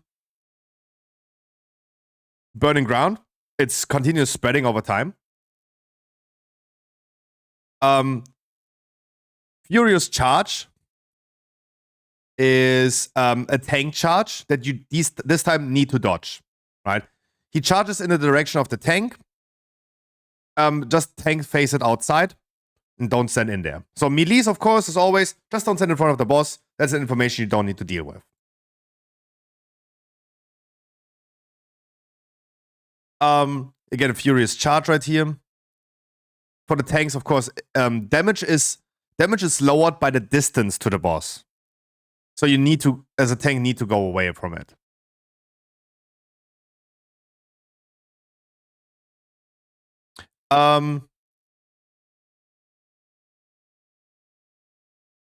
Let's Scruffy Cook. Ooh. Blazing Thorns. He's just doing a flower pattern with swirlies. I know it's a little bit difficult to see on this one, I understand. You see that flower pattern right there, right? This is what he spawns. This flower pattern. You know swirlies just dodge, right? It shall theoretically leave things on the floor. They are called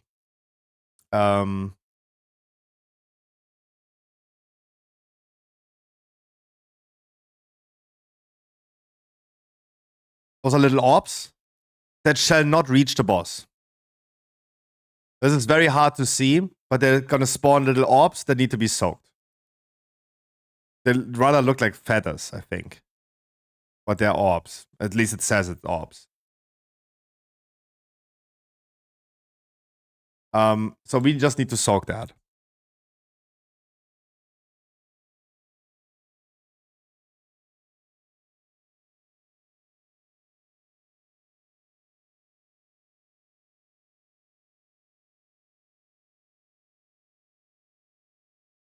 Spawning the shield can be the most difficult part of the fight. Yeah, first of all, like, those were his abilities.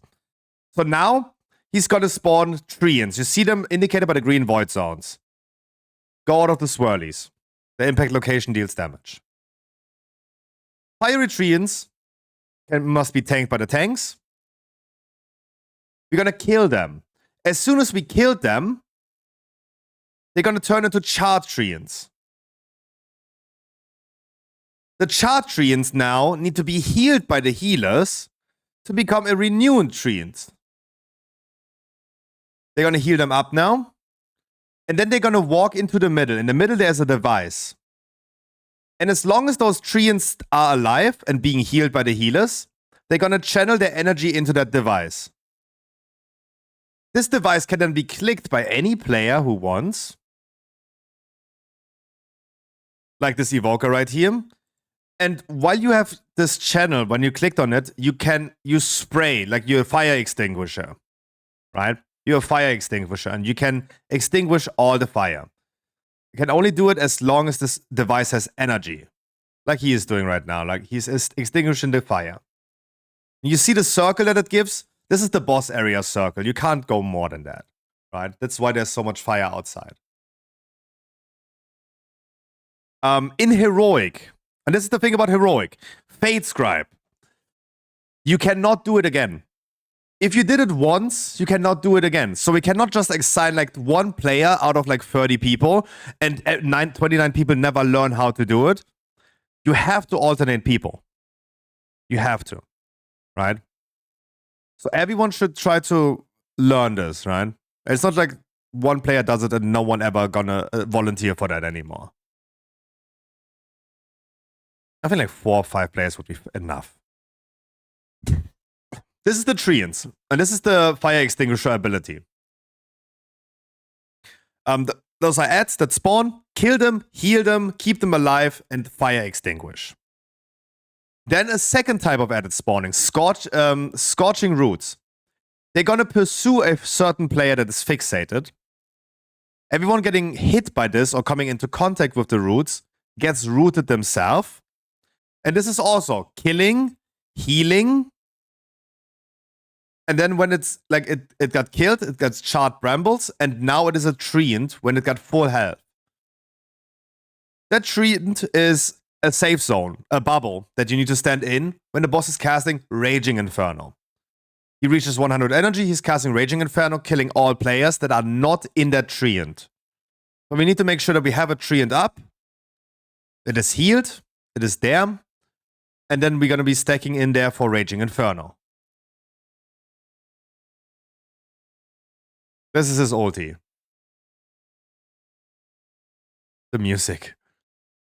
Then upon reaching 40%, sorry for the low quality on this one, upon reaching 40% energy, he goes into his last phase. He does an intermission on that point. The music is annoying, really.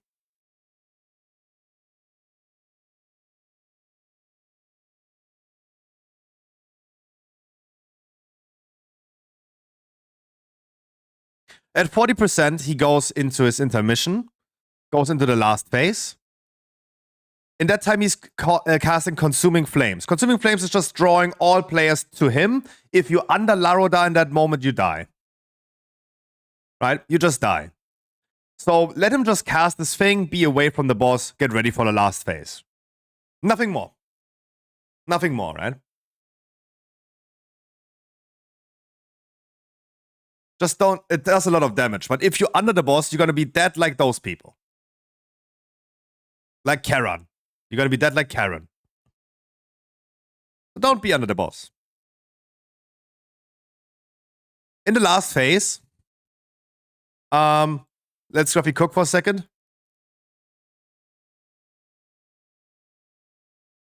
Oh, that's a funny one. He does a frontal towards a tank. Again, like Urktos, only one tank takes this frontal. That tank that got hit, or every player that got hit, by accident maybe, warriors, demon hunters, you get a 100% healing reduction on you. The only way that you can get heal back is by standing close to other people. Do you guys remember devouring thing, the third boss in Castle Nafria? Where you get a 100% healing reduction and you can only leech back life by standing close to other players. That's why this weak aura triggers again. Hungering Destroyer. Right? You see his health. This is the same weak aura, and this is the same thing as on Hungering Destroyer. The Miasma, exactly. This is only should only be a tank thing. Because it's only a tank frontal. Then Flash Fire is a circle. I know this quality is really bad. He has a red circle around him. You see the arrow on his head. Go away from other players. You have a circle around you. Go away.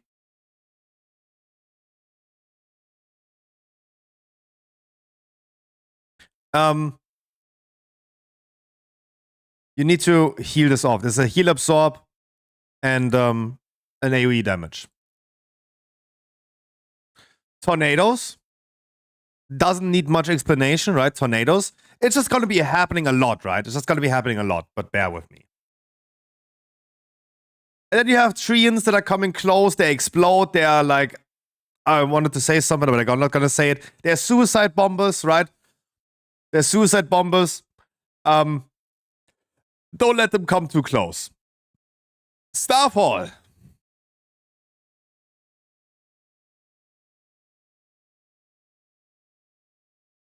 And last thing in that phase, falling embers. You have to catch balls that are coming from the sky.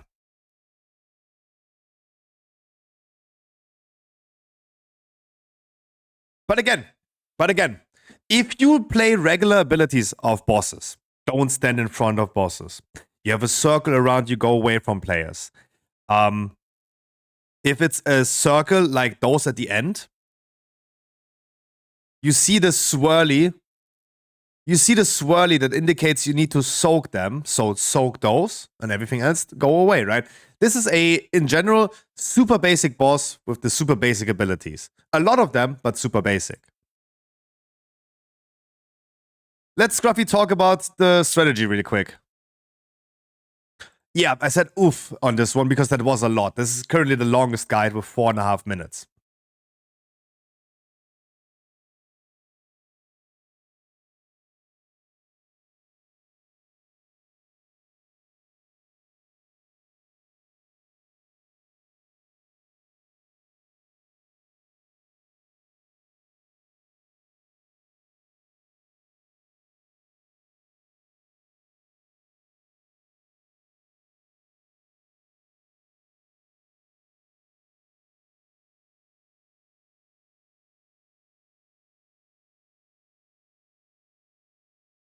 Oh! I forgot to say this. Oh, correct. The Scorching Roots can only be targeted and attacked by players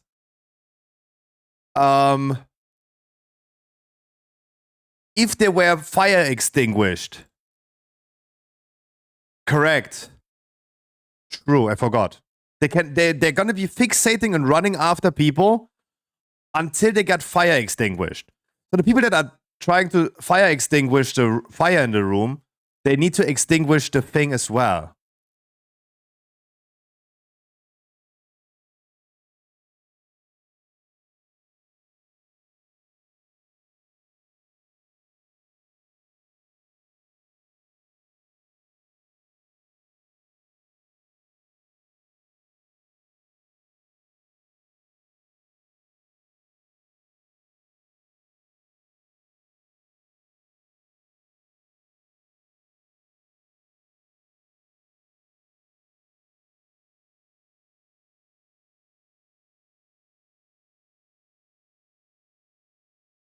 So again, if you are a warrior, for example, from a warrior point of view, like dodge the swirlies on the floor. I think you can do that. That is pretty basic, right? I think that's pretty basic. They're gonna be orbs spawning out. Soak the orbs. Kill the ads that spawn. As always, kill ads. Whenever ads are spawning, kill ads. It's a basic mechanic as well, right? Healers heal the treants, keep the treants alive. If you're assigned to fire extinguish, go fire extinguish. If you're fixated by the roots, kite them away. Not too far, but not too close. Let them be extinguished as well. Kill them, heal them, and that's it, right? Not much is going on. You have a circle in last phase around you. Go away from players.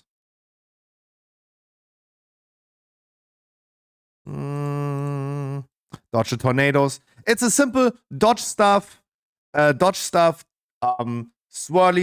dodge, soak void zones if they have the swirly on it. Don't soak it if you don't. Okay, Scruffy says not much going on in this fight, in this video. It is super basic. Again, if I explain a whole boss and all abilities, it sounds like a lot of information. As soon as you're gonna do it on Wednesday, you will find out that if you're not fire extinguishing, you do nothing. You do nothing except for dodging stuff on the floor. And it's not even much to dodge, right? I don't think that dodging a void on the floor is much going on. But Laurela was a long one, I'm sorry. The other one's gonna be shorter. It's only 4 bosses left though, right? 1, 2, 3, 4, 5. Yeah, it's only 4 bosses left. And I will just say this again, Ito. I will say not much going on again. Hi, Scruffy. Smolderon, funny fight. Funny fight. Also, hi, Gassy. Smolderon is a funny fight. It's also, again, a DPS race.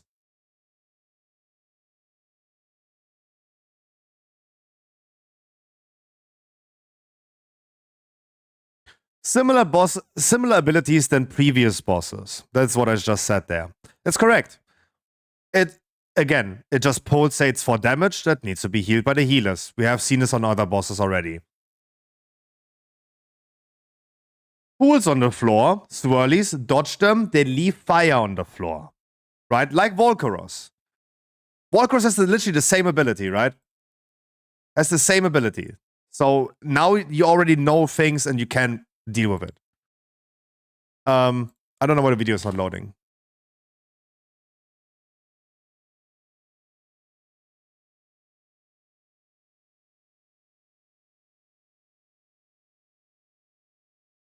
Yeah. Little swirlies on the floor, you dodge them, they leave fire on the floor. Boom. Not dramatic, right? And again, like on Zakharev, drop your shit close to the old fire.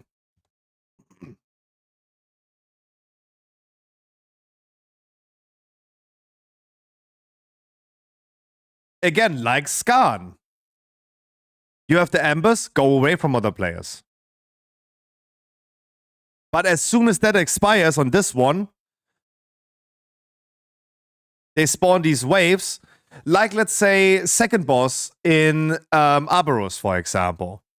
You soak the things on the floor, and you have like the debuffs that you bring away, and they spawn tornadoes in all directions. Same thing. And then we have a group soak.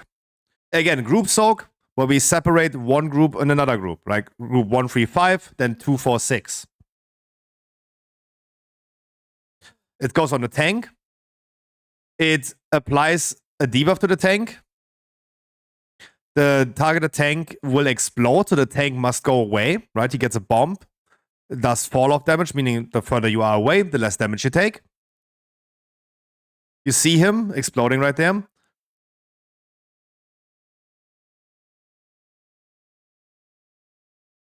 It will deal damage to you. It gets you a heal debuff. And as soon as that heal debuff is gone, you're going to spawn more of these tornadoes. And a void zone on the floor.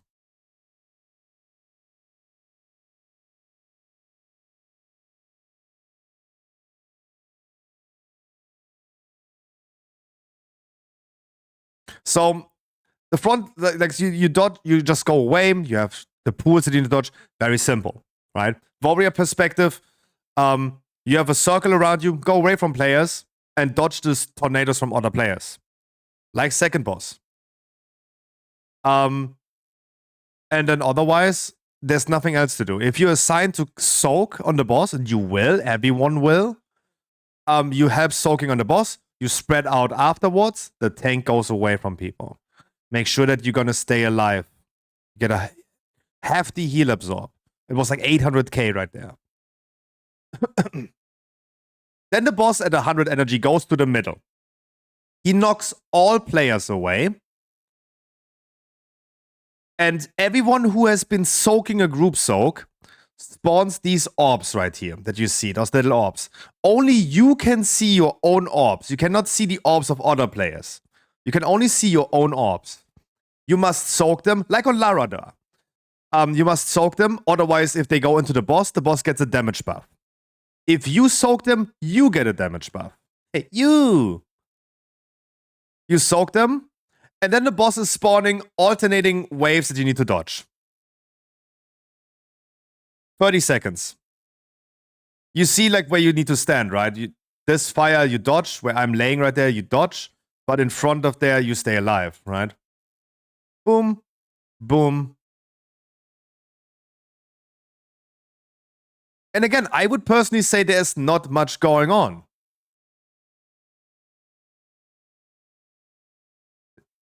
In Heroic, it's 4 times of this intermission phase. In Normal, it's 6 times.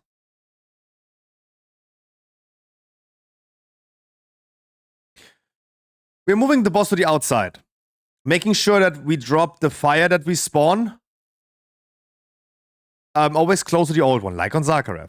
If you have the circles, go away from players. You spawn the tornadoes. Dodge them, right? And again, we're dropping the pools close to the old ones, and then we just continue moving the boss across the room. That's it. That's it. Then we have the whole group soak abilities on the tank smash.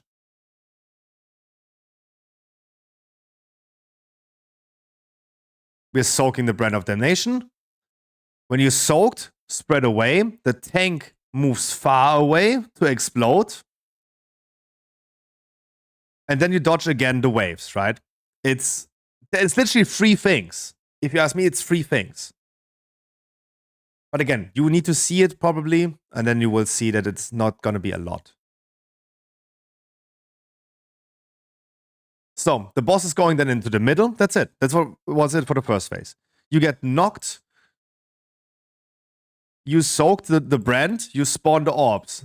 So, soak your own orbs. And then just like stay close with other people, like on Rush Shock. Stay close with other people, dodge stuff on the floor, and fight the boss. Right? And then repeat. Smolder One is the last boss of the first LFR wing. Just saying, LFR is also coming on Wednesday.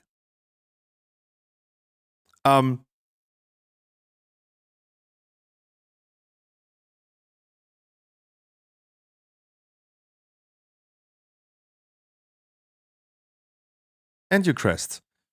There you go. 3 bosses left. Guys, we're almost done with the raid. 3 bosses left.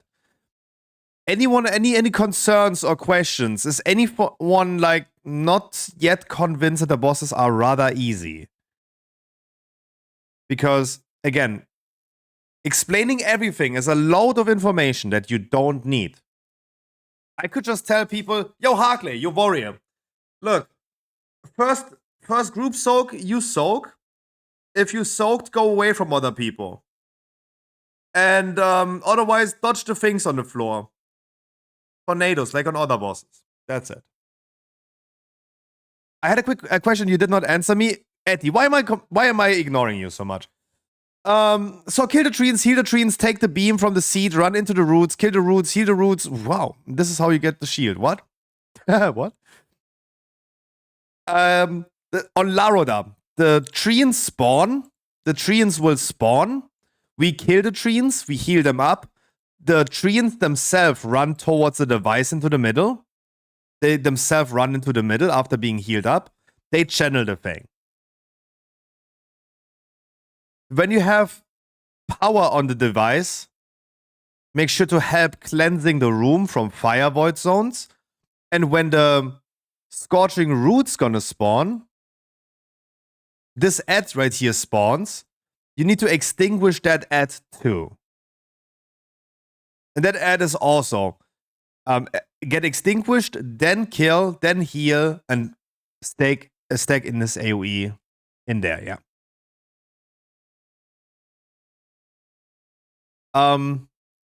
Nothing new. Yeah, it is. I run to China then, easy. Yeah, exactly.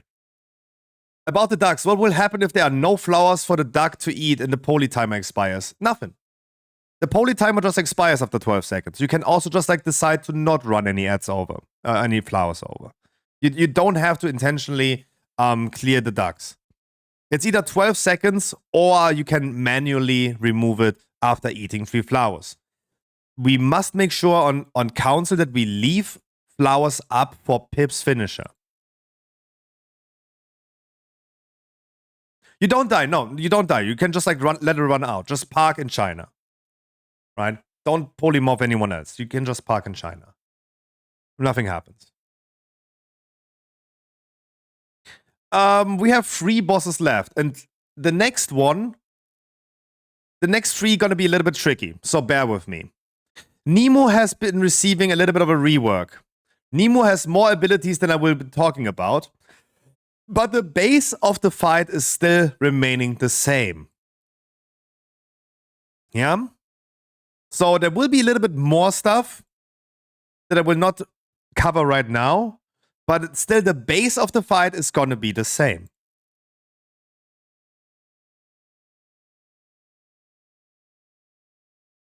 It is a single target fight. And the whole room is separated by these lines. Those are walls. If you cross these walls, you will take a damage debuff that ticks very hard. That can stack. The more walls you're gonna cross, the more damage you're gonna take. So you're kind of like not stuck. You can cross them, of course you have to at some point. But preferably you don't. Right? Especially melees, you be stacking up there in front. You see everyone who is like spread out. The whole room is like spread out. I'm standing alone in here. I'm a healer. I'm standing like in the middle right here. 2 people standing in this chapter right here. The other one standing here. You can see later on the room looks like this. This is what the room looks like. And let's imagine that this green line is the wall pattern that you preferably don't cross too much. Dear priests, I have been doing exactly this. I'm going to show you the raw footage because I have this. I'm going to show you the raw footage. Dear priests, I'm not giving you any ideas for LFR, so stop it.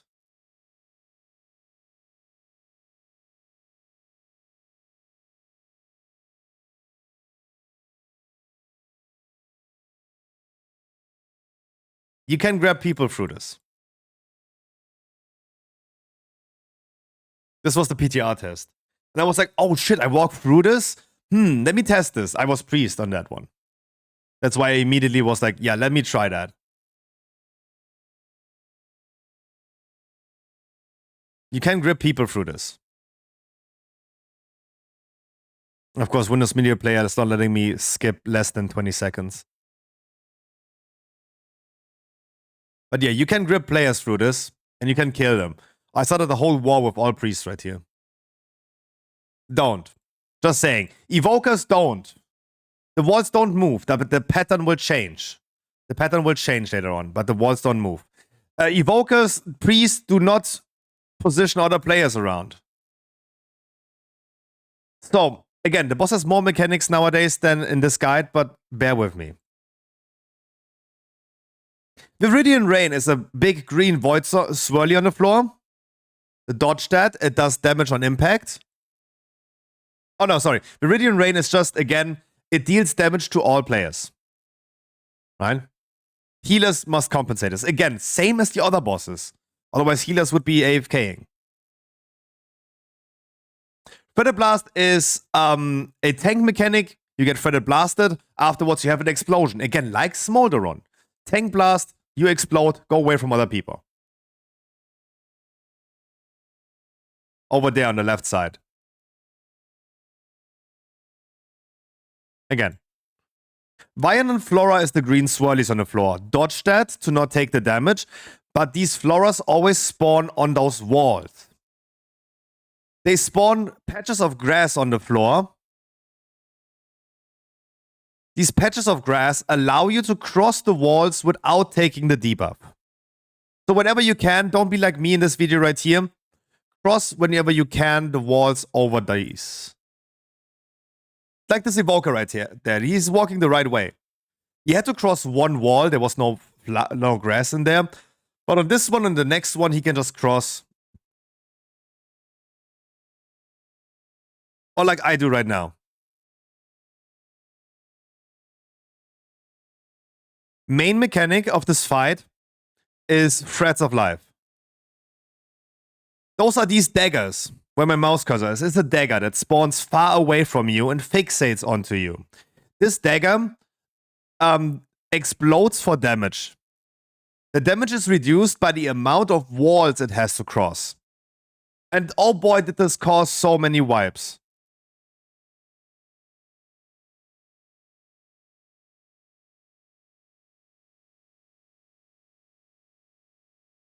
This might be added to the fight, Etty, but I don't have the guide for that. They changed it a little bit. They added more mechanics because Nemo was just a insane heal intense fight, and that's it. It was a very simple fight otherwise. So look, I'm fixated now by this dagger right there on the right side, where my mouse cursor is. And to make sure that it doesn't wipe the group with an explosion, I'm forgetting that I could walk over the grass, but I'm walking through walls, and I'm kiting this thing that's fixating on me on through a few walls to reduce its damage.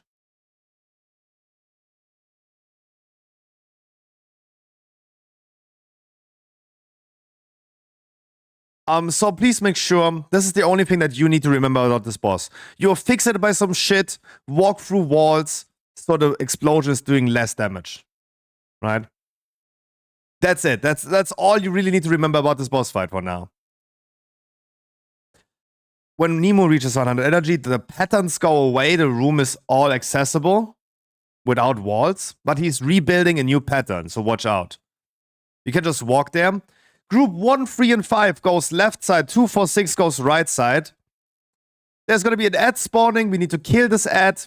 As soon as they're dead, we're starting with phase 1 again. I'm not sure about that. When two walls intersect, I don't know. Where I'm standing, for example, is like an intersection of two walls. That should count as two walls. So right here in this place, if the pattern was there, it would be here. Wait, let me do a different color. It would be here and here, right? And if I move the thing from here over here, it should count as 2.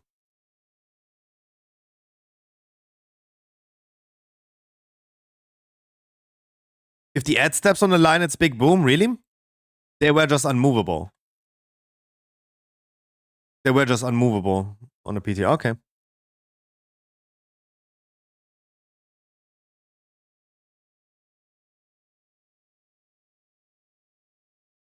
Yeah, okay, this is the strategy overview, simplified. You have the grass spawning, just like dodge the swirlies, and use it whenever you need to walk over a line.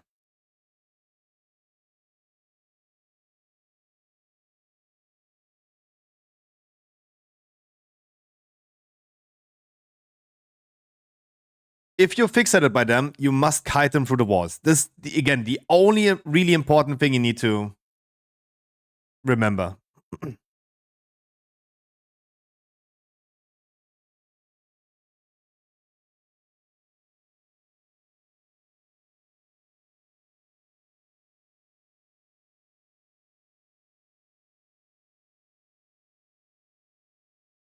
That's it. But let's go quickly ready check poll, right?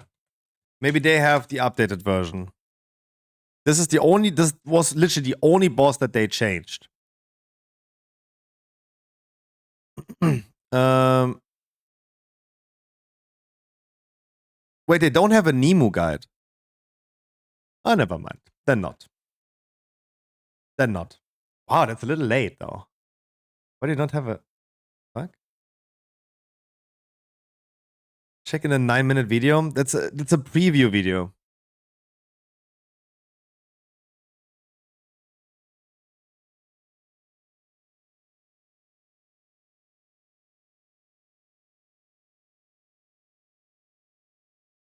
Okay. The most important question about this boss is it Nemu or is it Nimue? I have seen people already like being outrageous about this. I saw JB like already like posting memes about this. Is it Nimue, Nimue, or Nemu?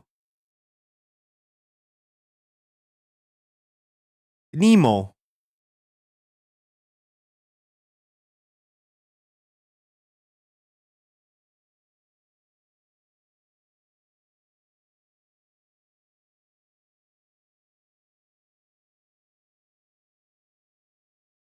Oh.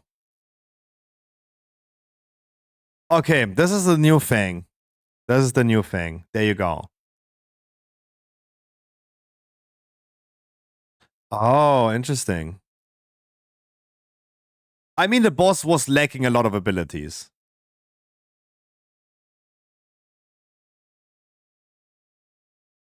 Wait, you also got explosions? Damn. So there's 3 different things. Lasers that just stun you. Just dodge the lasers. This beam right here.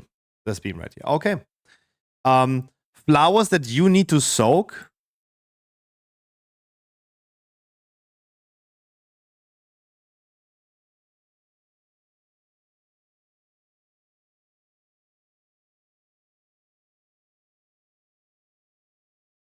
Tank spawners. I think this was previously as well.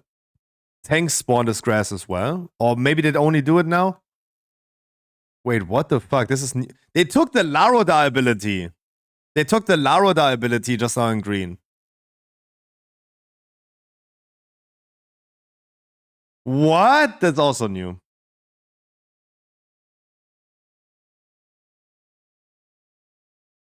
Yeah, suddenly...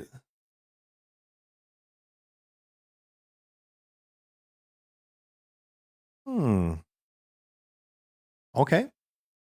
I take that. I take that.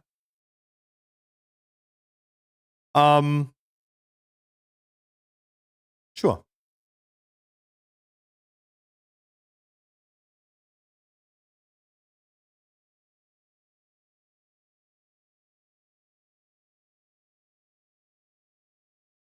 Yeah. Continuum.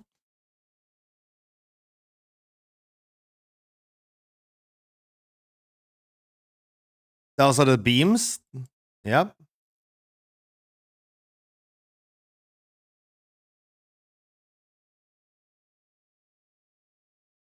Reducing its duration. Yep. Those are the things that we need. So all that it's added now is soak something on the floor. The beam that stuns you. That's just like randomly moving around. Weaver's Burden is the tank blast. It's a tank explosion. Upon exploration, a barrier blossom springs to life at the target's location. Barrier blossom is that is that thing. This is the tank explosion void zones. So the tank explosion is leaving a void zone on the floor. It grants them after a short delay. The seed detonates, granting the no.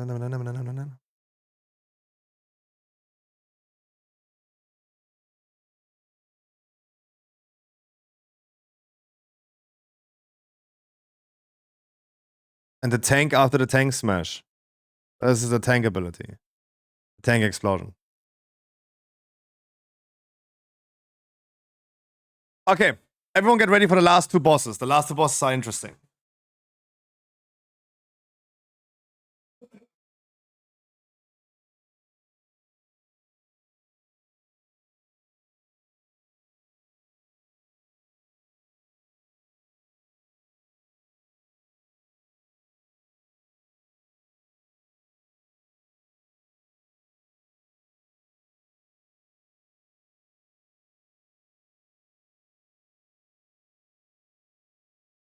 He's break 5. You want to have a break 5? Everyone go PP? Okay, then everyone go PP.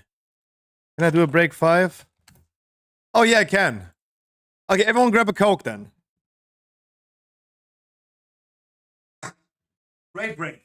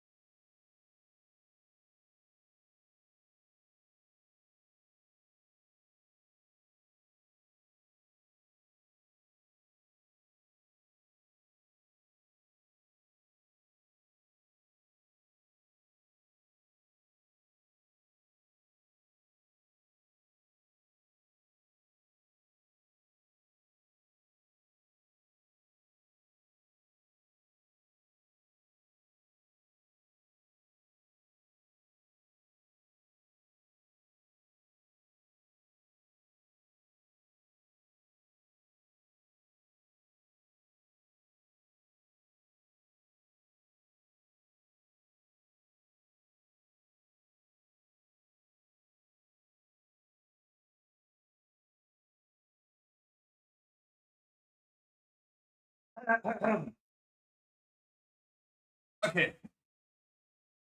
Break almost over. Those were the bosses for now that I'm very certain we're gonna kill. Very certain. Including Nimue. Nimue. Naimui. Those are the bosses that I'm very certain that we're gonna kill. Dang it, he came back. The teacher came back, yeah. Namiuwu. Tindral and Firak gonna be more tricky bosses. We're gonna hop into Tindral in a second. And again, I'm gonna say in advance, it's not a lot that's happening, but it's a different difficulty. It's a different type of difficulty.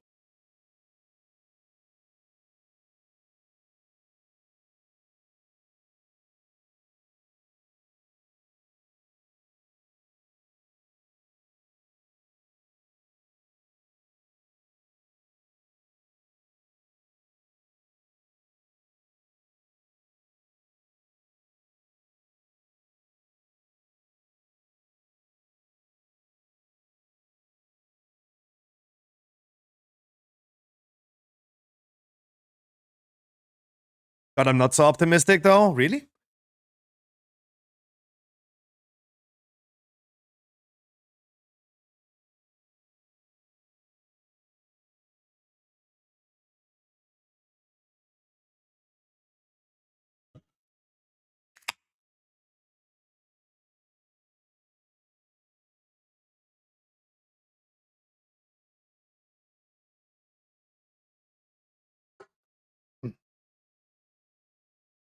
Okay.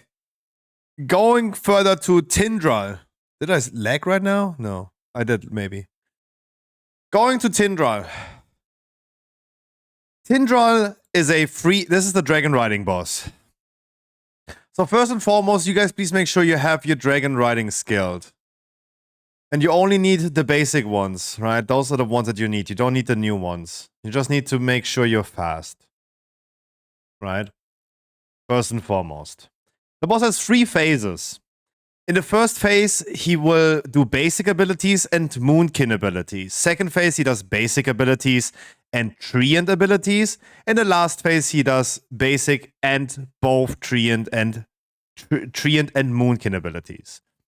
So I'm going to be talking in this guide in the beginning, first and foremost, about his basic abilities. Because if you, in a vacuum, see the abilities of the boss in itself, they're very simple. They're very simple, very easy.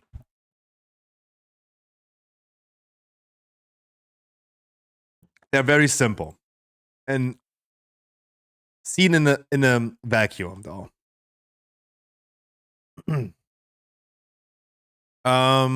Okay. We're starting with mass entanglement.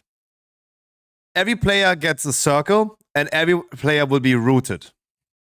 Those roots shall not be spread out like this, as you see. You need to stack them up, so we can kill them better, like this, in this try. And go crazy. You can remove them with every effect that removes roots, not snares. Meaning, Bladestorm, for example, for warriors. You can free them. You can. So in a vacuum, this is just mass entanglement. Pretty simple. Then we have Lunar Beam, or whatever it's called. Falling Star is it called. You have a big circle around you, like I do in this video. You go away from other players. Sorry, I finished casting. You spawn a full moon. And upon impact, you see the 3 players. They were all away from other players. And upon impact, you spawn swirlies on the floor. Dodge the swirlies. You can already see in this video, we are spreading out and we're dodging the swirlies while we're getting mass entanglement. This is the difficulty of this fight. Not the individual abilities in a vacuum. It's the overlap of the abilities. And wait for it. It's getting way worse. Fiery Growth is a debuff. Fiery Growth is a debuff that spawns those void zones upon despelling. Right? Those big fire patches. Hi, Percy. Healers. Again. Hold up. Hold my beer.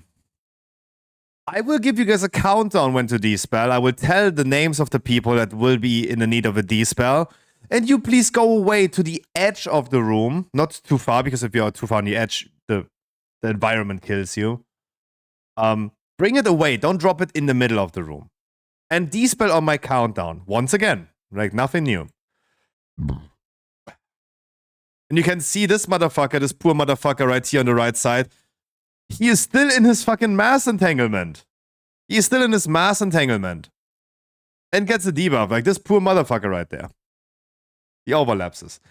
Then we have mushrooms. Mushrooms is a tank ability.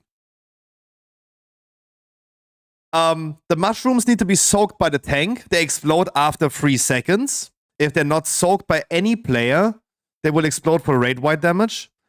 They increase the damage of another mushroom by 500% for 3 seconds.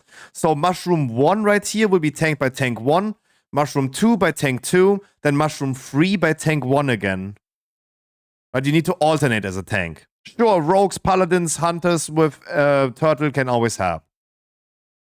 Shapeshift works on rules, right? Yeah, it does. As you can see already on this one, the boss fight works like this. I can show you, this is what I mean. Like no one knows that yet the timings of the boss.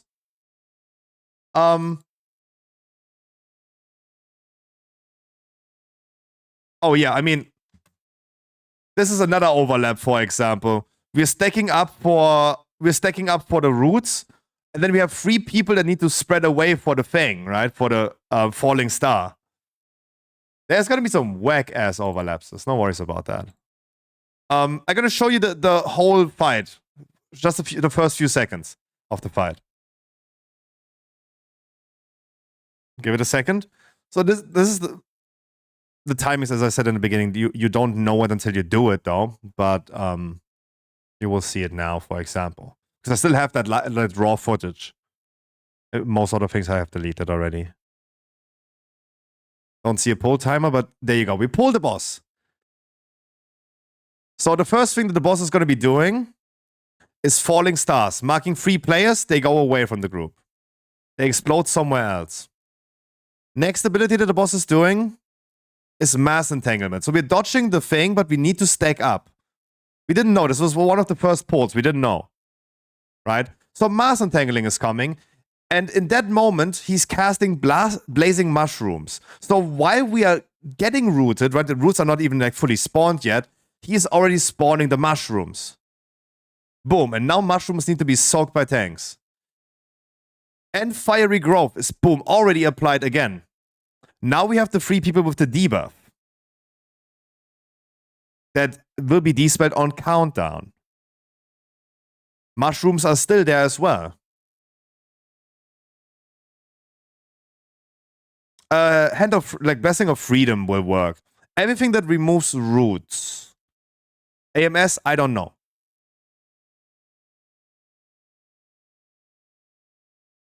So those are the mushrooms. This is how they look. They need to be soaked by the tank. Shapeshifting of druids will work, yeah. I know that. This is his basic abilities. This is all he does for his basic abilities. This is something that he will do in every phase. Phase 1, 2, and 3. In phase 1, he uses Moonkin abilities. Moonkin abilities... Oh wait, no, this is Searing Wrath. First of all, it's a tank's debuff. A typical tank debuff, it stacks up on you, and then we get a taunt after a certain amount of stacks. Like on Skarn. Like on Skarn, for example. The same as on Skarn. Literally same debuff. And if you go over the edge of the platform, you go to the outside of the platform over there, the environment will try to kill you. So don't go off platform.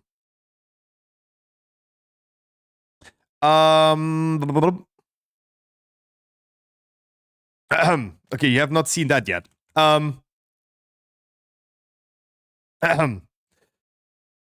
Hold up. Hold my beer for a second. As soon as he transitions to the next phase, he will pushes everyone away and spawns these feathers. Ignore the beams right there. Ignore the beams for now. Not yet talked about it. He spawns those feathers. You need to go to one of those feathers. You get an extra action button that will allow you to mount your dragon riding mount. We're going to be pursuing Tindril to the next platform. We're dodging these fire orbs while we're flying. And we're gathering the green orbs right here. We must gather a lot because everyone in the group gets a damage buff.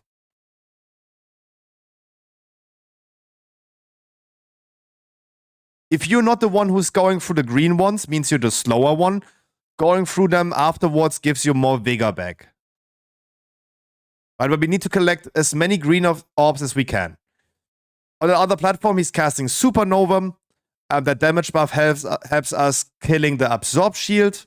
After the Absorb Shield, we interrupt the boss. And we'll be starting with phase 2. Right? So this is the basic abilities. We have the few abilities, and we have the intermission abilities. And the Supernova that we need to kick at the end of every intermission. So, first phase, Moonkin abilities. Moonkin abilities is Sunflame. Is just doing random damage. You see like Sunfire, for example. It does not leave a dot, but it looks like Sunfire from a Boomy. It will just do damage. Healers need to heal this. And then the second Moonkin ability is Beam of Fire. I think it's the name. Fire Beam. It's that big void zone. Dodge that swirly. Out of that swirly, there's going to be a big laser beam. And a lot of small laser beams coming. They're gonna go faster the longer they are. So longer they exist. So in the beginning they go slow and they go faster and faster. So watch out that you dodge them. This is it. This is all his Moonkin abilities. He got only 2 Moonkin abilities. He just does damage on people, and he does spawn the lasers. And again, in a vacuum, those abilities are easy, but they overlap. The treant abilities is a heal absorb. Instead of like doing damage, it's a heal absorb on players. And it spawns those little ads. Those little ads need to be run over by players. They're indicated by small swirlies. These. They spawn the thing, and now everyone needs to help running them over. The more you run over, the more damage they do to you. So everyone must help. Second boss in Underrot. There you go. If not, run over. They're gonna spawn a tree right there, as you see on the left side. You can't attack the trees. They just pulsate for deadly damage. They cannot be removed anymore, so you must run them over. 1 or 2 is probably not deadly instantly, but you must have running them over. And again, this will be difficult if we are stacking up, we are like mass rooted, and then we need to run them over. How far is the pulsate range global? It is global, I think. Or 100 yards.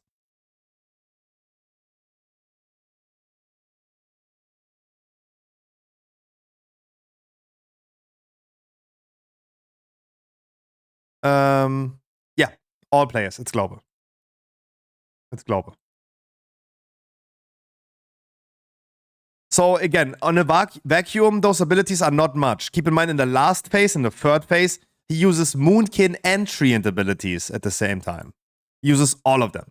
This is also when we Bloodlust in the last phase. And you see, for example, this overlap. There's a mushroom that we need to soak as a tank, while also dodging the laser beams right there. The overlap will be crazy.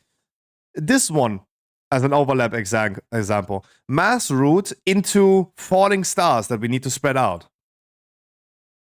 And oh boy, do we need to be fast on stuff. But this boss is tricky just because of the sheer amount of overlapses.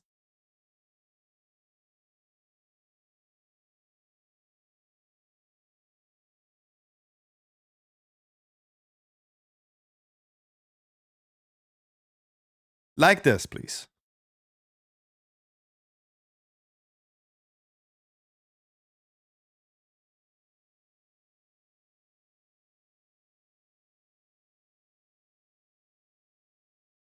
Of course, there's missing half of it, right? If there's going to be more void zones, of course, you're going to want that.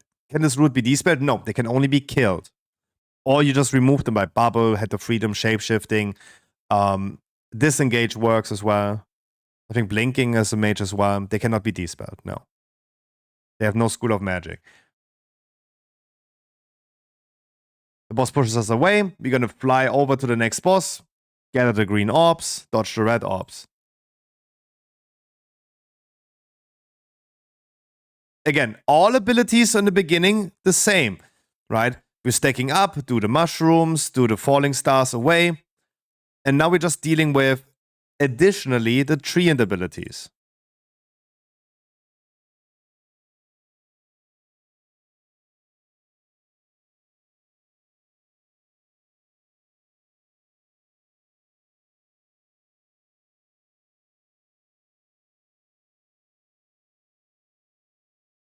There's not much to say about the strategy, right? There's really not much to say. That's the difficulty part of this boss fight. It's not the abilities itself, it's how they overlap with each other. So it is so crazily important on this boss that we play the mechanics correctly. And learn also the timings from A to Z, or Z. And learn how this boss works and when is what overlapping, right? And again, Annie, having DBM in this one is going to be a bliss, right? It's going to be very good that your raid leader is going to use Deadly Boss Mod or Big Wigs. Being able to know, okay, we're going to mass root in 5 seconds, and in 6 seconds we have the thing. So get cooldowns ready and use cooldowns to kill the tree, to kill the mass roots, right? Oh boy, that's going to help a lot. And then Firak is the last boss that we're going to talk about. I let Scruffy cook right now. Scruffy alone is going to talk about it. Because, again, there is no information about this boss. We have not been raid testing this boss. So let Scruffy cook for 6 minutes and let him talk about this boss.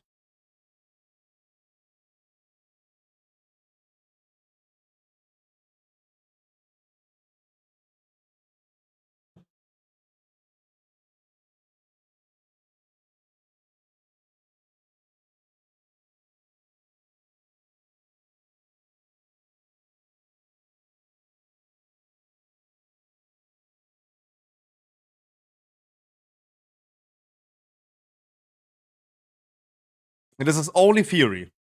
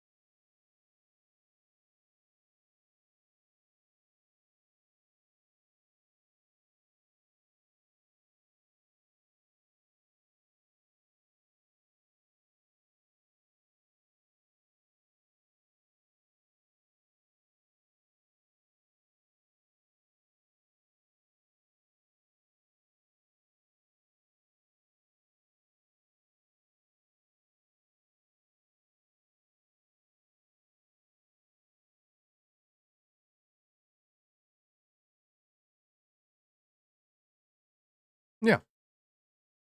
It is a DPS race because we don't want to have the whole room full of fire, because if the roots are on fire, it's over.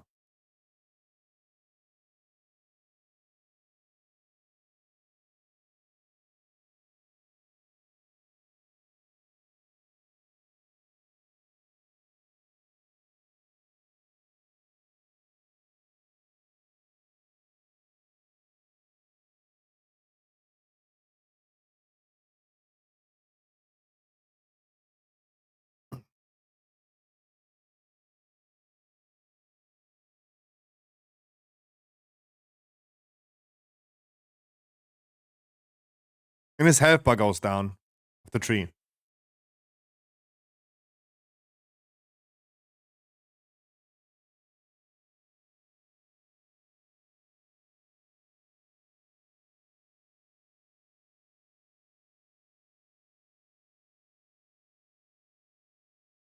Similar than other bosses.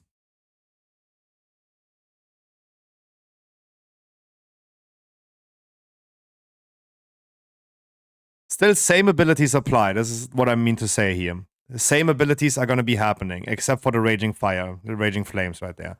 So the tank abilities are the same with the fireballs, the blaze, swirlies around people. It's the same. Everything is the same.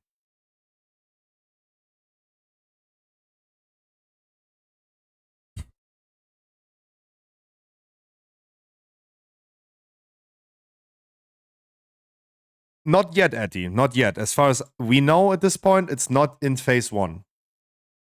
You talk about phase 2. This was phase 1. It's phase 1, intermission, phase 2, phase 3. Right? The ad set you're talking about is phase 2. This was just phase 1 right now.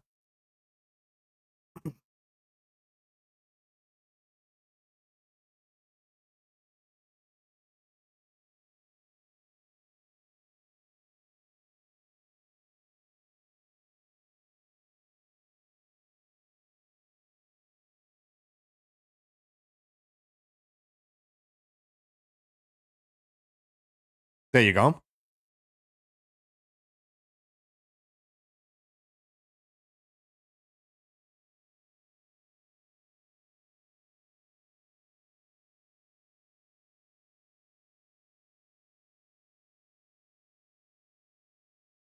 Tooltip is currently saying 9,000. 9,000 damage. Really quick. Stage 2, Greater Firestorm, Burning Colossus, Pulsing Core, it's 18,000 on Heroic. Every 2.5 seconds. So you can tank it on the boss. It is absolutely fine. If melees stand in there, don't worry about it. That is no damage. That is like, what, 9k damage that you take per second for only the melees.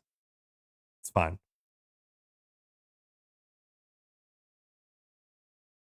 And healers continue healing the ads.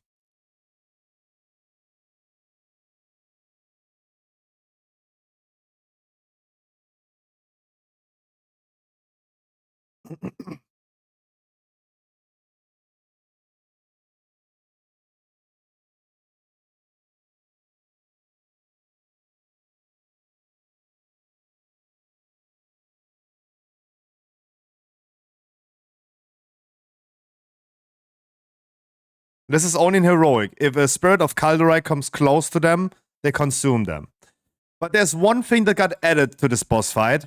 And it is... They renamed certain stuff. It's Flamefall, right? It's the Meteor. They renamed Meteor to Flamefall. The change that they did in this one is Shadow Flame Devastation.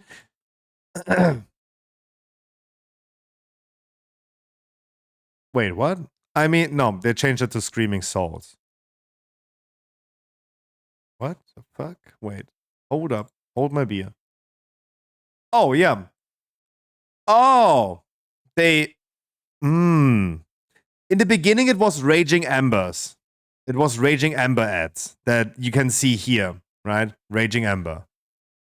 Then, afterwards on the PTR, they added additionally Screaming Souls.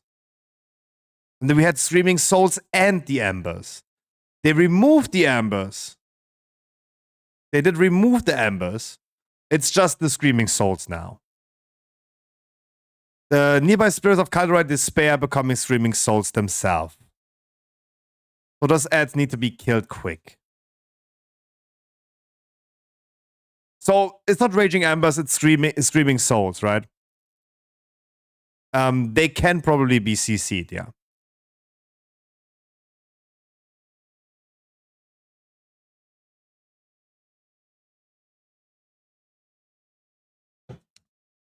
So this was like now a change that they did, but effectively it's the same, right? So we have just different ads that interact a little different, but they do the same thing. They pulsate for damage that increases in intensity, and they fuck you up with the spirits of Kaldorite that you need to heal the tree up again. No idea when... Wait, is the Dungeon Journal saying this nowadays? When the last phase? No. Last phase is not saying here when it is. But it would be currently assumed it's 40%.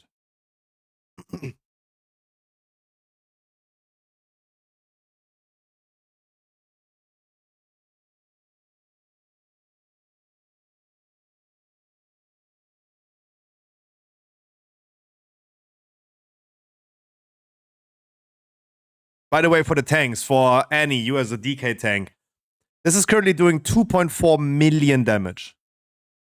What is it doing currently? Infernal Maw. It's 2.4 million. They also summarized these things. It's now Infernal Maw, not Burning Maw. And applies a debuff. A permanent debuff until the fight is over. Engulfed is no longer a thing. It is now summarized in Infernal Maw. Again, they renamed stuff, but it's still the same thing.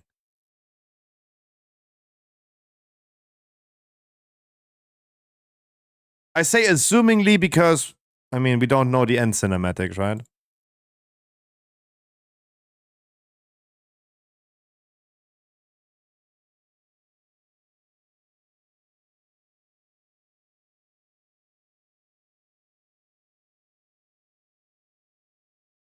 Yep. The Razaka, for example, is really nice, right? Because it like shows you, even though we don't know the fight, you can assume it's doing the same shit, right?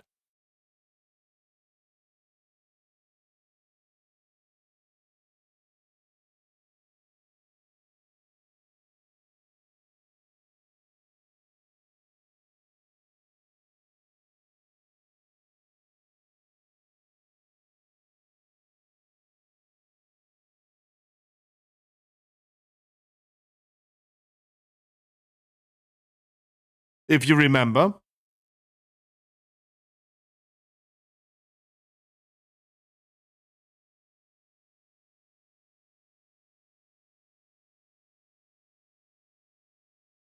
And those players shall never be hit by a single ability.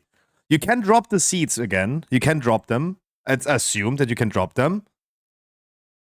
Right? But you are never allowed to let the seed get hit by anything. That's a yikes. Yeah, it's a big yikes. I agree. Yeah, one player fucks up and it fucks the whole raid. Yeah. But we will see how difficult that's gonna be, though. Right? We're gonna see. Because you have 4 seconds. When you're affected by Blaze, you need to drop the thing and go away from it. You have 4 seconds of time. You have 4 seconds of time. So that is enough. Maybe they're gonna increase this over time, but of course, in the first week, it will be the most difficult. This is everything that the boss is doing. This is everything that the Dungeon Journal is saying. The patch is live now, and it was potentially assumed that... Oops. It was assumed that there might be abilities that are not yet in the game or in the Dungeon Journal on the PTR. Everything is here. Everything is here. Right? So this right there is an idea of how the boss fight could go. It might not be, especially the first phase, for example. We don't know with the fire, for example. We don't know exactly. But we will see what happens, right? Because the tooltip, especially of Fira calls burning meteors down upon players. This is like now on player location. Damage to players within 9 yards. It's like a 9-yard thing. It doesn't, again, it does not matter if it's on the boss. It doesn't matter. It doesn't matter if it's under players. It doesn't matter if it's under the tanks. It does not matter. We just make sure in the first phase that we move the boss away from the seeds. This fire is not spreading into the roots, right? So this is a... We talked about this. We did this together. This guide we did together on stream. And we talked about the abilities, if you guys remember. We were brainstorming about, like, how could abilities look? That's why we came up with Razagath Beam, for example, or the God King Skovald Shield, for example, right? We came up together with this. This is the raid. This is the raid. You can look those guides up again. You can also check Ready Check Poll. They have a little bit of shorter videos, actually. Respect for that. But please make sure if anything is still unclear about the raid, please look things up and get ready for Wednesday. Again, I do think that 7 out of 9 bosses shall be doable in the first day, for sure. Tindral is tricky, and Firak, you see it yourself, it's gonna be... So yeah, there you go.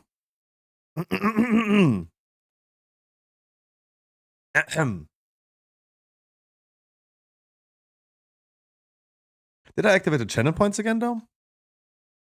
Or quiet in here. Can I get a nude, please? To lift the mood. Like, let your channel points out, guys. Let your channel points out. Let's go. He's gonna start with normal first, right? No. He's gonna start with heroic. Normal is on Friday. Let your channel points out.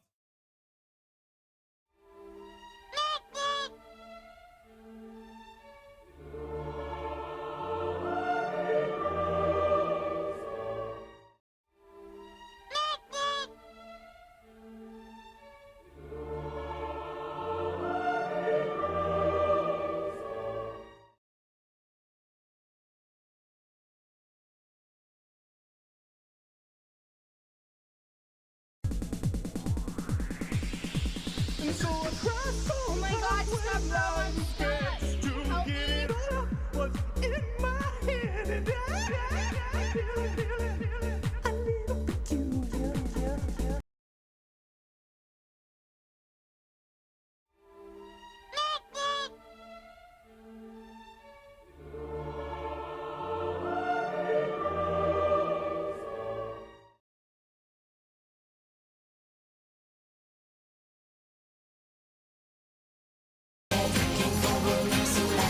J'en ai marre de Cécile.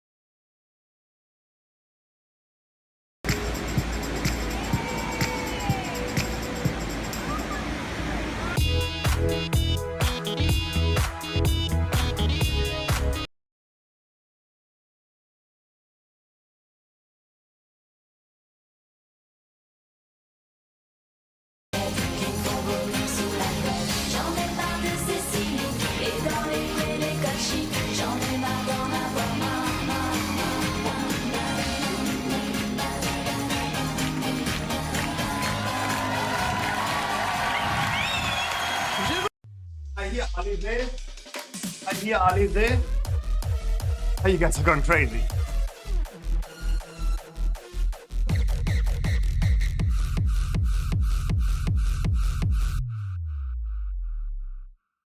Loser! You're a loser! Are you feeling sorry for yourself? Well, you should be, because you are dirt! You make me sick, you big baby! J'en ai marre de Cécile et dans les rues les cochis. J'en ai marre d'en avoir marre.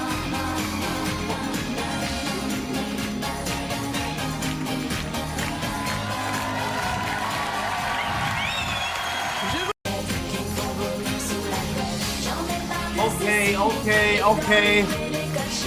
Mr. Harkley is getting overdosed.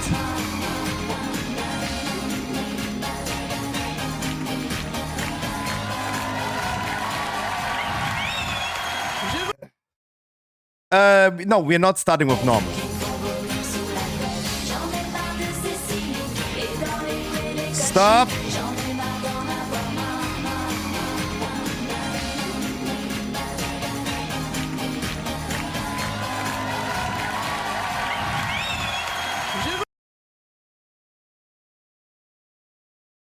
Stop. Echo will start with normal. That's cool with Echo.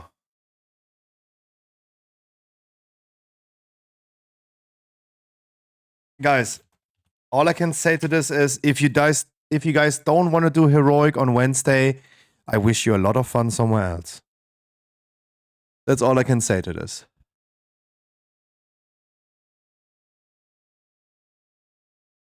We're not starting with freehold. This raid thing now took way longer than expected and anticipated. It took way longer than anticipated. We do have the routes, right? Wait, I need to update. Talk about the dungeons. As I already told you, I have no idea how much I need to say about the dungeons. Warum diese Drohung jetzt? No, I'm just saying if you guys don't want to raid... No, that's not a threat. If you guys don't want to do heroic on the first day, that's fine, right? All I'm saying is then don't join my raid. It's not a threat. What the fuck?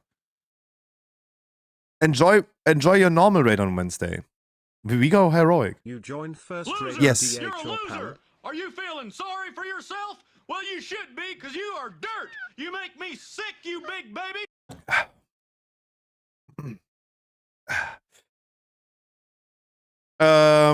Reload. So, about dungeons. We're gonna talk about the routes. We're not gonna talk about every single trash pack. We have all routes except for Dawn of the Infinite. We're just gonna finish that one up. First of all, what I would love to finish before people go to bed. I hope you guys have entered the giveaway. I hope you guys have entered the giveaway. Exclamation mark raffle.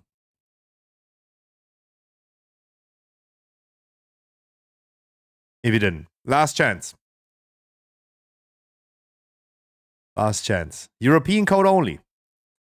We're going to be talking about the routes. We're going to be finishing the route for... Dawn of the Infinite. But otherwise, we are not going to talk about every single trash pack. Guys, I can tell you about every single dungeon. I will lose some words about a boss, but they don't have much, right? Kill ads, interrupt and CC as much as you can. Don't stand in front of them. Watch your feet. Don't stand in front of the boss or mobs. Easy. Will apply to every... Oops. Boom. Let's see if the winner is here or not. No. For our route, for now, no, it will not. Hulax! Is Hulax here? Is he still here or is he fucking his girlfriend? Hulax. He's not here. He's not here. Give him a minute. Give him a minute.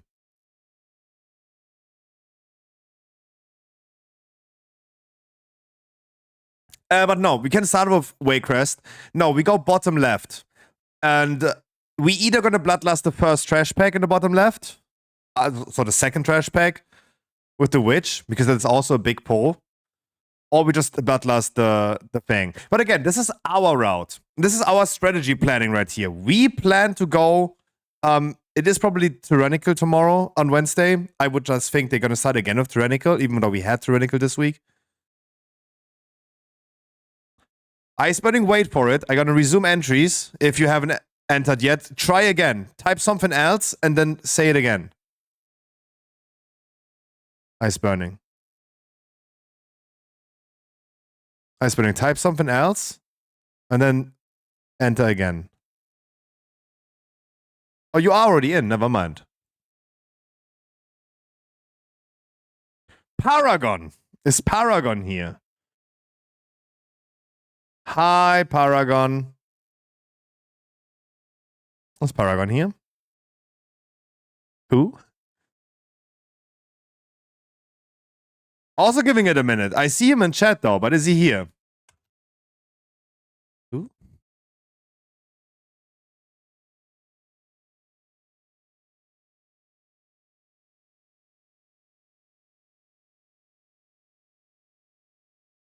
You are in, Iceburning. No worries. You are in. You're in. You're in. You're in. You're in. You're in.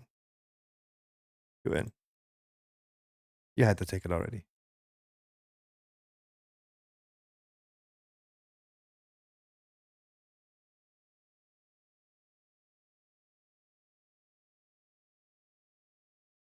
In the meantime, I can already tell you guys, if you go to Stormfade, and you go to the dungeon guides already to, for example, Waycrest Manor, you will find the route already, right? You will find the route that you can insert to your thing, right? You will find already the route that we are planning to do, right? This would be changed depending on like if players come up with a way cooler route. Okay, the minute is over. Hallie?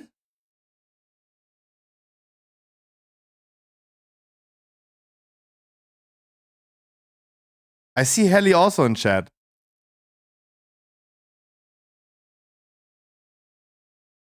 Oh yeah, only people with age. True.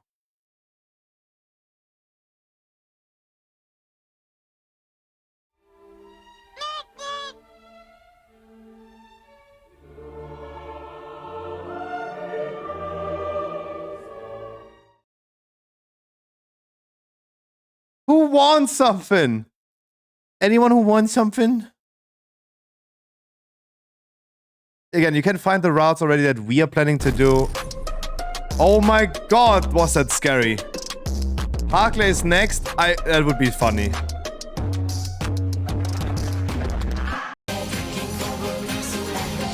ai marre de ces signes, et dans les rues les gâchis. J'en ai marre d'en avoir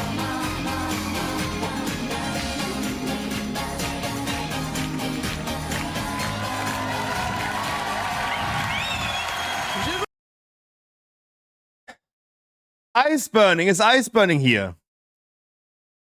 Iceburning. Is Iceburning here? I can't see him.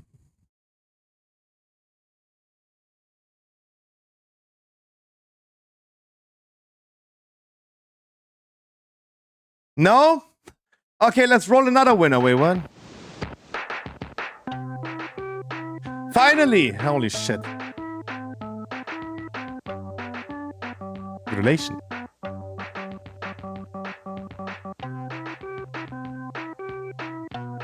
Iceburning, can you text me in Discord, please? Text me in Discord, I get you the code, you redeem it, and tell everyone that it worked. Especially me. Thanks, Blizzard! Thanks, Blizzard, for sponsoring another giveaway. Really appreciate it. #WarPart and celebrating patch 10.2. We're gonna be talking about the routes. This will, I don't think, take that long. I don't think.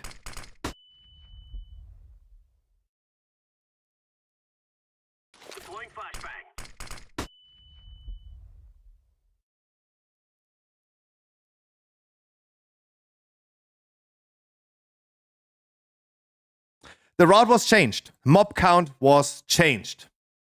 So we need to fix stuff. We need to fix stuff. There you go, party people. There you go. And you guys help me, please. Route enthusiasts, help me. We're gonna start in the entrance room. They have a random cast that we need to stun. Make sure they're not casting too much. Typical like in Neltros today. They can fuck you up if they're like having multiple one of them cast at the same player. We go left side. We go bottom door, bottom left. We either gonna fortified bloodlust this pole.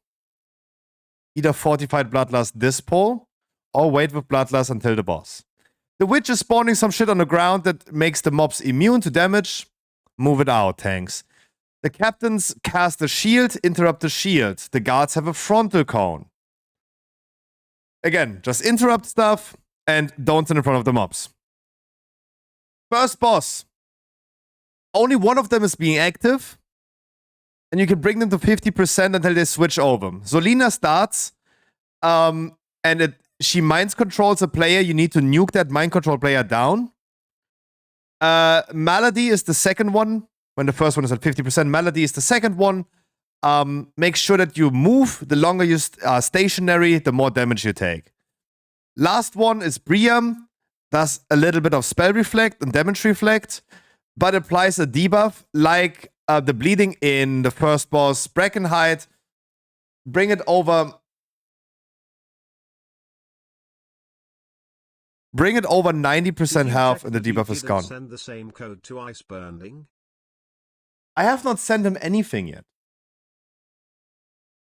You changed your name to Ice Burning.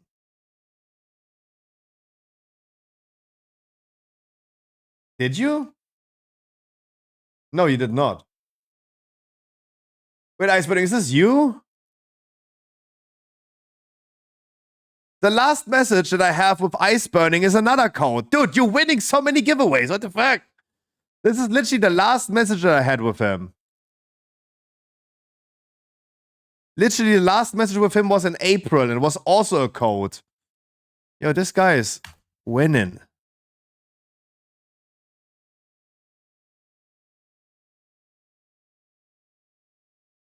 What's the name of the mount? It is the Jade Bright Foreseer mount. It's the 12 months, 6-month subscription mount. This one, it's a rabbit. It's a rabbit.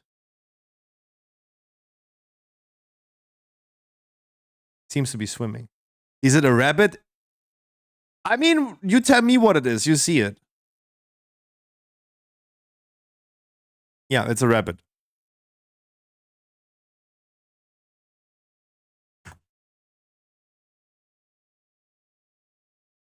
Clearly a horse. These packs in here just dodge the swirlies that are gonna spawn. We need to fix the route because we're missing 9% mob count again. But I think it can be fixed. Doggies, Fawn Shaper, knock you away, put a bleeding on you. A debuff that can be dispelled. Again, voices on the floor need to be dodged. Tree boss, roots one player, like the barrel in freehold, nuke him out. Move the thing through the fire. It spawns ads when it was moved into the fire. Kite the ad. They cannot be attacked. A lot of room right here. We're going to move them out. Move away from the swirly that the peasant is the... No, the peasant. Is that the peasant? Infected peasant? Yeah. The bell. Whoops. Is doing, and some people will be affected by the maggots. They're going to spawn more maggots afterwards. Nothing much to say about that. Ral, the gluttonous, has multiple frontals and spawns ads. That's it. Kill ads, don't send in the frontals. Right? Move left and right when he's doing the chain of frontals. We continue going here into the basement. We come out here, still the same thing, still same mobs. So, now we need more mob count. Does that mean that we do need... And the route makers with me, like EVG for example. We pull Alma, right?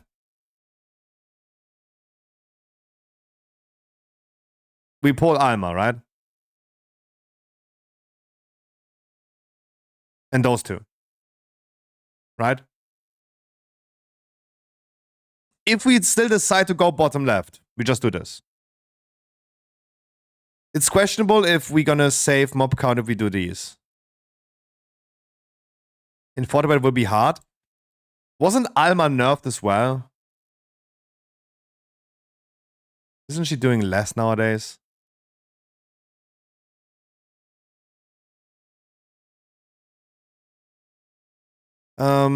I mean, we could also just go bottom right, though, in the beginning, right?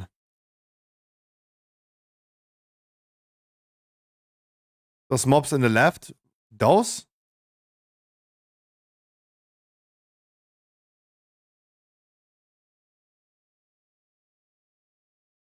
The right?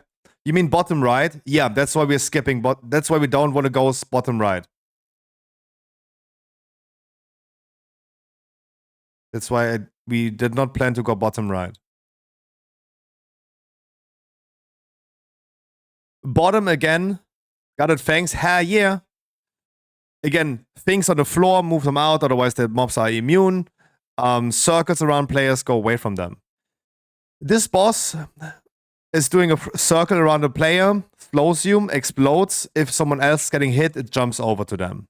Dodge swirlies on the floor. Tank smash can be spell reflected, warriors. So feel free to spell reflect that. It's a disease debuff with a boss smash that can be spell reflected. Had a lot of fun in BFA on my warrior. Makes it super OP. They are just jumping around. And then we go last boss. Last boss spawns these ads as well. The corpses can be extinguished by the water that you find. It's glowing. Run over to get an extra button. Run it over. Do a bigger pull too. There's no bigger. Boss 2? No. This ad is not spawning. Because if we go bottom left, this one spawns. This one is just there if you go a different way. The ad's gonna spawn, these soul charmers gonna spawn the same way as they were previously, depending on which direction you go. If you go bottom left, this one will spawn, but not this one. And I could only pull those two, but that is not enough percent.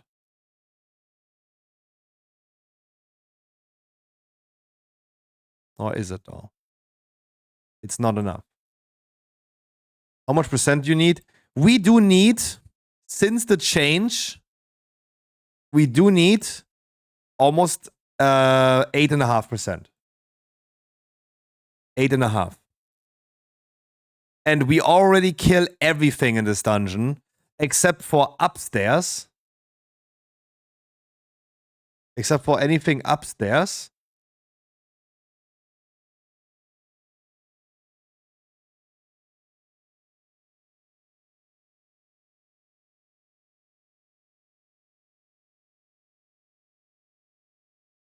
I'm thinking right now, top right maybe?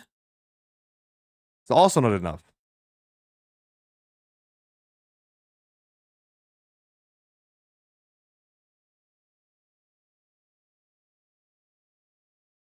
What?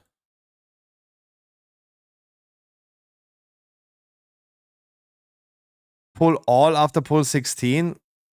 What? Everything here? No.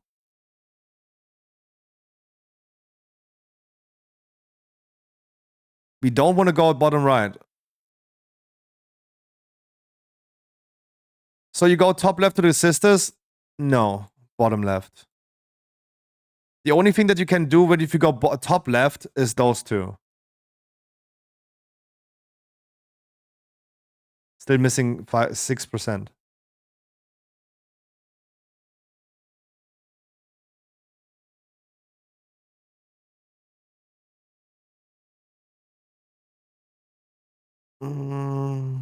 Doing percentage afterwards. G52. What is 52? Oh god. 51. G52 is Alma. No, EVG. I said this. I said this. No, you need more. You need more. But if you do those two together, it's a perfect 100. If you don't do those, it's perfect 100.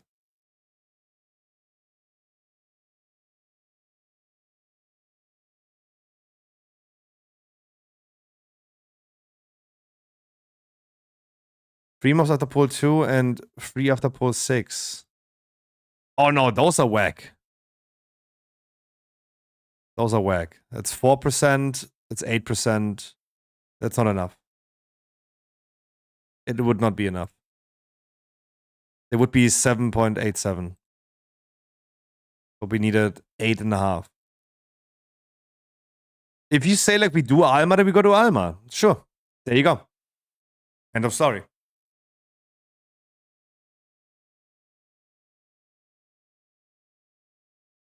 There you go. Sure.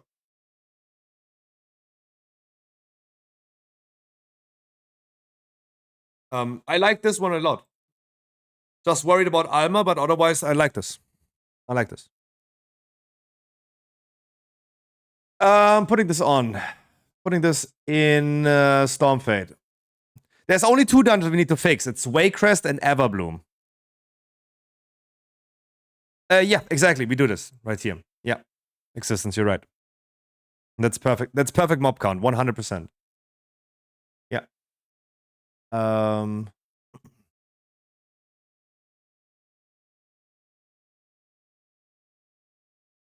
Where is... What is the route called? Route Waycrest Manor. There you go. So now you can get the code, the import string for this route right here. You can get this on Stormfade. But it's also like all I have to say about this dungeon, right? There's all I want to explain about the dungeon, right? I said how the bosses work. I said my piece, right? Black Rookhold has changed. They're giving more percentage now, which is not much better now. Which is sadly not much better. We're starting in the beginning right there. We go one way or the other. The only big difference is still frontal casts heal. They cast heal as well. So CC, don't set in front of them. Valendras is doing something different than this guy, than Ephedrin. This one is more tank related with a tank smash. But I mean, who gives a fuck about tanks, right? First boss. If you're affected by the X that follows you, you're gonna spawn void zones on the floor while you're walking. So spawn them like in Freehold last boss, right? So spawn them located good. Oh my god, stop. The boss is having a frontal, which is 180 degrees, right in front of him. So it's almost splits the room in half, right? So be careful with that. In the intermission, they're gonna be ads spawning from the sides. Kill the ads. And again, this is why dungeons don't need to be talked about a lot. Ad spawn, kill ads. Don't stand in front of mobs. You have a circle around you, go away, and CC the hell out of them. Right? Not much to say. CCing means everything like just stun them or interrupt cast if you see something being casted. Right? The important thing, of course, the important interrupt is a heal right here. Right? Then after the first boss, we continue having a lot of spiders. Spiders die with a swirly on the floor. The big spider is just a big spider. These mobs right here are deadly. The little minion spawns a swirly onto a player. It leaps from left to right. The cat does the same. The risen companion does the same. Without a swirly, it just leaps. The arcanists, the archers are going to do a frontal. They do multi-shot and like multi-shot barrage. So make sure you don't stand in front of them. They just jump around, turn in a random direction, and continue casting that. So be careful of them. And the champion is doing a frontal as well. So frontal, frontal, frontal, and swirly. Frontal, frontal, frontal, swirly, frontal, frontal, frontal, swirly. We go here, frontal, frontal, frontal, swirly. This boss right here is charging to 3 players. Charges from one player to another to the next one. He leaves fire like fire on the ground in his path.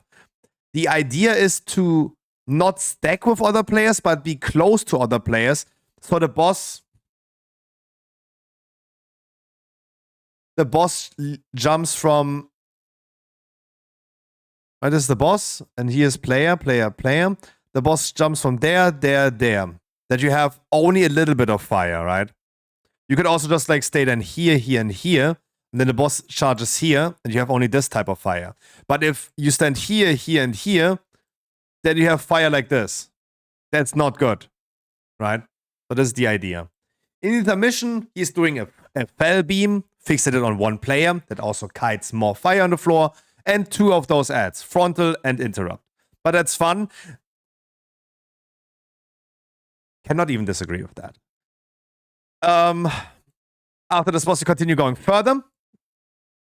We come out here. These ads, the tricksters, have insanely interesting. Wait, can we skip that one? No.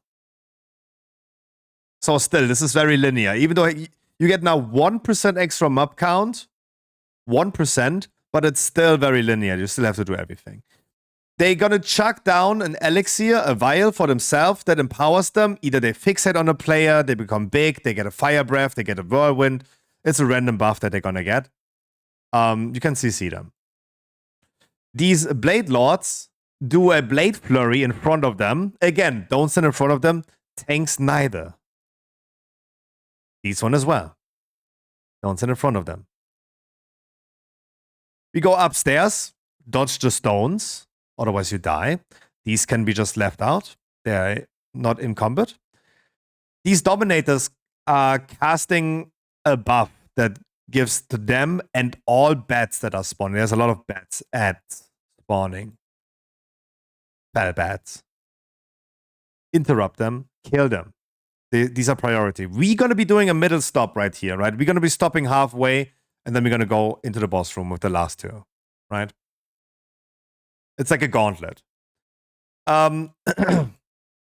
This boss right here, when he's at 100 energy, he does a almost lethal smash on the tank. He gains energy by the amount of damage he deals to the tank. So the more mitigation you have up from the beginning, the less energy he's gonna get. The longer it takes him to get his 100 energy. Otherwise, he targets a player that spawns a beam. This is indicated by a player having an arrow on his head. And then there is like a bat right here. And you're standing here. You're standing here. The bat is here. It will breath in this way, and you're going to spawn a whole line over the whole room. All right, and the next one is, for example, here. And you're standing here. It's going to happen like this. Then the boss charges to a player. The same player is never allowed to take 2 hits of the charge. Whoever's getting hit by the charge first is taking the damage. So that means if player 1 is getting charged, you let it charge to player 1. But if he's getting the second charge, player number 2 needs to stand in between and takes the charge. Right? The other mobs up to the last boss, again, frontal, they have leaps where they leap. There's a brown void, brown swirly indicated where they leap to. Typical thing. You have seen it a trillion times. Just dodge that. They are not very interesting. Last boss. We're starting Kurtalos Ravencrest first. There's going to be a line in the middle of the room that we need to dodge. There's a beam across the room through the middle. Dodge that. There are... he's throwing a what is it called? A boomerang? Let's call it a boomerang. That boomerangs from his position to the targeted location, and it remains there for like a minute. Right? Dodge that. Otherwise, it knocks you and deals damage. As soon as Kurtalos is dead, Dantalionax is coming. He's doing Shadowbolt Volley. The first Shadowbolt Volley is going to hurt. Back in the days, it was deadly if you didn't have Priders on Tyrannical. make sure that in the first one you use self-defenses. Afterwards, you're going to get buffed. You get 300% more health, 300% more damage, and 300% more heal. Then we can easily survive that Shadow Wall volley. He's doing Adaptive Swarm on a player that stuns them every few seconds. Kill that ad. If you have that ad on you, go close to the middle. Don't run away. We need to kill that. It doesn't go away from you. Come to the middle. He does still make the green circles that wander around and that sleeps people. And then he vanishes and does the beam from the phase 1, which turns in clockwise or counterclockwise. So you just need to continue running in a circle around the room. The rod is also fine. So let's do this. Route BRH.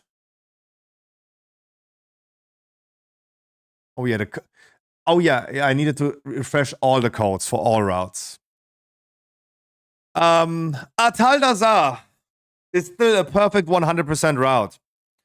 In the beginning, you can dodge every single mob. Just jump down to the boss immediately. First boss is doing a fear that you need to line of sight. And then he fixates to a random player that he chases down. You can walk from one way of the room to another. So when we're starting the boss on the entrance, walk to the exit on the opposite side. If the boss or a player walks over the piles on the floor, over the graves, exactly, he spawns an extra ad. Which is just a minor annoyance, but just walk the boss in one straight line on the water on the outside, not through the middle. And then maybe do a curve at the end. And otherwise, continue doing line of sight when he casts his fear, and tanks get a nasty bleeding debuff. We go back. The little Saurids right here, they just leap to other players and deal damage. The big Sky Screamer, they don't leap, but they cast a fear. So make sure we're going to interrupt that one. But we're not going there first. We go to this way. The Stalkers stun players. The reanimated Honor Guard is doing a tank bleeding and can only be damaged when his reanimation totem is dead. We kill the totem, then we can kill the Honor Guard. Don't kill totem, kill totem. You must kill totem. If you don't kill totem, you can't kill Honor Guard. Kill totem, kill Honor Guard afterwards. After other ads, no. Kill it immediately, otherwise, not all the same. Kill it immediately, otherwise you cannot cleave the Honor Guard and you have just wasted damage. And you waste a lot of time. Kill totem, then kill everything together. The Honor Guard is spitting a lot of green stuff on the floor. Just keep on walking a little bit. Right? The shield bearers do a shield around them, move other mobs out or stun them as well. We do this pack right here. The Witch Doctors cast Hex. The Witch Doctors cast Hex, so that needs to be interrupted. And otherwise, it's the same mobs here and here, right? This boss right here has 3 totems in the beginning, one on each side, one for each DPS. Kill all totems at the same time, enables the boss to take damage. Then the boss spawns green shit under himself, so tanks move him in a triangle around the room and interrupt his cast. We go then downstairs, we have the same mobs, we have the same dinosaurs here, same dinosaurs here, same dinosaurs here. The augurs will empower the Honor Guard. As long as an Honor Guard is alive, they will channel into the Honor Guard. The Honor Guard will then do a whirlwind, which spawns fire on the floor. PC stuff. And then on top of here, we're going to be doing a big pull with all the shitty ads that we had before. It's again Juggernauts, Honor Guards. The Priestesses will try to heal and soak, like leech heal from you. You can avoid this by walking into the Blood Void zone on the floor. That gets you a debuff. This is also important for the boss. There's going to be an ad spawning on the throne. Kill the ad, because there are 5 void zones on the floor, each phase. every player needs to soak that void zone when the boss is at 100 energy. When you see the boss 100 energy, take your debuff. Don't steal it from other players. There's only 5 available. And the boss does an AoE leech from all players. If you have that bleeding void zone, void zone debuff, the boss will take damage instead of healing himself. The ad will try to cleanse that. So make sure we're going to kill the ad. Pretty simple. And just dodge the orbs that are flying around. Mob count is done. Everything is done. We go to the last boss. The last boss has a cast, interrupted, a tank smash. It spawns ads that are unattackable, that chase the player that they spawned below.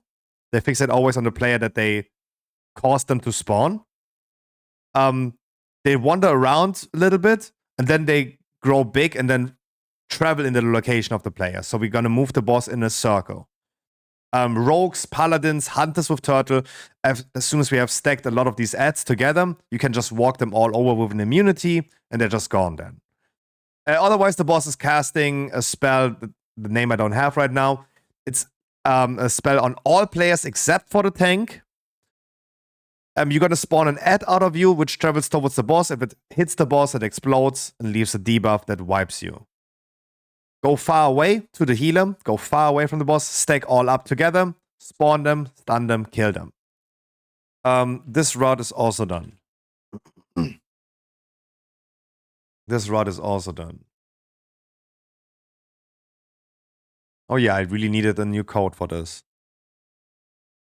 1, 2, 3. We're almost done, actually. Everbloom is the only dungeon that also has changed. We lost 8% mob count now. Wow. That's a lot.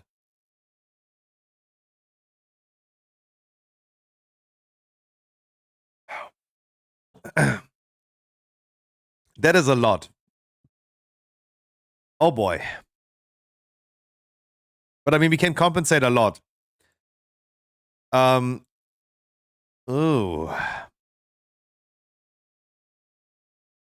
So we go in, the naturalist heal, and they also channel towards a player. They fix it a random player and channel damage into them. The berserkers are charging towards a random player and then explode around them. So make sure you're going to move away and don't get hit by that. The stingers just do tank debuff. The dread petals also only tank damage. Null root is the same as the boss. I don't even know what he's doing. It's pretty uninteresting. Forget about him. He's just 3%. But we do need more percent now. We do need more percent now. We have an extra pull 4 here, so that's not even enough. I would just say we're gonna pull just way more here. This is how I see it, right? Because everything else is just not really viable. They're not cool packs. Naturalists heal, so interrupt the healing as well, but otherwise they do the same thing. First boss, we move him to the wall. There's gonna be orbs out of the pool of life spawning that travel towards the boss. We're gonna drop we're gonna drop void zones. If the orb's gonna travel through the void zone, they're gonna turn into an ad. That's better than healing the boss. Or not healing the boss, but giving him energy back.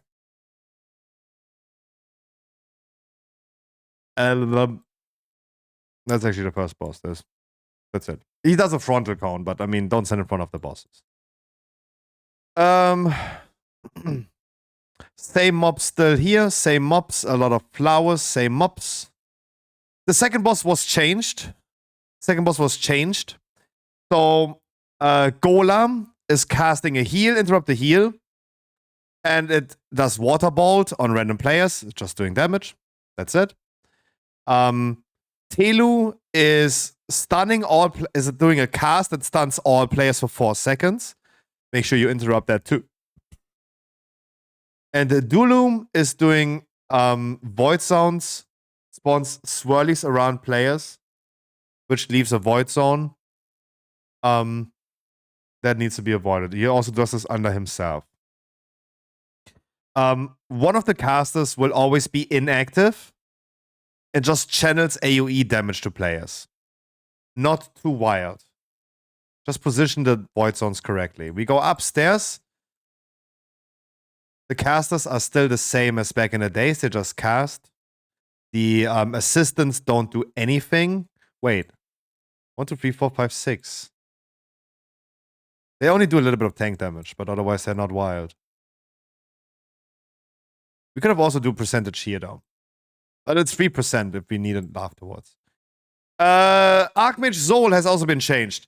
It still changes affinities, starts fire damage, and the Arcane Fire Frost. Arcane Fire Frost. It changes automatic after 20 seconds, so you are free to interrupt all the time. It does on a tank damage either Arcane Blast, Firebolt, or Frostbolt, but has one finisher ability that it always does in the beginning of that affinity phase, so at every 20 seconds, always at the beginning. For Arcane, it's an orb that travels to the furthest away player and then soaks players into that direction upon impact.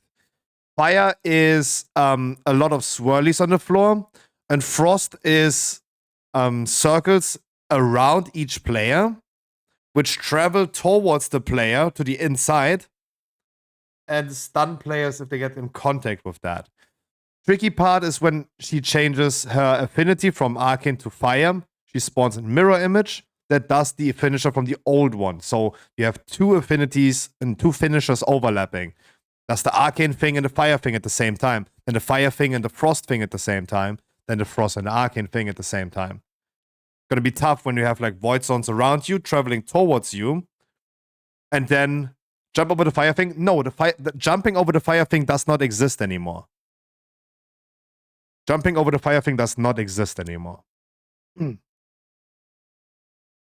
And last boss is actually the same as back in the days. Frontal cone, dodge the frontal cone, walk over the ads that are spawning, otherwise you spawn the lashes, and it spawns a big ad that heals. Yeah, walk over the flowers. Exactly. Same thing. Route is working. Just compensate with the dread petals. Even though they got nerfed, just do more then, right? Blizzard will not stop me from doing them. Even if they nerf the mob count. They will not stop me from doing that. Is the spider boss gone? Yes. The spider boss is gone. Throne of Tides, the Cataclysm dungeon, has received a rework. And oh boy, it's a funny one. The little snapdragons do a nasty tank debuff. Nasty. You need to kite them as a tank. Oracles are still healing. The Sentinels do... wait. The Ravagers are the ones... The Ravagers here are the ones that are spawning swirlies on players that leave void zones and have a frontal cone. Again, you guys see a pattern, right? Swirlies, frontal cones. I think you see a pattern at this point, right? That's why I don't think there's much to explain. Everything is... Have to do that pussy polls? No, you can go harder, but I mean, it's a fully reworked dungeon. Rather slow than... and start progressing. And also keep in mind, Annie, this is more of like, also like, me guiding other people. So I would not suggest the average Joe that reads guides on Stormfate to do those small polls. You do what you want to do. When you know the dungeon can pull more, yeah. Get a feeling for it. Because you can pull everything if you want, but if you end up actually face tanking those snapdragons, you're just dead. You're just dead, right? As soon as you know how to deal with these snapdragons, for example, sure, go for more. Of course. Interrupt the Oracle. Of course, go for more, but otherwise, be careful. We go further to the first boss. It's still the same mobs. Still the same mobs. Murlocs, still the same mobs. The dragons are the new Krokos. Yeah. Oh, yeah. Yeah, you can say it like this. First boss is still the same. Except for... It does, again, a circle around the player that explodes. You need to go outside. And there was one other thing. It's literally the same. Like, I'm getting sick of it at this point. This boss is just the same. Right? It spawns the same ads as well. Second boss has changed heavily, though. Second boss has changed. Commander Ultok has changed. He's not doing the void zones that grow bigger and you just move him around and he's doing a tank smash. That's not a thing anymore. He's still doing a tank smash. But he is spawning, getting ads in face. On the first one, yeah.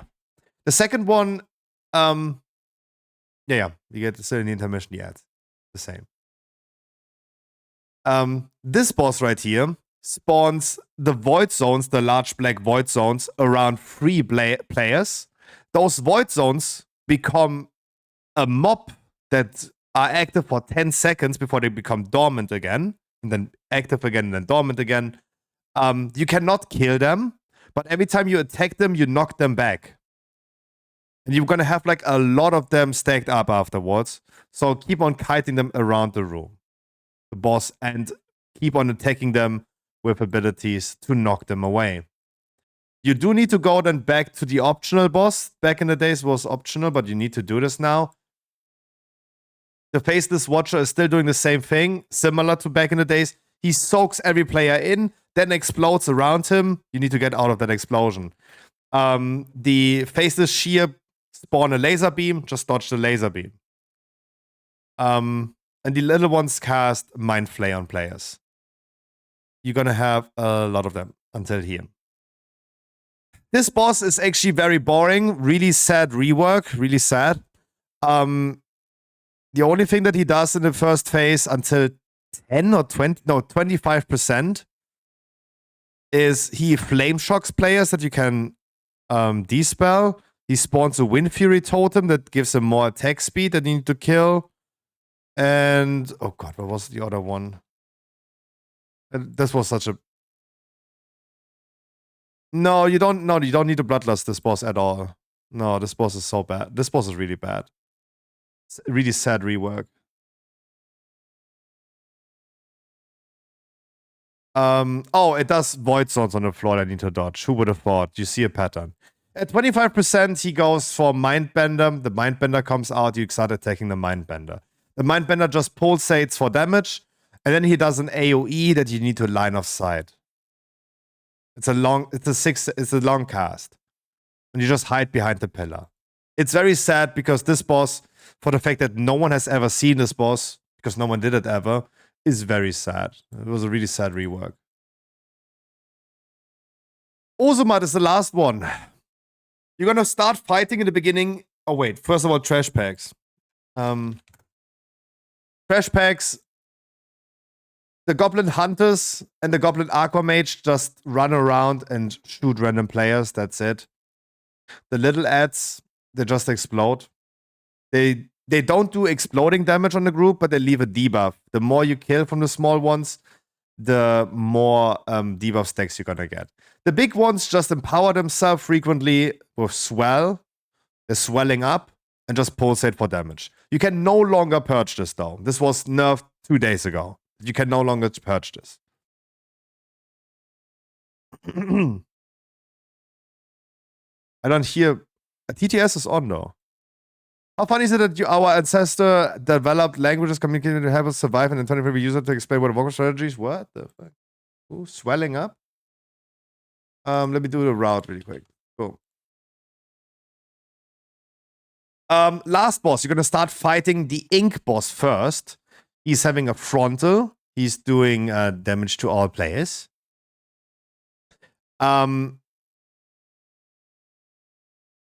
He is going to be applying, what is it called? Is it Blotting Darkness? 2 players will get a debuff. They drop a Ink Void Zone on the floor. Standing in that Void Zone deals damage to you and slows you as well. You can cleanse this if you get from Neptulon. If you are chosen by Neptulon to get this, you run through that and you cleanse that Void Zone. Otherwise, it spawns Sludge and Splotch ads. You can interrupt them, and Sludge is doing tank damage and also applies more void zones on the floor that need to be cleansed. Oops. That's it. As soon as the ink is dead, you're gonna have the last boss. As back in the days, you just kill it. Nothing too crazy. But the first phase is completely different. With the ink boss instead of like having only add waves to do. So it's a full boss. That is Throne of Tides. Oh boy. We're speedrunning. Dark Heart Thicket is still the same route. Okay, I can copy this real quick.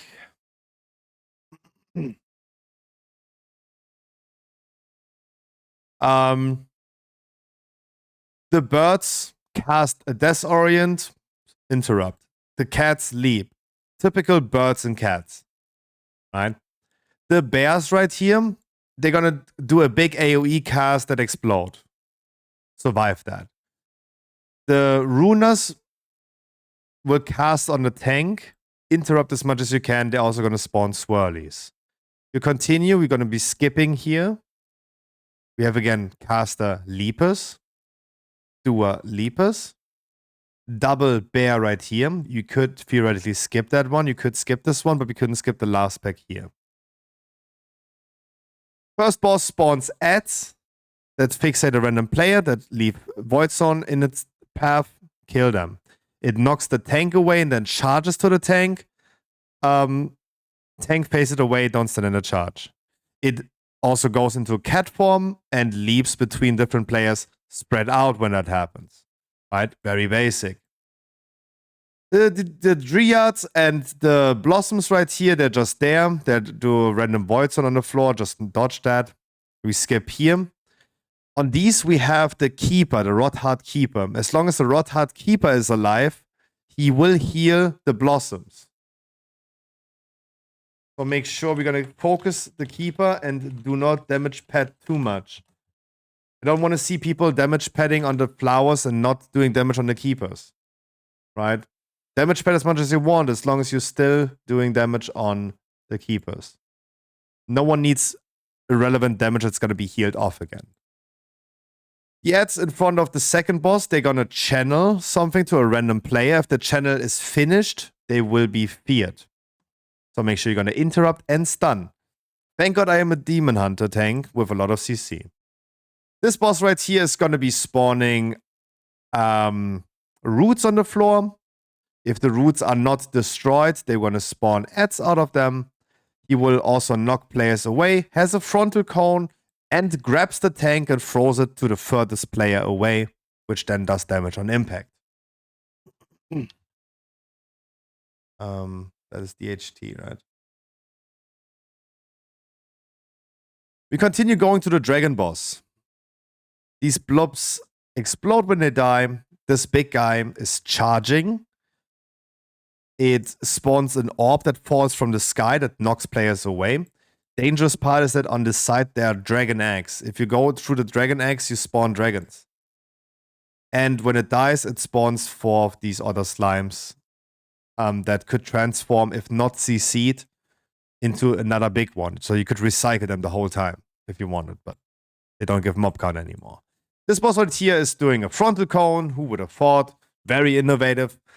There's a frontal cone. He pushes players away for a 3-4 second channel. So just walk against that. Don't get pushed into the outside. Don't spawn the dragonettes. And he's spawning a void zone. Just don't send in a void zone. We jump down here. Go to the last ads. Players will be fixated with a swirly around them. That is just an explosion. A circle around them is also an explosion. Interrupt the ads. The bats. Who would have thought that bats are doing a Desorient or an AoE silence, right? Who would have thought? Spawn only ads when you have Affliction Warlock in the group. Or when you have Harkley in the group and he wants a damage pad, of course. We're going to be skipping the last one. It's just consisting of all the other ads, but either we're going to skip those or we skip the bears. We still have to decide. I'm still in camp. We skip the bears. but Rogue would be nice for that. Last boss has two important things, two important debuffs that you need to understand the difference between. You have a debuff that it's called... Ooh. That is called...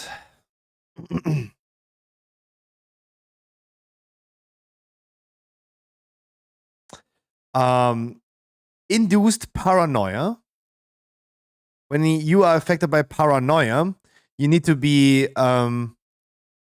away from other players. It's not a circle, it's just like a patch of shit under you. It's not a circle. You need to be away from that. It grows in size, so be away from other players. Otherwise, you will be feared if you stand close to other players. And there is Waking Nightmare. You are pacified. You cannot cast anything if you're not with other players. So Induced Paranoia is go away. Waking Nightmare is stack up.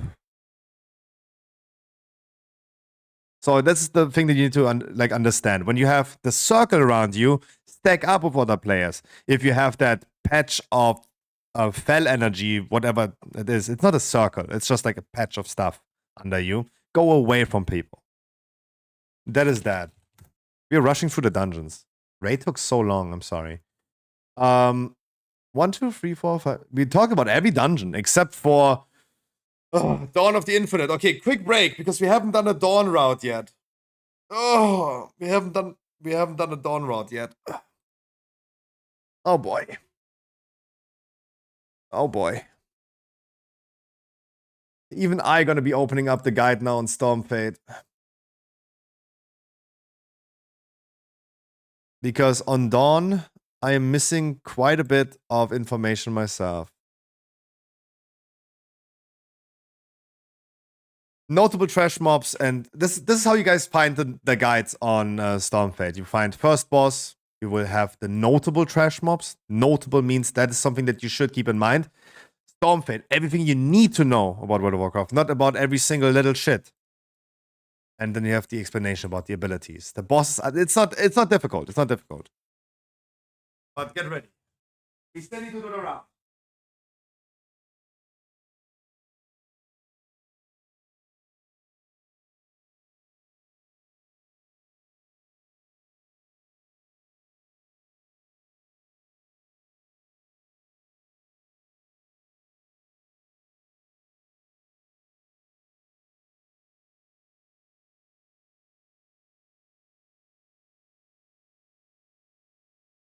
When we talk about the route and the damage, what they can do.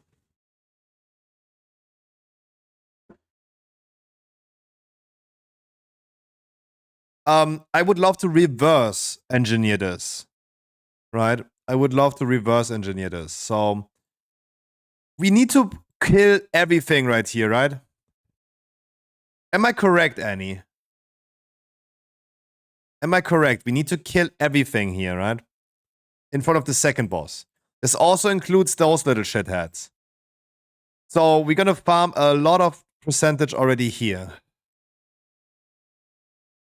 We don't want to pull big. We don't want to pull big.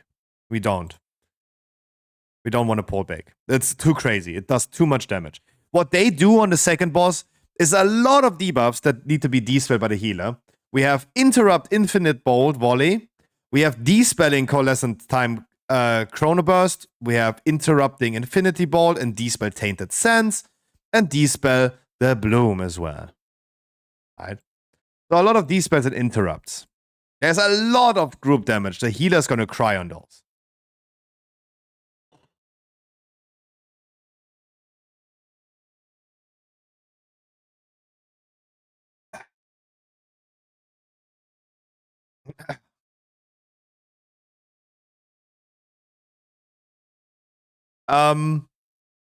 Wait, does it say that? Oh, it says at least affected by.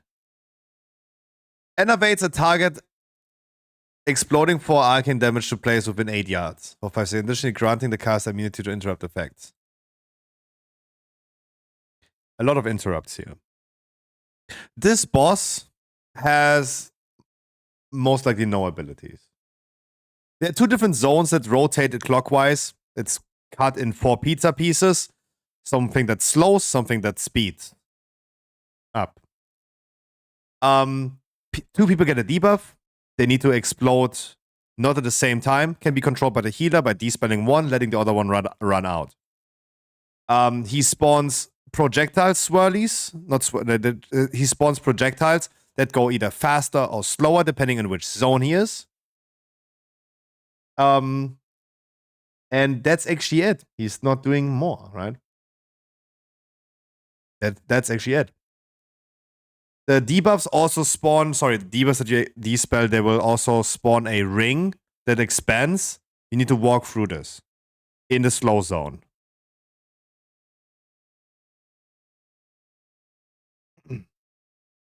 That's it.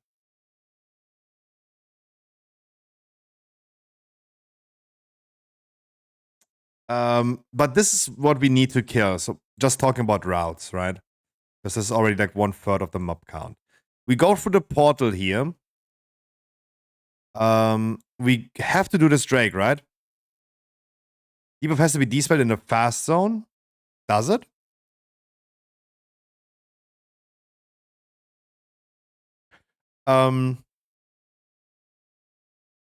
Exactly, it does group-wide damage. That's why you dispel one and let the other one run out naturally.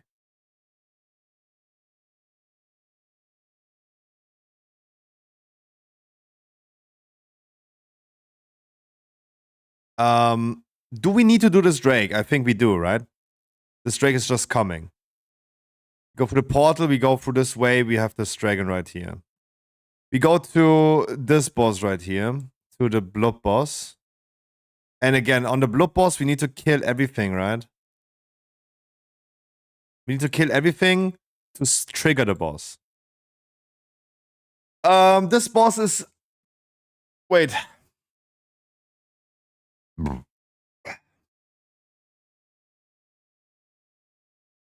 The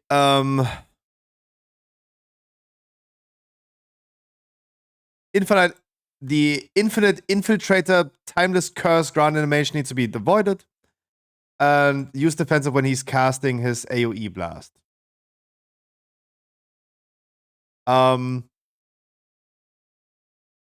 Blight Chunk will buff up the Relentless Hunger ads. Whoever that is. When they die.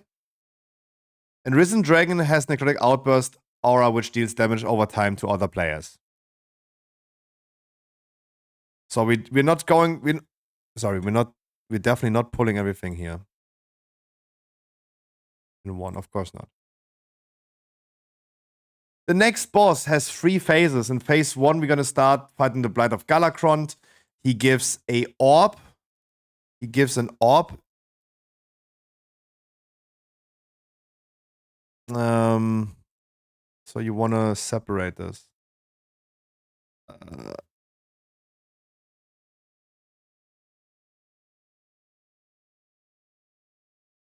Oh my god.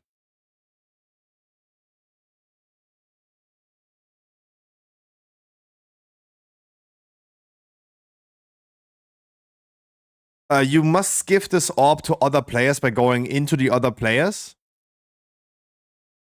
If it runs out, you're gonna be mind controlled.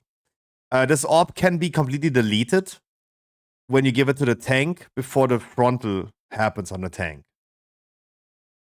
And he spawns voids on the floor that needs to be avoided. In the second phase, on 80%, he transforms into Anzon. That gives him the Necrotic Winds ability, a channel cast that deals damage to all players and knocks them away every 0.5 seconds for 7.5 seconds. Phase 3 up at 50%. He spawns Dashak and Loskelev. Loskelev uses Necrofrost, applying a permanent debuff that deals damage over time and reduces players' haste until the end of the encounter. And Dashak uses Incinerating Blight Breath, channeling a frontal breath in front of her over 3 seconds. Dashak also uses Noxious Ejection, frequently dealing damage to a random player, which has to be compensated by the healer. Not too crazy.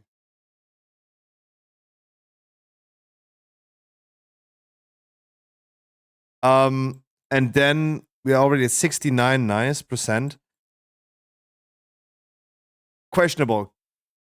They are not stealth detecting. We could skip here. Right?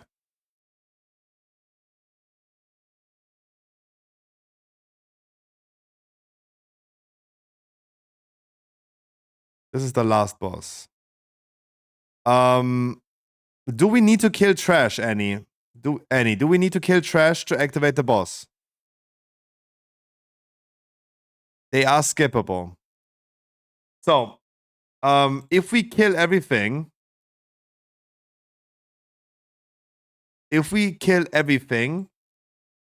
so what are they doing, first and foremost? They're not, allegedly not doing much. I don't know why.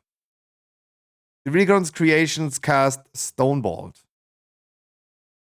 I would assume that Time Slicer is doing a frontal cone.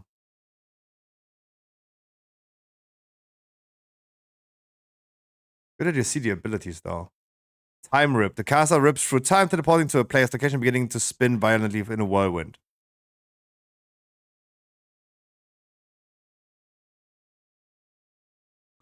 I would assume that we do not skip here anymore.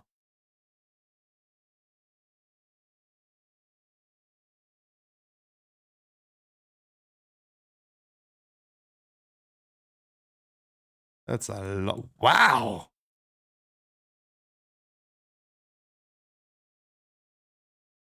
There's a reason why you're gonna skip those. There's a reason why you're gonna skip in the beginning.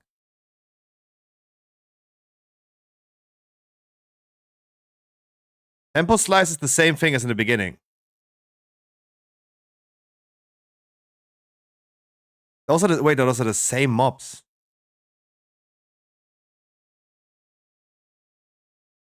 Those are the same mobs. Oh, those are the whack ass debuffs. Uh-oh. Can you skip this trash pack, or do you need to do that? Can you skip this, or can you do? Ugh. I mean, is this too close to the boss area? That's the question. It's in boss area. Do all at start? We are definitely not doing everything at start. No way. If we do everything at start and everything at the end, we have 129% mob count. We have 129% mob count. We will not do everything at start. We're going to be skipping at the beginning. We skip in the beginning because those mobs are nasty as fuck. Nasty, nasty as fuck.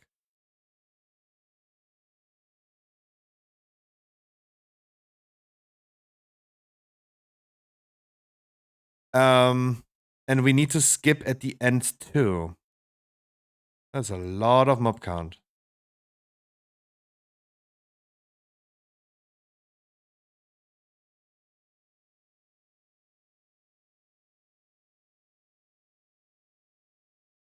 There you go. So need rogue or what? No, you can use stealth potion. Stealth potion is going to be enough for that distance.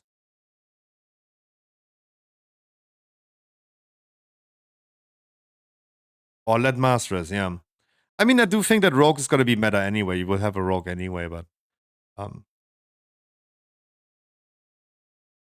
did skip them with double druid and one healer that masters people. I mean, something needs to be done. Hunter Invis probably works, yeah. You can't pull that last one together. Yeah.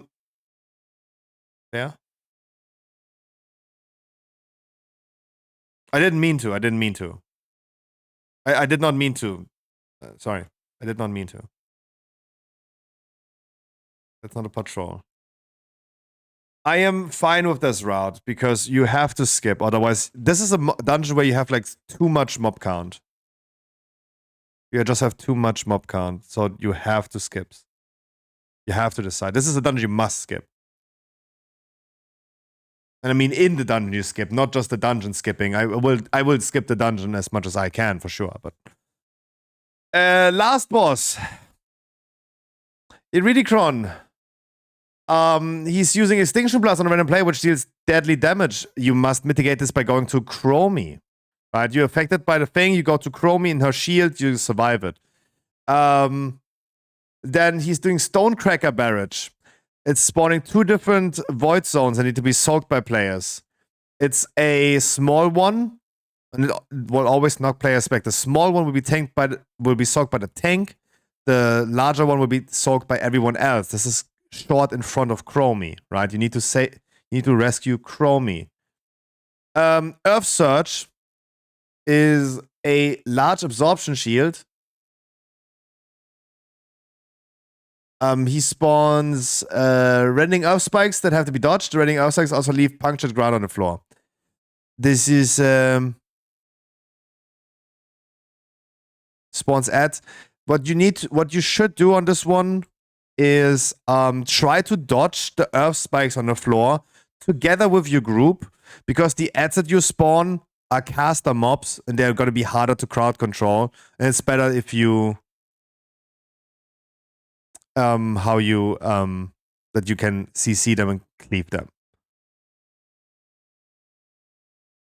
Pulverizing Exhalation is a 20-yard circle around the boss that deals damage to all players inside of it, but also is a frontal cone, so dodge that circle away from the boss, but not in front of him. And Cataclysmic Obliteration is upon reaching 100 energy, he will cast that. And we need to make sure that we attack him enough, so he loses energy. Every time we attack him, he loses energy, and if he's at 0, he will stop that cast. Otherwise, we're gonna die. In that time, we can go close to Chromie and get a damage buff from her. 100% damage, 100% haste, 100% cooldown recovery rate. You think pull 9 can be skipped? Are you sure? I do think I'd rather do the Drake than those ads. I gotta be honest. I'd rather do the Drake than those ads. Whatever is here is absolutely nasty. These ads are the same as in the beginning, and they're absolutely disgusting. I promise you, if you don't skip these mobs, you will wipe on the first mobs on Wednesday if you don't skip them. Incredibly nasty. I mean, we will wipe as well, especially on this pack right here, of course. Of course.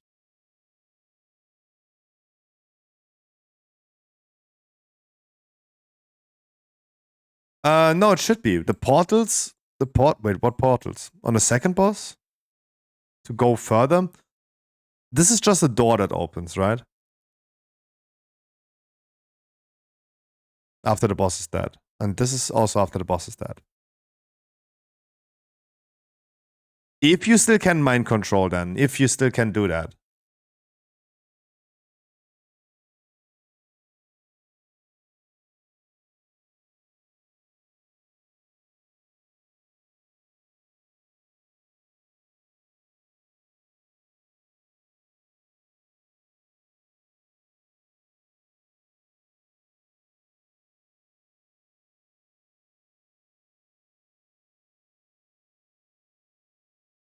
Last one, last but not least, and then we have actually done everything today. Our favorite dungeon with Mochi. Mochi Temple. Where do you spawn though? Holy shit. Where we at? God, what was the first boss though? First Timeship Battlefield. A Tür. Here. What is here?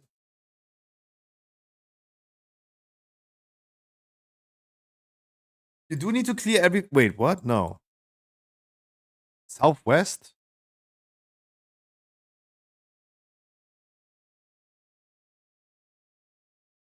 No. No, go up again. That's not southwest, mother...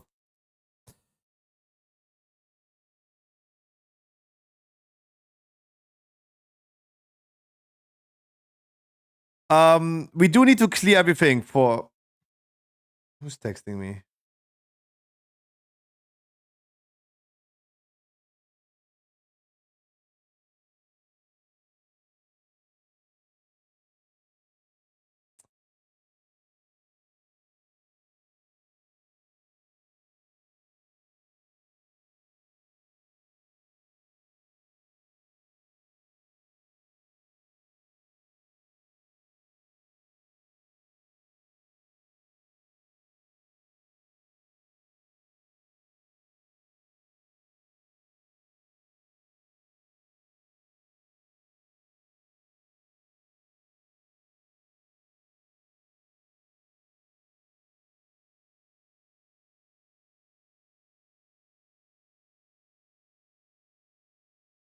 Why would you pull them?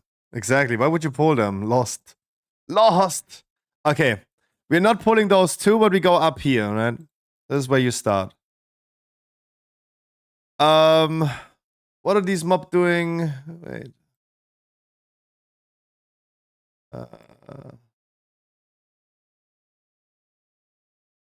The three big mobs. Which three big mobs? Isn't it two? Those? Oh, those three. Rending Cleave. Tis Vanguard is doing Rending Cleave as a frontal cone. The Magus is doing Epoch Bolt and Corroding Volley with this random damage. Temporal Strike by Valo. Larai uses, this lady uses Ancient Radiance, which can't be avoided in a boomerang type. It's just an explosion. And a boomerang type of frontal Orb of Contemplation. Those are all the same mobs. So,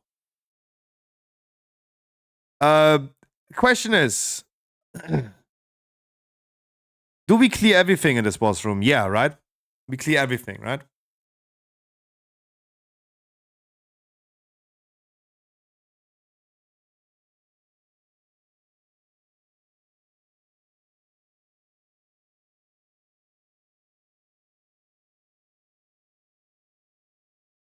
Then we're gonna do two. To the infinite.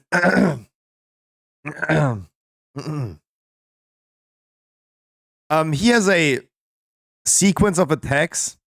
The first attack, so infinite hand technique is it called. The first attack is against the tank, and is a frontal cone against the tank, which leaves consecrated ground on the floor. Then he does a frontal cone in the direction of a random player, which also knocks them back. It's always random order, really?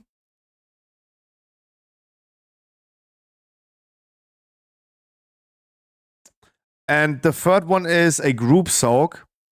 It requires other players to have soaking. If it's random order, it's random order then. So it's frontal cone tank, frontal cone random player, and group soak on random player. They all leave voids on the floor. Then as soon he's also applying Spark of Tyr onto a random player, which deals damage over time in an 8-yard radius.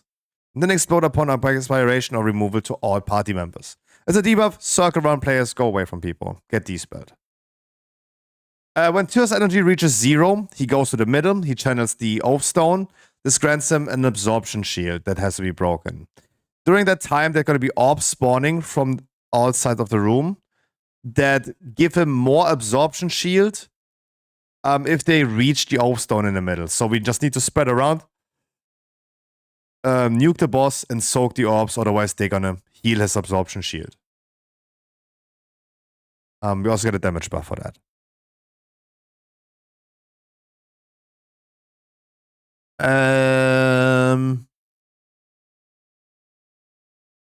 No. The Temporal Essence.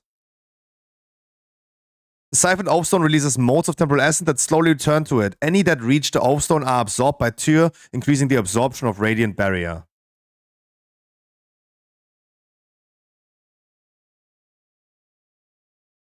That's what the tooltip of the ability is saying. It just prolongs the absorption shield phase. Where do we go next? Is this direction? Which direction do we go next?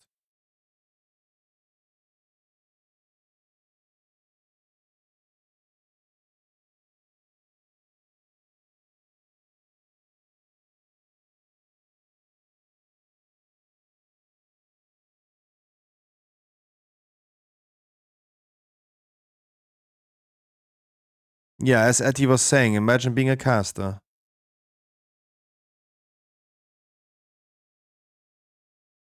There's the spark. There's the frontal cone random player. Frontal cone tank. Group sock. Oh boy. You go to the dragon, okay. Eee. Infinite Watcher. Wait. Infinite Watch Keeper. We go to this dude, and then what? Yeah, I'm not anticipating healing this. This is the 20, right? This is footage of a 20. Oh god. Yeah, and then you have the gauntlet. Like, let this. Yeah.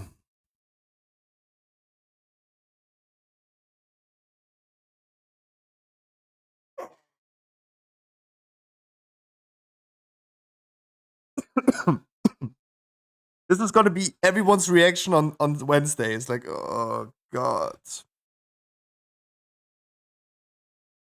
This is Mythic Plus already. This is not. Keep in mind, this is Mythic 0, right? This is not Mythic 0. This is a 20 right here. This is PTR.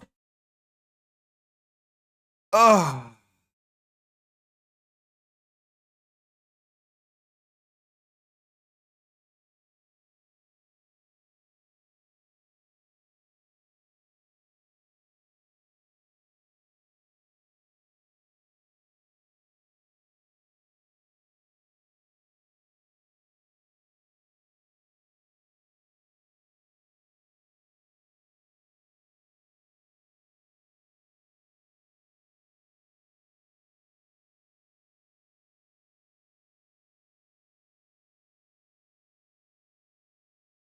What? Ah.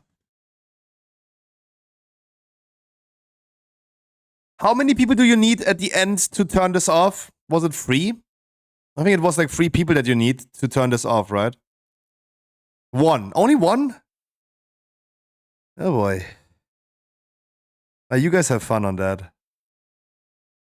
Oh, oh, oh. Nice. Good job, mister.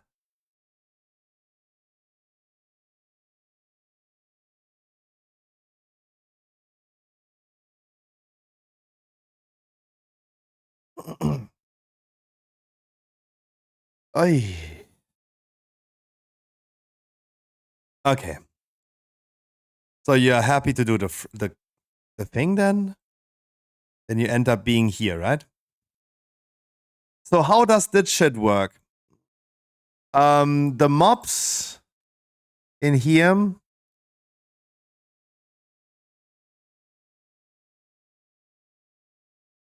Same mobs, Infinite Watchkeeper, interrupt the display's chrono sequence.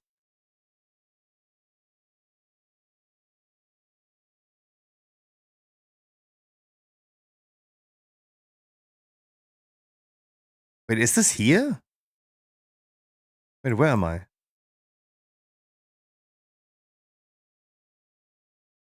I am here. Wait, what? Oh, yeah, you are. Sorry.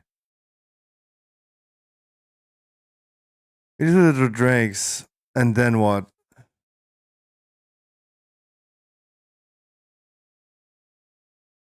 Oh boy. Oh boy, do they take long.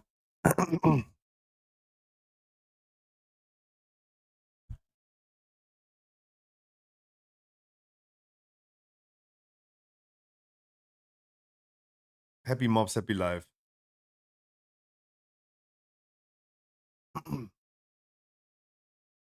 The question I have is, how do you activate that portal though? Which portal is the one you need to activate? Which is the portal that you need to activate though? What I'm wondering.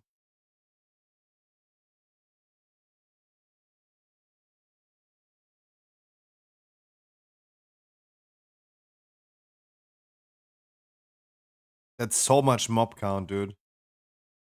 Are these mobs giving mob count? No, right? No, but they do. But no, what is the goal though? Where do we go and kill all 4 portal keepers? That is what I needed to know. Rift Mage, Rift Mage, Rift Mage, Rift Mage. Those are the ones, right? Need to kill this, this, this, and this. That is the goal. And we're gonna farm a lot of mob count probably there. Let's add a few poles right there.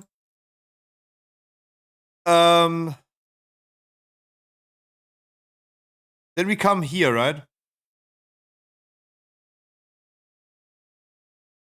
Clear room for boss 2 to spawn. No, this is upper. No, existent. This is upper. This is not lower. This is upper. This is upper, Dawn of the Minute. In lower, you needed to clear the room. On this one, you don't. You're just in the same room, but this is upper, not lower. Then we're gonna end up being here, right? Then we end up being here. Right? We go here. Then we can go left or right. Am I correct?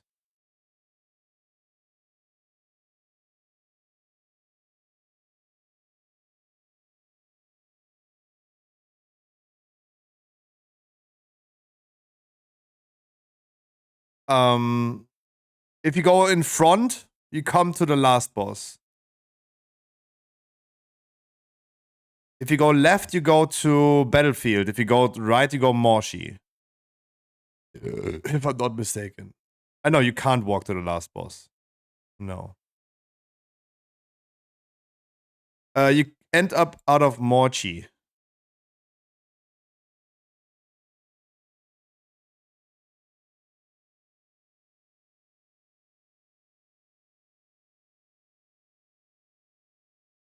Oh no, wait. It's different portals. You're wrong with all ports. Yeah, I know. I understand. Yeah. On the second boss, you have 3 different portals, right? You have 3 different portals. They're gonna lead you to a different boss.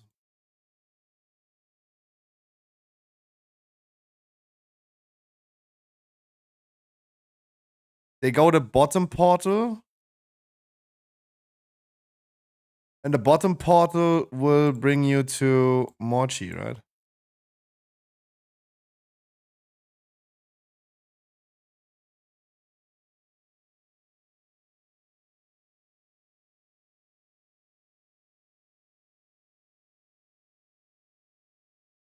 They're skipping this one, okay. Fair, Mindsooth still OP. Okay. Affected by Mindsooth. Interesting.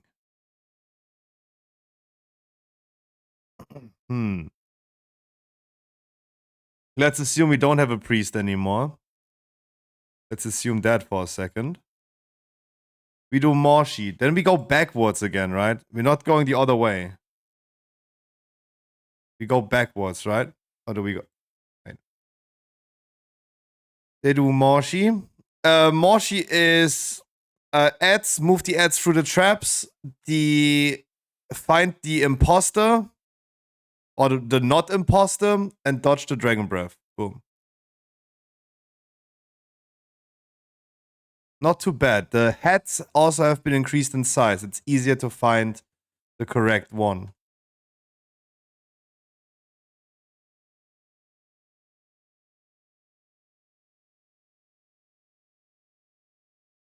What are they doing? They go Moshi first. Then they go backwards again.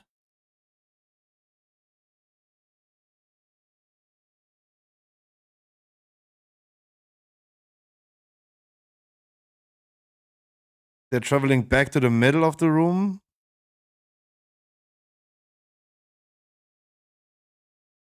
They go the other portal.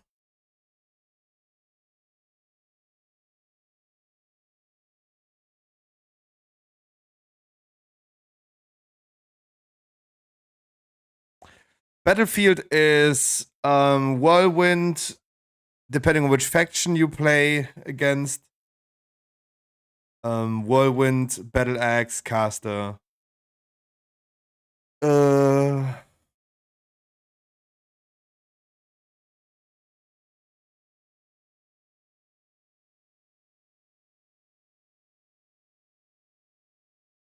Wait, you need to need to do the destroyer first. Wait, what the fuck?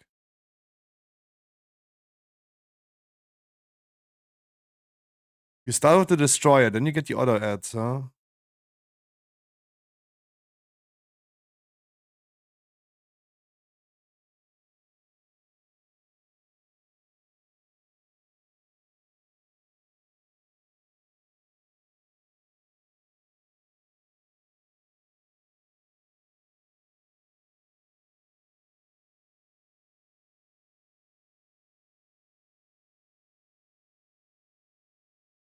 Now after those 3 mobs, you're gonna spawn boss, huh?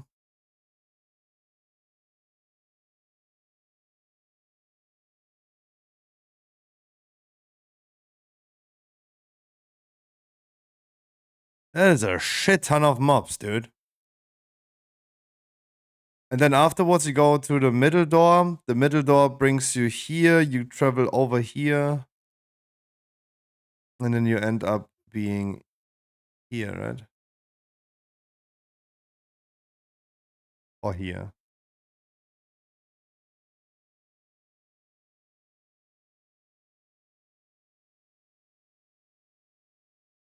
It's middle portal. Wow, so much mob count. Um,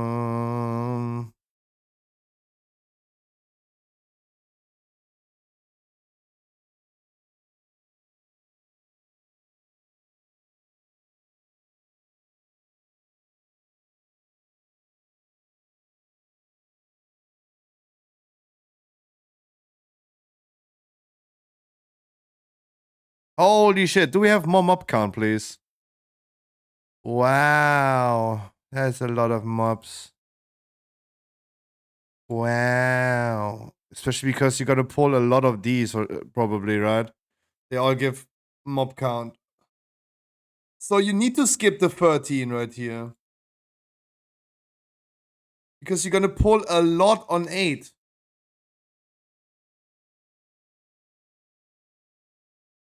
Right?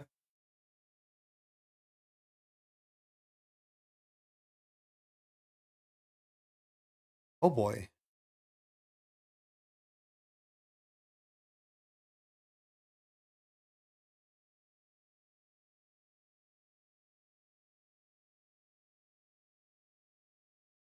That's probably interchangeable. No, this one is giving a way too much mob count. So this is way harder. Oh. Last boss explanation, kill the ads. Dodge the balls, like soak the balls on the floor. Those ones. Soak them. Don't let them go through. Like this dude right now did, going out of it. Soak them. Don't go out. Why are you going out? I thought you need to soak them. You have to go out. Wait, those are the ones that you need to soak, isn't it?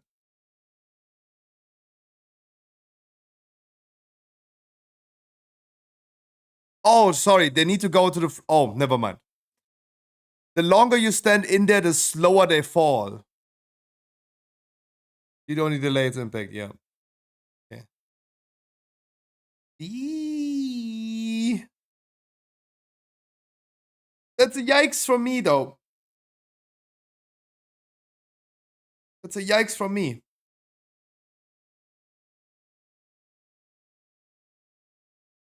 Oh boy. I am not 23 million. What the fuck? The number. Okay. Okay, dawn at the end was a little bit iffy, but I mean, everyone already fall asleep. It's already 10 p.m. on a Sunday. Everyone already fall asleep. Guys, this is the conclusions of our masterclass stream. Even I learned a little bit more about Dawn of the Infinite right now, especially the routes. Those are some wacky ass routes. I will finish the last 2 routes for Dawn. And I'm gonna be posting them on Stormfade tonight. So please make sure you're gonna check that out. All the routes that I showed today and we talked about today. Most people already turned off. It's 10 p.m. on a Sunday. People go to bed. With the sleeping music in the background. This also concludes the stream for today, guys. We did an insanely good key. Tomorrow we're gonna pump our last season 2 keys. Last season 2 stream is tomorrow. I hope some people learned something today. And we're gonna be pumping on Wednesday. Tomorrow is the last season 2 stream. I wish you guys a wonderful good night. I see you tomorrow at 3 p.m. Pump it. Pump it with the last minute keys. Maybe some portal farming for people. We will see. Maybe another high key for someone who also wants a high weekly key. We will see. We have a 23 in the bag. I don't even know what key I have. I have a Vortex Pinnacle. I mean, doable, I guess. Relation to Ice Burning for winning the mount. And I see you guys tomorrow. Last season 2 stream. Mwah. I go to the toilet now, and afterwards I'm going to continue eating. Toilet eating, toilet eating, toilet eating, playing Path of Exile, sleeping. That's my plan right now. Bye. Mwah.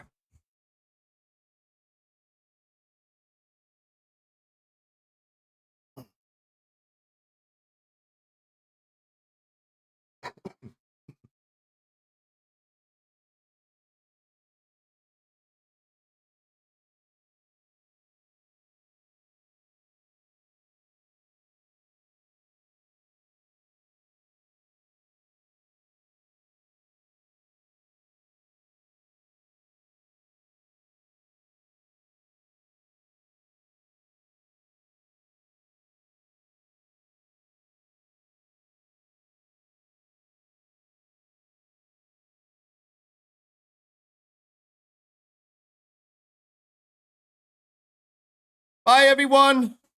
Good night. Have a good start of your week.